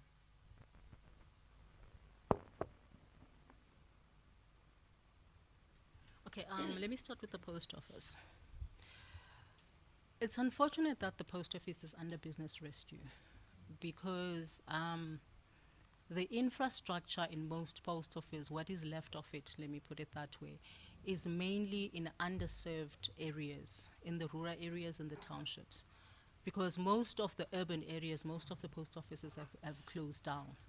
I think had the post office looked into certain aspects, let's say courier services, rather focusing on other aspects as well, it would have worked in better for the postal services, because now it means that the rural areas where it's supposed to be servicing, they will not be there, because urban areas have got options. So the people that are going to be impacted by the closure or under business rescue of any post office currently are the ones remaining in the in the rural areas. And I think the maintenance of the most post offices has been one of the biggest issues, because if you look at most post offices in all these underserved communities, they've closed down or they're dilapidated. So in terms of the revenue with regards to SABC bill, we needed the SABC bill, which was going to replace the Broadcasting Act. We need a very feasible revenue or finance model that is going to govern that. The reason that I'm saying that, because over the last couple of years, there has been a huge change in the broadcasting industry in terms of how we actually get content. We don't get content through what we call the normal channels of TV. We get content everywhere, on our phones, on our laptops, anywhere. So the revenue needs to look into that. Not only focus, I saw in terms of the SABC bill, the focus in terms of the revenue was the fact that, number one, they said there was going to be a 3-year framework. It's going to take 3 years. Within the SABC currently, it's inundated with a lot of financial losses. So the 3 years would certainly have not worked, because we need an urgent solution for it now. The second thing was, this was going to be a framework. It's not even a model which is saying this is how we're going to do things. And also the fact that there was an intention to look at household levy. I looked at that and I saw that that was too broad, because the way we consume TV is per subscription, and it's different subscriptions. And rather they must try and find a feasible way, like we're looking at OTTs and all of that. How do we tap into those type of industry to actually get a stream of revenue? So you can benchmark against other countries as well in terms of how they've done it to tap into that specific revenue portion of it, in terms when you create a model for the revenues. You mentioned SABC bill. Thank you so much. Thank you. Honorable Sithole. Thank you, Honorable Chairperson. Sawubona sisuzindle. Sawubona baba Sithole. Unjani ntombi? Ngikhona baba Sithole njalo. Sikhona. Honorable the issue of universal service obligation framework. So, are they still irrelevant to our current? If it's not, what need to be changed?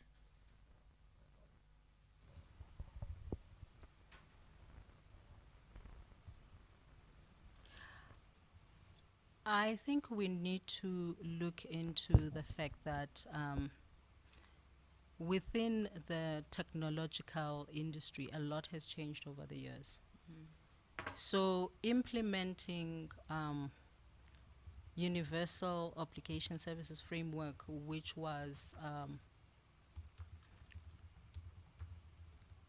I would think that it's outdated in the current industry that we're currently in, because of the rapid pace of technological change. So we need to come up with innovative ways that will allow us to function better or to regulate better, a framework that will be relevant to what is currently happening in the market right now. Thank you. Thank you. Honorable Ngubane. Okay. Thank you.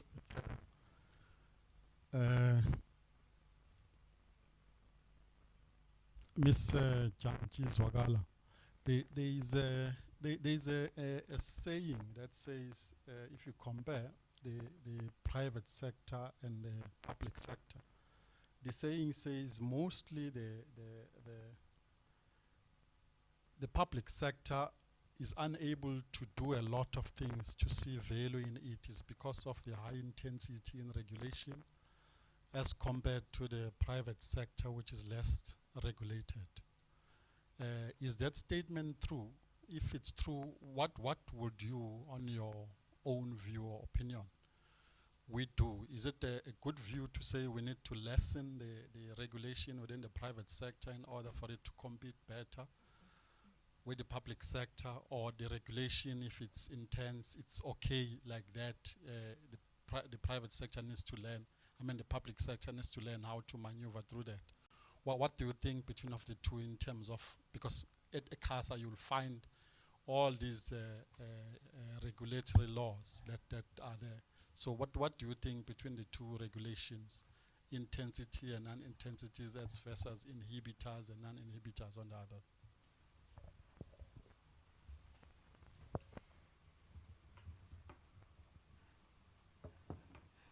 I think whether you're looking at private or you're looking at public, any regulation should not be a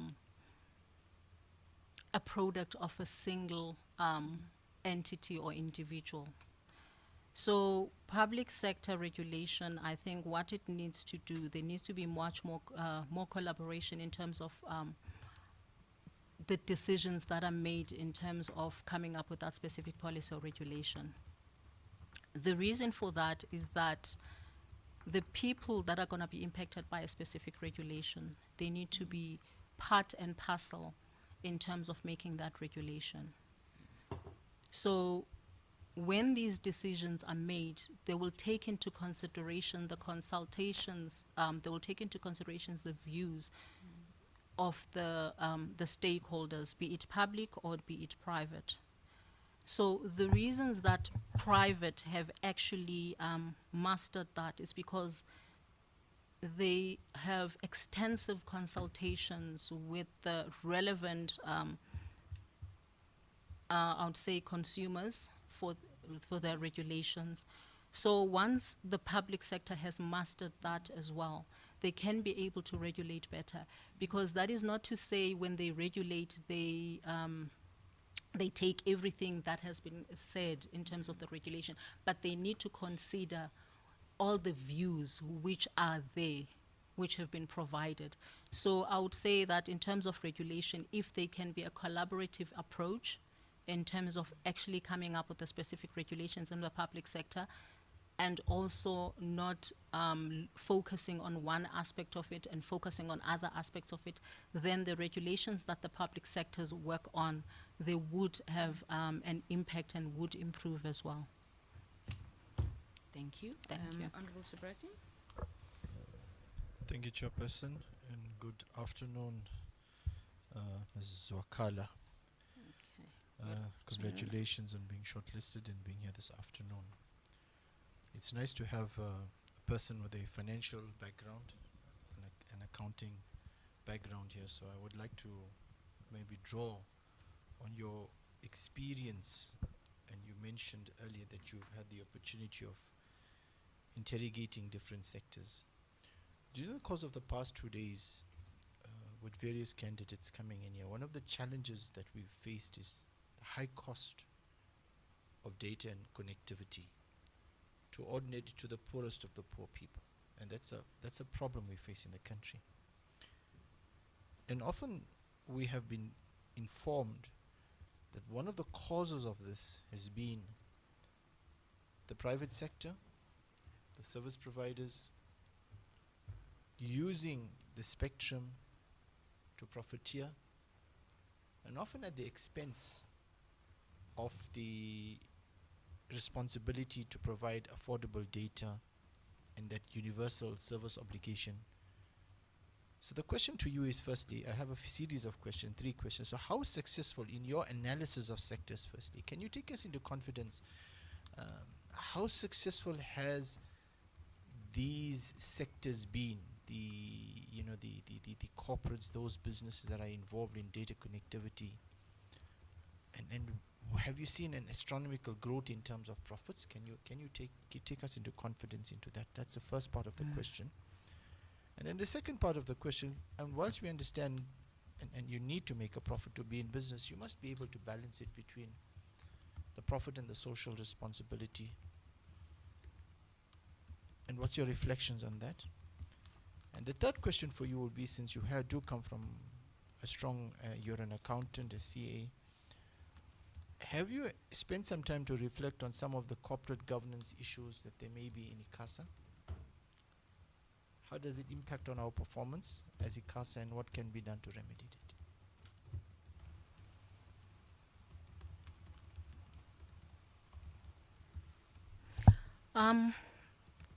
Thank you, Honorable Subrathi. You mentioned quite a number of things: high cost of data, connectivity, and the poor. I think over the last couple of 5 years, most industry have been a bit volatile, inclusive of the telecommunications sector. As much as other industry have been impacted, the telecommunications sector has remained subdued. The reason for that is that the move from voice to data has kept their revenues, I would think, stable, fairly stable. And also the fact that they've also been inundated with a number of challenges, let's say load shedding, where they've had to put generators in terms of for network. They were also affected by the load shedding in terms of the network as well. But that's one industry that has been quite subdued in terms of their revenues currently. You mentioned the profit plus social responsibility and that. So with respect to that, we've seen, particularly during the COVID era, because you also mentioned the poor, that there was quite, it highlighted the inequality, particularly with the poor, in terms of the data connectivity and inequality, and that was been an urgent need to resolve. So most of the people who are the poor, most of the people in the population live in rural areas and townships and informal settlement, do not have access to internet or to communication services. So that has also impacted in terms of digital economy. So although in terms of social response, although ICASA has got license exemptions that focus mainly on social responsibility or socio-economical development because of the poor, the high cost of data has hindered quite a lot in terms of the poor, and the connectivity in terms of having access to the internet as well. So I think the balance between profit and social responsibility or socio-economic development needs to happen. And there are quite a number of ways that it can happen in. One of them being if the network operators were to actually get incentives for, let's say, tax breaks, for actually providing these services into the poor areas.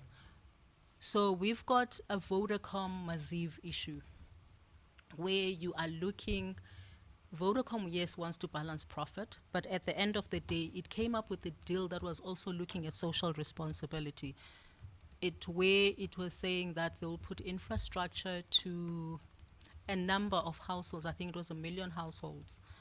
And the second thing was in terms of the poor, addressing the job issue. They said they're going to come up with 10,000 jobs. And then Maziv, Vodacom and Maziv. So the third thing, I think it also focused on, there was an enterprise development fund. However, that deal was rejected. I'm not going to touch on that. However, that deal was rejected by the Competition Commission, whereas ICASA had approved it because it was benefiting the public, and particularly it was looking into the social responsibility issue that you've raised, and also the cost of data, because those households were actually going to get these infrastructures put in place at an affordable price. So the summary of that is, from your experience, your lived experience, there are interventions that private sector can bring in to drive and to get that balance in terms of profit and social responsibility, like this tax breaks you alluded to. Yes.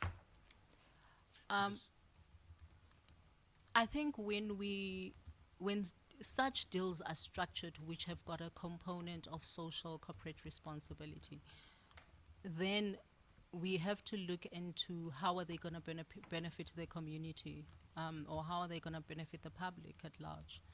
So that would have meant access to underserved areas as well. You mentioned corporate governance issues at ICASA. There has been quite a few of corporate governance issues at ICASA, because I think the capacity, because I would say the capacity, because there has been a moratorium in terms of finances, of funding. So they have not been able to implement certain, I would say, certain strategic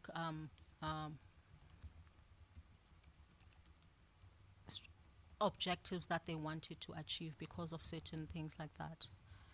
So I think we need to look, if we can be able to facilitate, and if government can be able to facilitate those, I think there would be such a number of improvements there, because currently even I was looking into the latest financials, they're not out, and there have been quite a number of things mentioned there that that were objectives that needed to be achieved, which have not been achieved in terms of a number of issues there.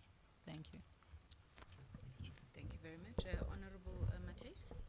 Thank you, Chair. Welcome, Assistant Lay. Thank you. I'm going to be nice because it's Friday afternoon. I'm always nice. Just quickly, I want to piggyback on you said you have familiarized yourself with the financials, and it would have been the 2023, 2024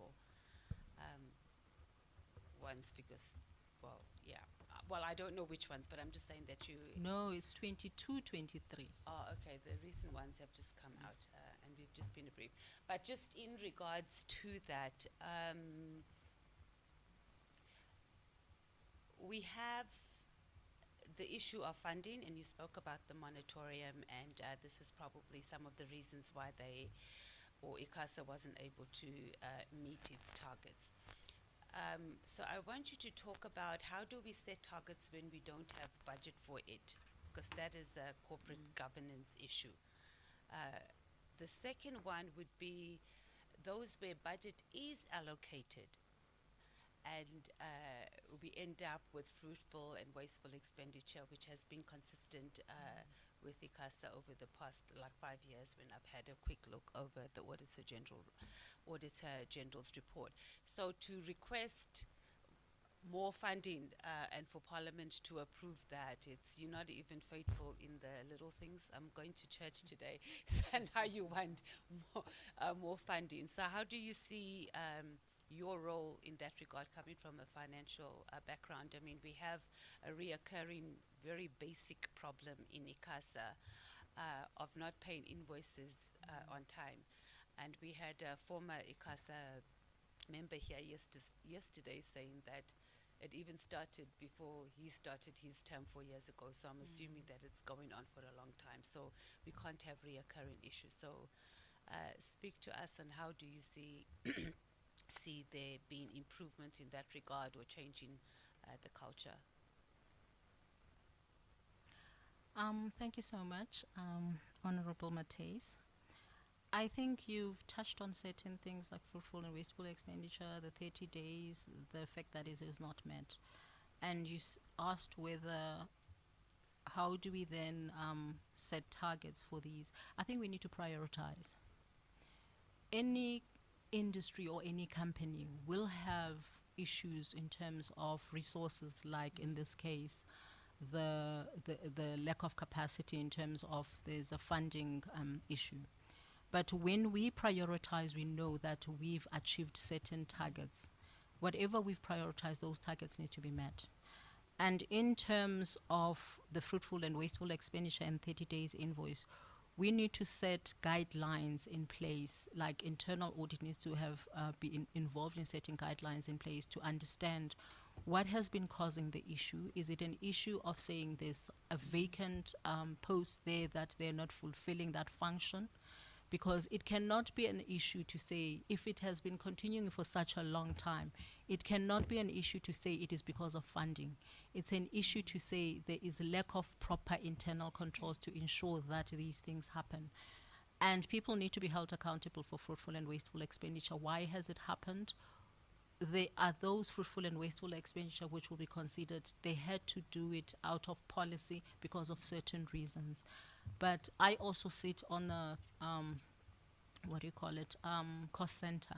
Those are the things I look out for to make sure that are we doing, am I approving anything which is out of policy? And if it is out of policy, why is it being sent to me to approve? What were the reasons behind it that made it? And I've rejected a number of things. The ICASA needs to be strict enough to say we're rejecting this because it was out of policy, because that norm to say we're going to continue with fruitful and wasteful expenditure with 30 not paying invoices within 30 days. So that's a culture that they need to address. And there needs to be accountability within certain divisions to say, particularly the finance or the auditing, in terms of why are they doing, why has it continued for so long? Because I see that it was an issue even in the previous financials. So if they've put measures in place, they need to also frequently check, are we meeting the targets that we have set ourselves? It should not be when you're doing the financials, you only pick up, there's quite a number of issues. During the year, you must also ensure that you've put in measures in place so that these issues do not continuously happen. Thank you. And lastly, engagements, or so as being a regulator of business, big business, so we call them stakeholder relations, I guess. How do you see, or what would your approach be of having to regulate or work with these stakeholders who are consistently lobbying, consistently wanting, regulations to work in their favor, to maximize their profits? They have very deep pockets. So what would your approach be in that regard to ensure that you meet your public mandate and not feed into the corporate greed that capitalism is known for? Thank you. Thank you, Honorable Matthys. I think what we need to also understand is that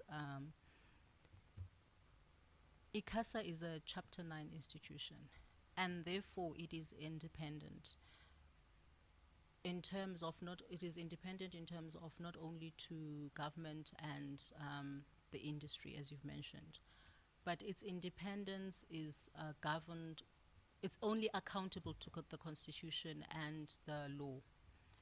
So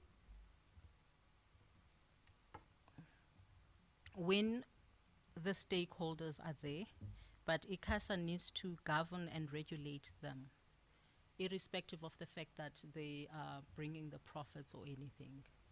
So ICASA, in terms of the decisions that they make, they need to be impartial, irrespective of who they're dealing with, impartial in the decision making and in carrying out their duties and functions. So one of the things that that I want to highlight in terms of, you said, engagements. In doing their business, ICASA recognizes the fact that the stakeholders, this business is central to what they do. So whatever relationship they need to make, it needs to be harmonious. So for them to be able to do the business. And in terms of the big business as well, they also rely on ICASA, not only for making profit, because they rely on ICASA to get the licenses. If now whatever they do is in contravention of the policies and regulations, ICASA has got a right to revoke the licenses. Yes, they might have deep pockets, but at the end of the day, I would say the mandate of ICASA or the strategy is guaranteed. What needs to happen is that whatever ICASA does in terms of the decisions, there's extensive engagements. So when they make these regulations, there's extensive engagements with these specific stakeholders. So I would think that when they make these decisions are informed by what has been received in terms of the consistently engagements with them. And also the minute that they recognize, the minute that the stakeholders also recognize that they need ICASA in terms of doing their business, the profit part of it should not be the determining factor in saying that we control the industry because we make the profit. But in terms of also saying that ICASA's mandate is regulated by law. There's a constitution, it's constitutional law. So whatever happens with the business, the two need each other to work. ICASA needs business because it's central in terms of what they do. And the stakeholders as well, they need ICASA in terms of issuing the licenses. So the regulations are a collaborative approach, not necessarily decided by ICASA, but also in consultation. When they do these engagements, they get insights, better insights. Thank you. Thank you. Thank you, Honorable Mates. Thank you, Ms. Wagala. I really love your optimism. The issue around collaboration, we were actually talking about the fact that it's obviously an industry that has got very deeply embedded interest, and as a regulator, you would have to carry the responsibility, of seeking to rise above all of that, because at the end of the day, you must regulate in the public interest first and foremost. And I think those are some of the difficult conversations that if you were to be appointed to ICASA, you'd have to contend with. I think mine is just a bit of maybe a personal question.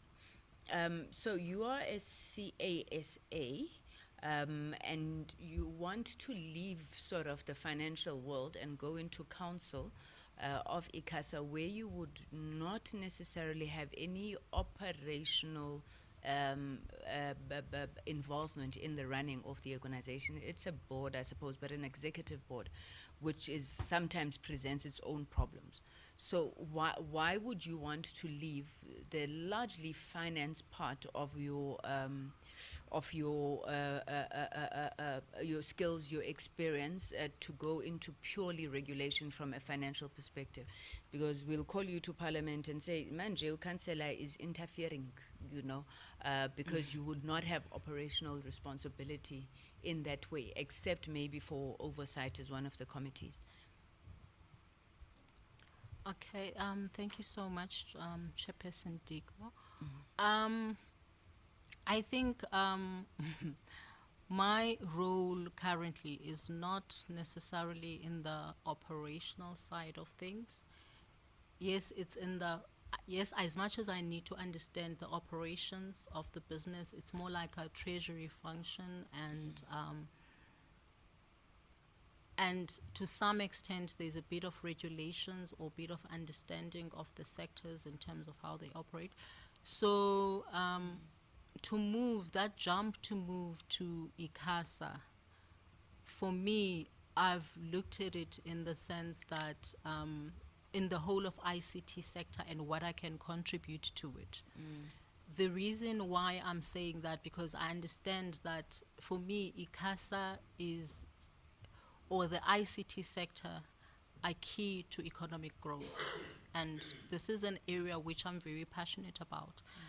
And ICASA being at the forefront to regulate telecommunications, broadcasting, and postal, I would think they directly and indirectly impact in terms of digital transformation. So when one looks at that, because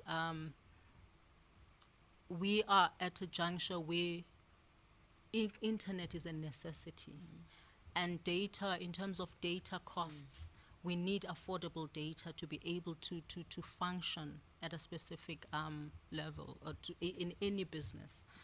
So for me, being a part of an ICASA council would mean that I look at programs like the 5G network or the high demand spectrum that propel or that assist in terms of getting access to broadband services.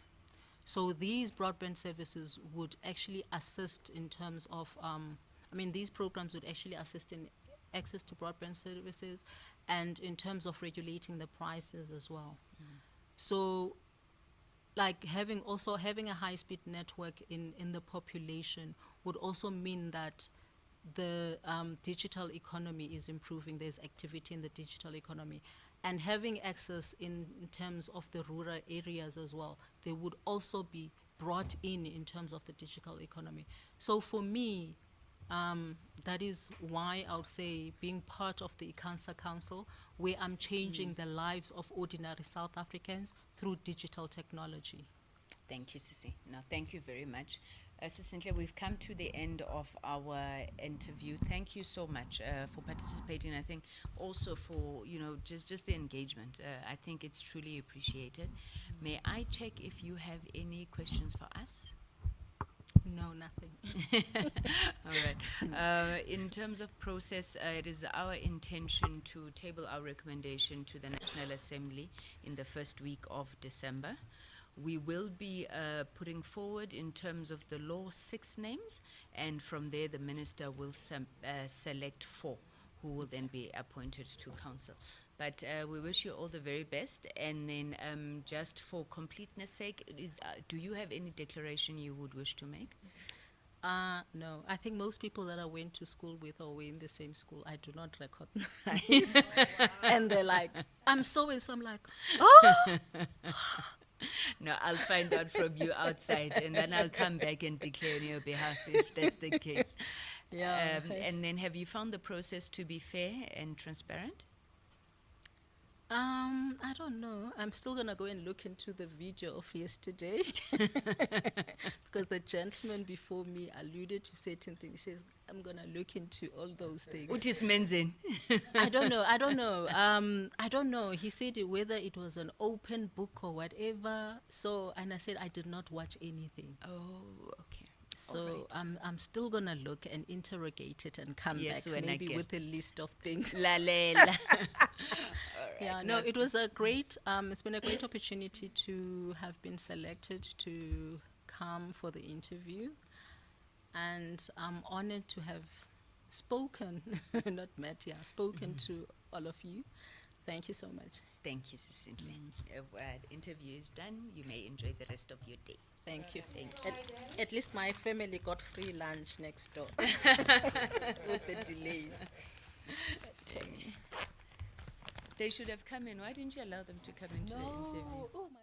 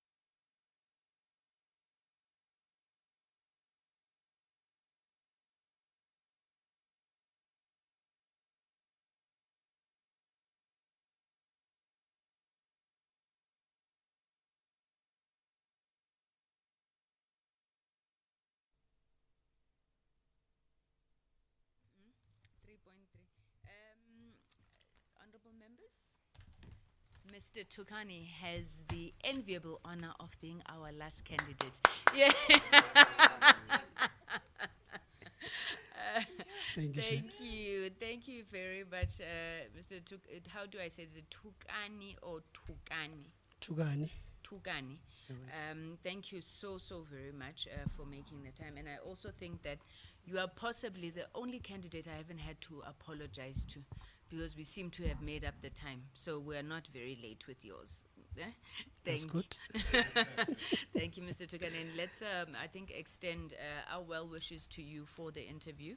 I think one of the things that we have been saying to candidates as they arrive here, that we had over 270 candidates. So I think making it this far is no small feat. And we are in awe of the wealth of experience and capacity that exists in South Africa. So kudos to you. My name is Kusela Diko. I'm the chairperson of the Portfolio Committee on Communications. I will start on my far left with the members of the committee. Honorable Sihlengubani at the end. Next to him is the Honorable Ketamabala Sitole. Next to him is Honorable Tulufelo Bodlani. Next to me on the side, Honorable Imran Subrathi, followed by Honorable Leanne Mateys, and then at the end, Honorable Oscar Mataf. They weren't sure that I can remember all their first names as well. Thank you. Mr. Tukani, you are here for the interview for the position of Councillor of the Independent Communications Authority of South Africa. But this interview is held in line with Section 5 of the of the ICASA Act. We have put aside 45 minutes for the interview. I will hand over to the members for an engagement with you one-on-one. Maybe just to get us going, please do tell us about yourself, your skills, capacity, and what contribution you think you can make to ICASA.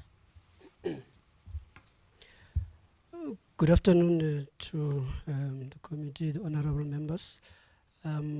As you have noted, my name is Thabiso Tugani. I've trained as an engineering technician, and from there I went out to roll out networks. I have pulled cables, climbed towers, and that's where I basically got to learn the intricacies of telecoms networks. And over time, I was drawn into a more of a technical pre-sales function, where I worked as a product manager. Now, during that time, that was when we were rolling out the 3G networks. I was working for Ericsson at the time, and we were busy rolling out the 3G networks all over the continent. And I had a privilege to support several telcos around the continent with acquiring 3G licenses at the time. And at the same time, I was also navigating the challenges of battling with the competitor technology, WiMAX at the time. So during that time, I got to have an appreciation of government affairs, and ended up being in a role of government affairs permanently at Ericsson. And it was at that time that I decided to pursue my postgrad studies in the same field, where I studied the Master of Arts in ICT Policy and Regulation at Wits University. So my focus of the study that I did at the time was focused on mobile broadband, on spectrum management reforms and the impact thereof on mobile broadband industry in the SADC region.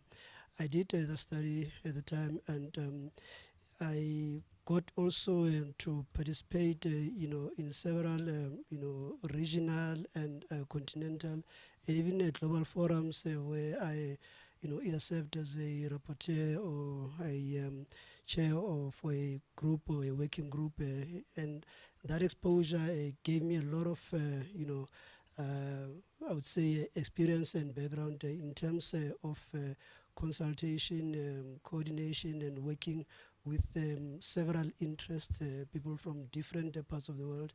And I got also to lead matrix and virtual organizations with people from different sectors of life and different fields.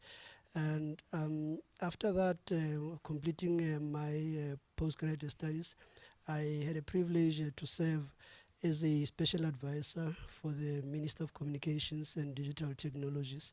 And it was during that time that we were still grappling with licensing the high demand spectrum in South Africa. And I got to contribute to the finalization of the policy on high demand spectrum and also the policy direction on wholesale open access network at the time. And that policy on high demand spectrum, I think, is a key instrument that we tend to forget or ignore when you talk about the success of licensing high demand spectrum, because after more than a decade of false starts and litigations and stuff, we finally managed to get an instrument, a legal instrument, that could enable ICASA to license the spectrum. And from the different sides of the spectrum, it was not challenged, and it was even well accepted by even ICASA itself, and they subsequently managed to license the spectrum in 2022 using that framework that we provided at the time. And before I left the public sector at the time, that was just after the onslaught of COVID-19, and different departments were issuing what you call Disaster Management Act regulations, where we basically facilitated the country to operate and even the sector to function. And we, at the time, I led a team of experts that drafted the Disaster Management Act regulations for the electronic communications, postal and broadcasting sector at the time. And subsequently even established a PMO, a program management office, that ensured the implementation of those regulations. And it was a very key and instrumental, I think, piece of work because we managed to ensure that the country continues to function. Even Parliament itself was able to hold its sittings and meetings online, because we are putting measures in place through that institution to make sure that we have a semblance of continuity, even when people are working remotely and not going to the offices at the time. And it was a huge success, and it also taught me, gained the experience of that multi-stakeholder collaboration, because from that PMO, we had check-in meetings, at the beginning it was daily, went on to 3 and 2, and later once a week.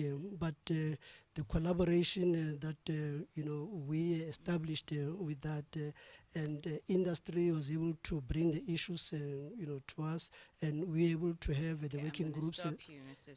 You're not going to leave any questions for members at this rate. So very succinctly, though, just a follow-up from me. So what did you learn, and what would you have done differently on the licensing for high demand spectrum, given another chance? Well, what we learned was that firstly, consultation is very critical. The success and even muting, I would say, the pushback, the resistance, and those who are against. It was clear from what we achieved with that instrument that it was a well thought out policy, and it accommodated everyone. It was not some of the attempts that have failed before, where it was the winner takes it all, or where the losing side doesn't get anything out of the whole process. And we also created an environment where you could allow the wholesale open access network, as it was a part of the policy environment at the time. But the problem, I think the challenge was later with the implementation, because we were in a rush to license that spectrum at the time.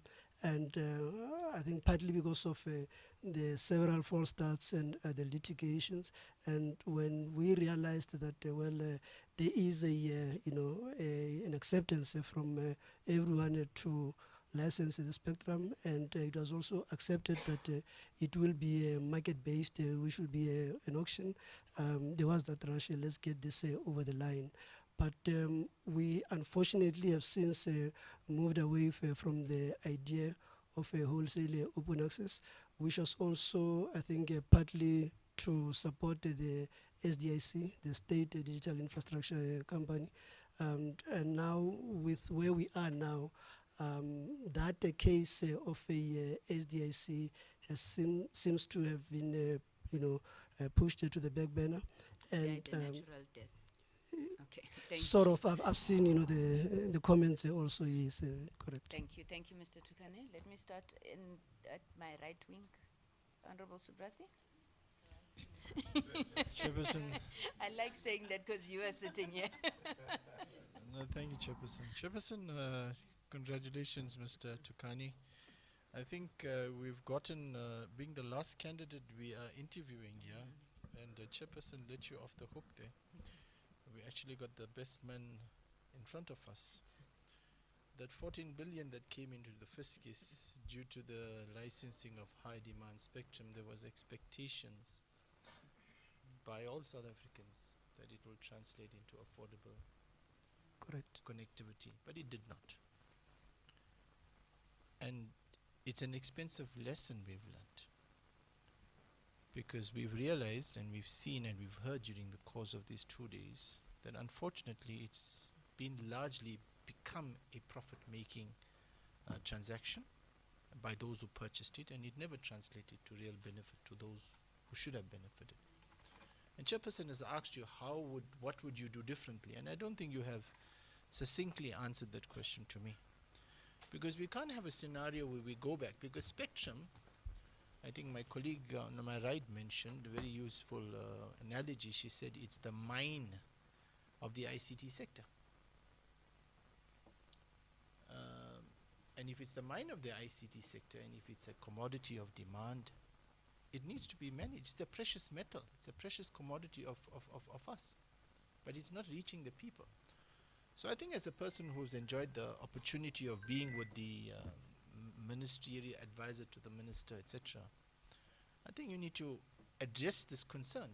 If you had spectrum again, how would you approach it differently?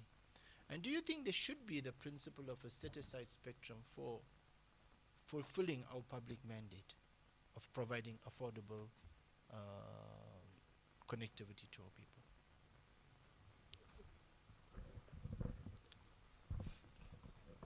Thanks for that question, Honourable Member.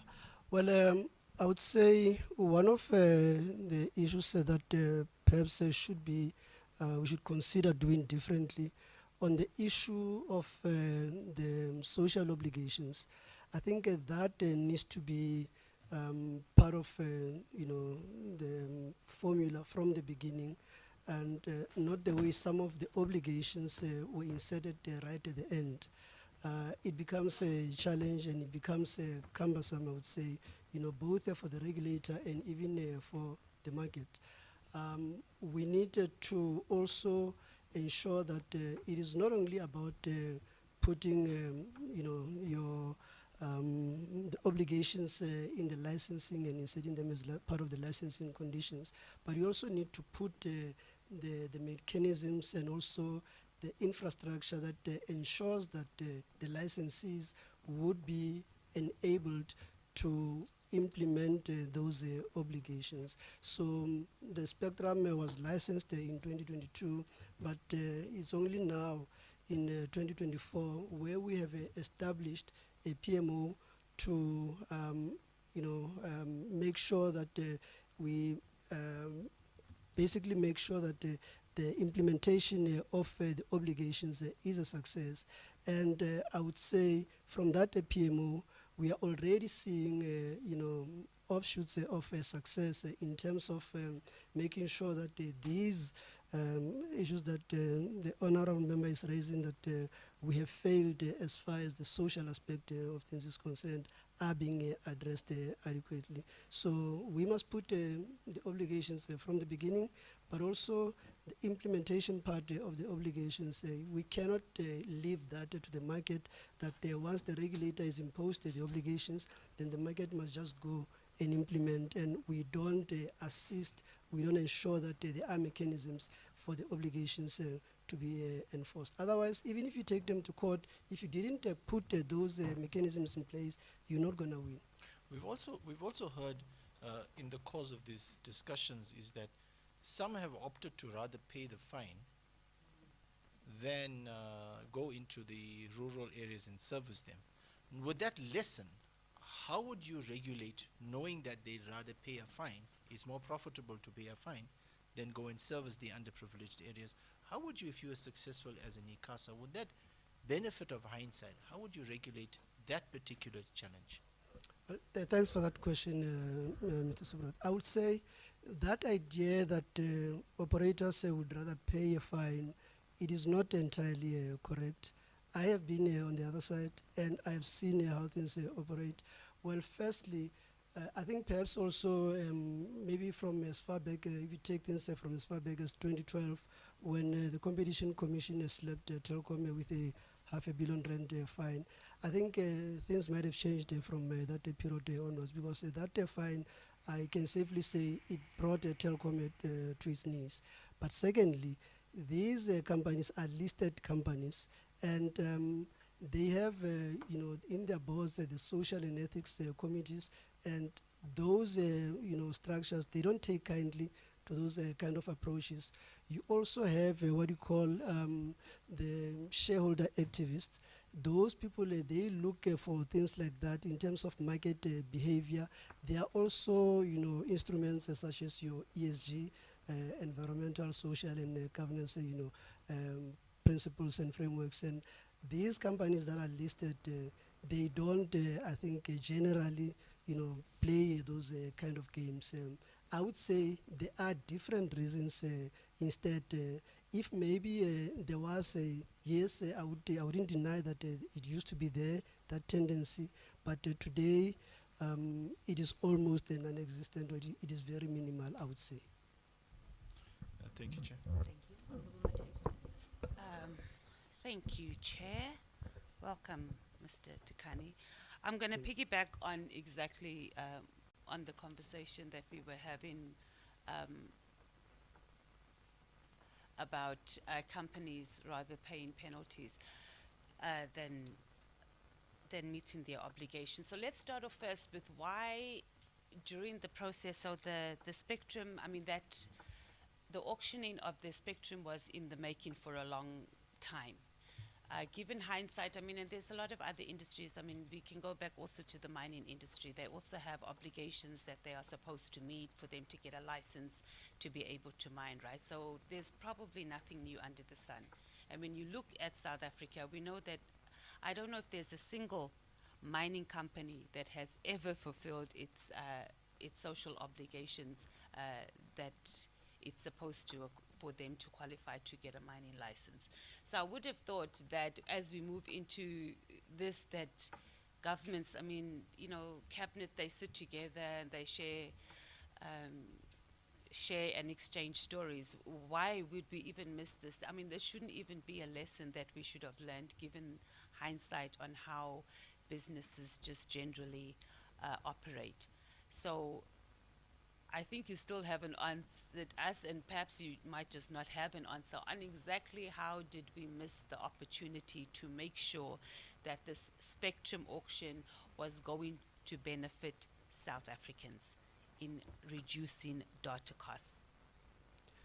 Well, thank you for the question, ma'am.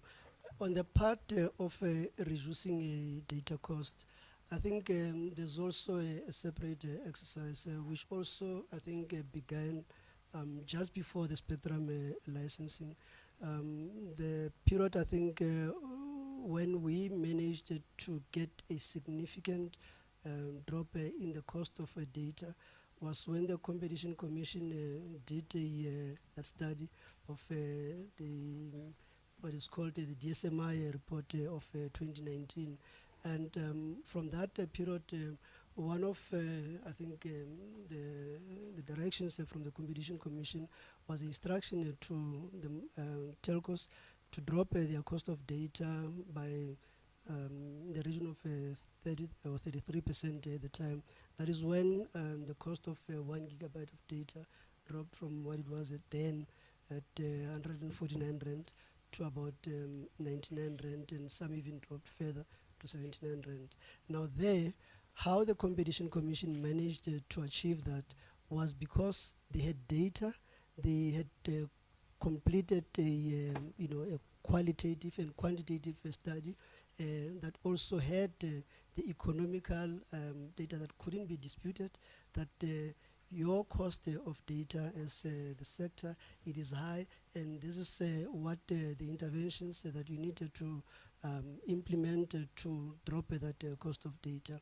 But beyond that drop from the 33% in 2020, there were specific, I would say, interventions that were still required, not only from the telcos, but even from government, such as, for instance, addressing the issues with the ECA, the Electronic Communications Act, other further interventions that also needed to be put in place. And that, I think we have failed in terms of implementing some of those recommendations from the DSMI report of 2020. So the issue of the spectrum, I think because we had been chasing and battling with getting that right for more than a decade, and our focus at the time was mainly on getting that right.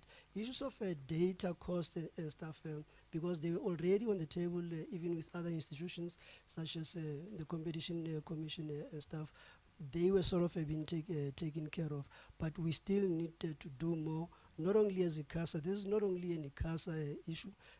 It also requires the department also, there's legislation that needs to be, I think, revised. Your section 67 of the ECA, for instance, that deals with their competition, the agreements that the telcos themselves have in terms of sharing. Okay. So I think it's safe to say that we were misled, or maybe we must just say that we were lied to, because not from you, I'm saying the industry, because that was the narrative. The spectrum auction is going to reduce data. It didn't say on condition of legislation being changed, and that was the narrative. That's what we were sold about it. So we were misled in that regard. Let's move on to, so why do you want to leave your current position? You just started there last year as the, Executive Director? Chief Director to come here. And then, and you could also just answer the following questions, because we've been a bit hard on this anyway. So you are the people that we were talking about that corporates employ to come and lobby and build solid relations with regulators. So you were at Vodacom, you were in public affairs, and primarily your mandate there is, go to those people. So this can work for you or against you, because you can come and say, I know how they operate, and you are able to use those skills to be able to benefit the people of South Africa rather than maximizing profits at our expense. So yeah, and you were also at Ericsson for 2 years, where you did the same thing, government and industry in relations. So tell us. Can I share something with you? I firmly believe that markets don't operate in a vacuum or in abstract. Markets are a function of the institutions, the society, and this, by institutions I mean the laws, the legislation, the regulations, but even your regulators, that are supposed to implement those regulations and stuff. And the reason that we regulate, for instance, I mean, to either prevent or to address market failure. And one of the reasons that the regulators at times failed to succeed in terms of addressing market failures, such as the issues that you mentioned on cost of data and how we failed to reduce the cost of data from the licensing of the spectrum.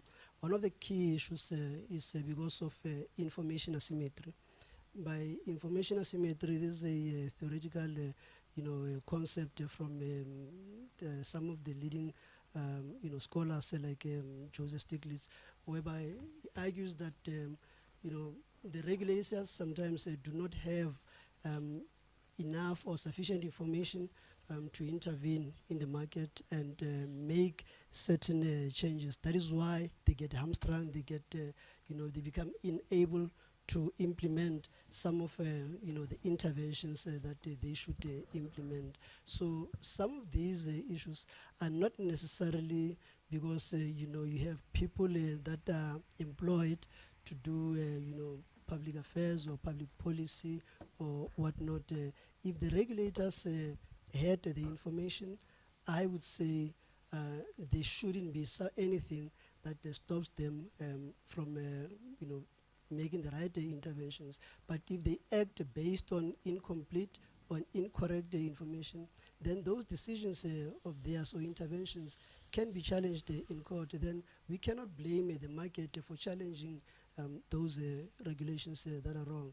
My view is that a regulator that we want should be focused, should be using data, should be data focused. The regulators should be collecting data, should not depend only on the data that they are fed by the market. And then in that event, their interventions stand a better chance of succeeding. Thank you very much. Honorable Matafa. Thank you very much, Chair. Mr. Tugani, kunjani? Ndiyaphila, enkosi. I only have two questions for you.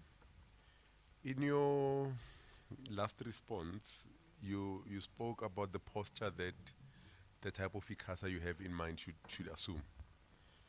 I'm just interested to find out, if recommended for appointment as a councillor, what kind of legacy would you want to leave at the end of your term? Thanks for the question. And exactly that, I will also piggyback on my previous comment that the regulator should be data-driven. And the regulator as well, the very same technologies that are disrupting the market, that are disrupting the regulators, the regulator should also see how they can take advantage of those technologies. Your AI, artificial intelligence, blockchain, all those are opportunities, I would say, for the regulator to improve, to change, the way they are doing their work and the way they are approaching, various issues in the market. Because the very same market that they are regulating is using, those technologies. So I would say it is, I think, naive at best or reckless at worst that the regulators themselves are not using those emerging technologies that the people that they are regulating are using. Thank you, Chair. Last one for me. I just want to check with you if you are aware of the challenges that the South African Post Office is facing. What do you think is ICASA's role in supporting SAPO to weather the storm? Yeah, yes, I'm very much aware of the challenges at SAPO. I've read some of the reports from the BRPs and as they were presented also in public with the parliament and stuff and in the media. And in terms of supporting SAPO, not only SAPO and any other, I would say, state-owned institution, the role of ICASA or the role of supporting those institutions it is not only for ICASA, but all, I would say, state institutions that are involved should have a role to play. But also, in terms of ensuring the viability of those institutions, if we ourselves as a state are not using the services of those institutions, how do we expect them to succeed? If a government department or a government entity, be it even parliament or another state institution, would rather contract a private courier company to ship their their goods and stuff, but then we turn around and complain about SAPO. I think it's unfortunate. It is not only about the regulations that we put in place, but also ICASA's role. Yes, ICASA has a role in terms of enforcing the regulations. But on the other hand, if you enforce the regulations, for instance, on the sub 1 kg items, if we wanted to take away that business, from the courier companies that are doing that business, the question is, can SAPO deliver instead? Does SAPO have the means and the capacity to deliver?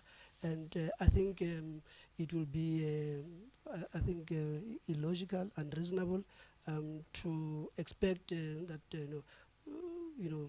SAPO only SAPO must do this when SAPO does not have the wherewithal to do it. Thank you. Is that a view, or you stating it as a fact? Because we're in the public, I just want to be clear. Is it an opinion or it's a fact? No, it matters because Mr. Tukane is also responsible for oversight over these areas, over these entities. Well, I would say the issue of parcels, courier and stuff, we have seen with many departments where parcels are couriered by private companies and not SAPO. So it is not just a view, it's a fact. What I mean is the statement that SAPO does not have the capacity. And then I'm drilling on this point because you do play oversight over them. Now somebody will argue that of course SAPO is being crippled because you are not using SAPO. And then you say, no, SAPO doesn't have the capacity. Has it been tested? And then you've come to the conclusion it doesn't. No. Thank you, Chair, for clarifying that.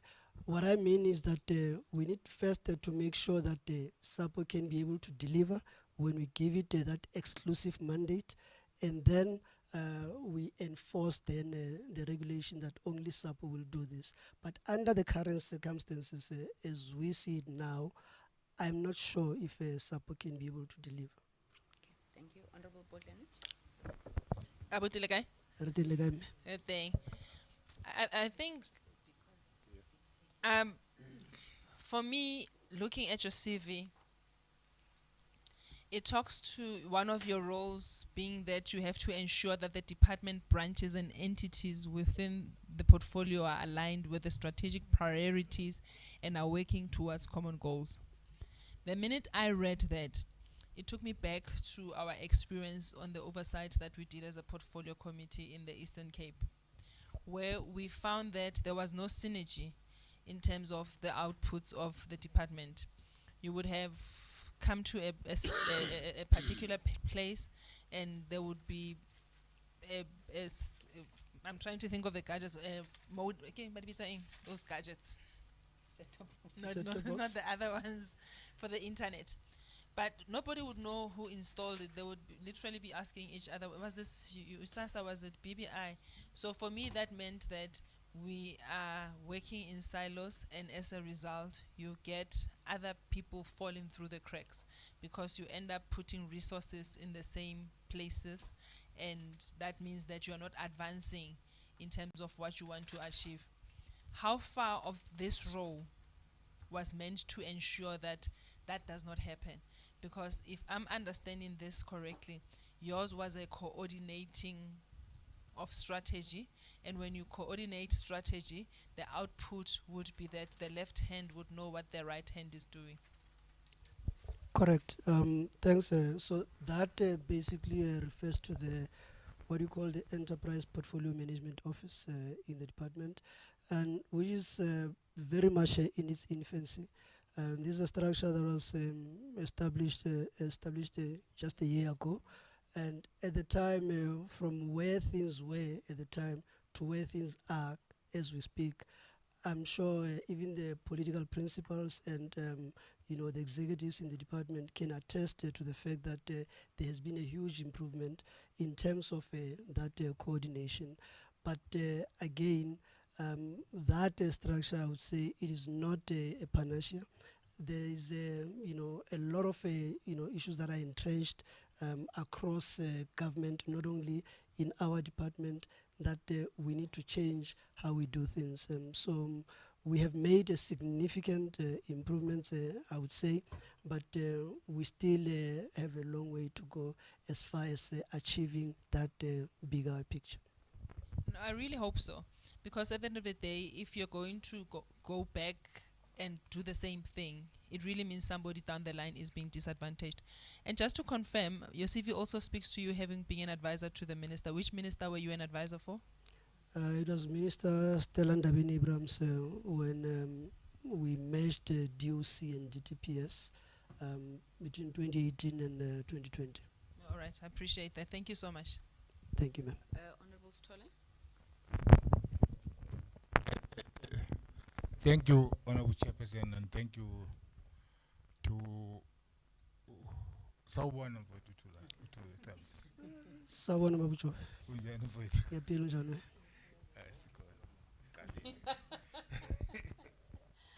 You see, the country is facing a challenge of change of management. There's a change of management. There's a change of political will. So I'm trying to check from the point of view of your views. How do you see the change of ICASA management? Does that will be any impact to the new changes if there is that these changes in the ICASA, especially in the regulatory level? Thanks. So just to clarify, does that mean the reference to the council or council members? No, the whole of ICASA and the council members and the whole management of ICASA. Okay. I think the way the institution has been designed, it has been designed in a manner that compels it to continuously, change itself or get new ideas from new people. For instance, you have councillors that serve a fixed term. Even the chairs, serves a fixed term. And even the executives, also, they are not permanent, they serve fixed terms. So that in itself, I think, is supposed to keep these colleagues on their toes. And for those, maybe, because, for instance, with the councillors, they are allowed to serve 2 terms. And if and when, a councillor comes back for a second term, there should be something to show as to this is what I've achieved in my previous term, and this is what I would like to continue or to complete when I come back. So that design, I would say, it allows the entity to continuously, reinvigorate itself. Thank you. Honorable Ngubane. Yeah, thank you, Chair. Good afternoon, Mr. Tugani. Yeah. Mr. Tugani, I wanted to ask the first question, but I was sidetracked by your conversation with the chair, which worried me a lot. So, but because remember, you occupied a very critical position before to advise the minister. What now I would like to know, based on the post office conversation you had with the chair, that SAPO does not have capacity. What I would like to know, when you issue statement like that, especially as an advisor to minister, what I would like to know, what tools of analysis were you using to arrive at that conclusion? Were your tools of analysis political, commercial, practical and evidence-based. Because remember, sometimes the ministers, they depend a lot on you guys. They cannot bring you, they said you're my advisor, and then they need to make a decision to take the country into a certain direction. Why I'm asking this is because these things I've counted, the tools of analysis when you diagnose a problem are very important. True. Yes, because you need to look at an element of political as well, the commercial, of it, the competition within there, before you reach a certain conclusion. For example, the post office has a footing in all the country, number one. And number two, it's one of the entity that has subsidies from government. So you can even compare the number of staff it has with the private sector, though it's now retrenching. So what I would like to know, reaching that conclusion of saying it didn't have a capacity, what were your conclusion to that based on? No, thanks for the question. I think we clarified the question to say that what I meant with that actually, because we were saying if we would give SAPO, for instance, an exclusivity on the sub 1 kg, the delivery of sub 1 kg parcels, the question is, does a SAPO have the capacity to deliver on that? Now, when you look at the current circumstances where you have several post offices being closed, I was saying, I'm not saying that it doesn't have the capacity. I think we clarified that it is something that we need. Firstly, whatever exclusivity that we're gonna grant SAPO or any institution of the state, we firstly have to make sure that we capacitate it, we provide it with sufficient resources so that it does not fail in doing that. So it's something that I think it is debatable, and I think the clarification put it that it is not something that I'm saying as a matter of fact there is no capacity there. No, the point I'm making is that let's capacitate it. Okay, all right.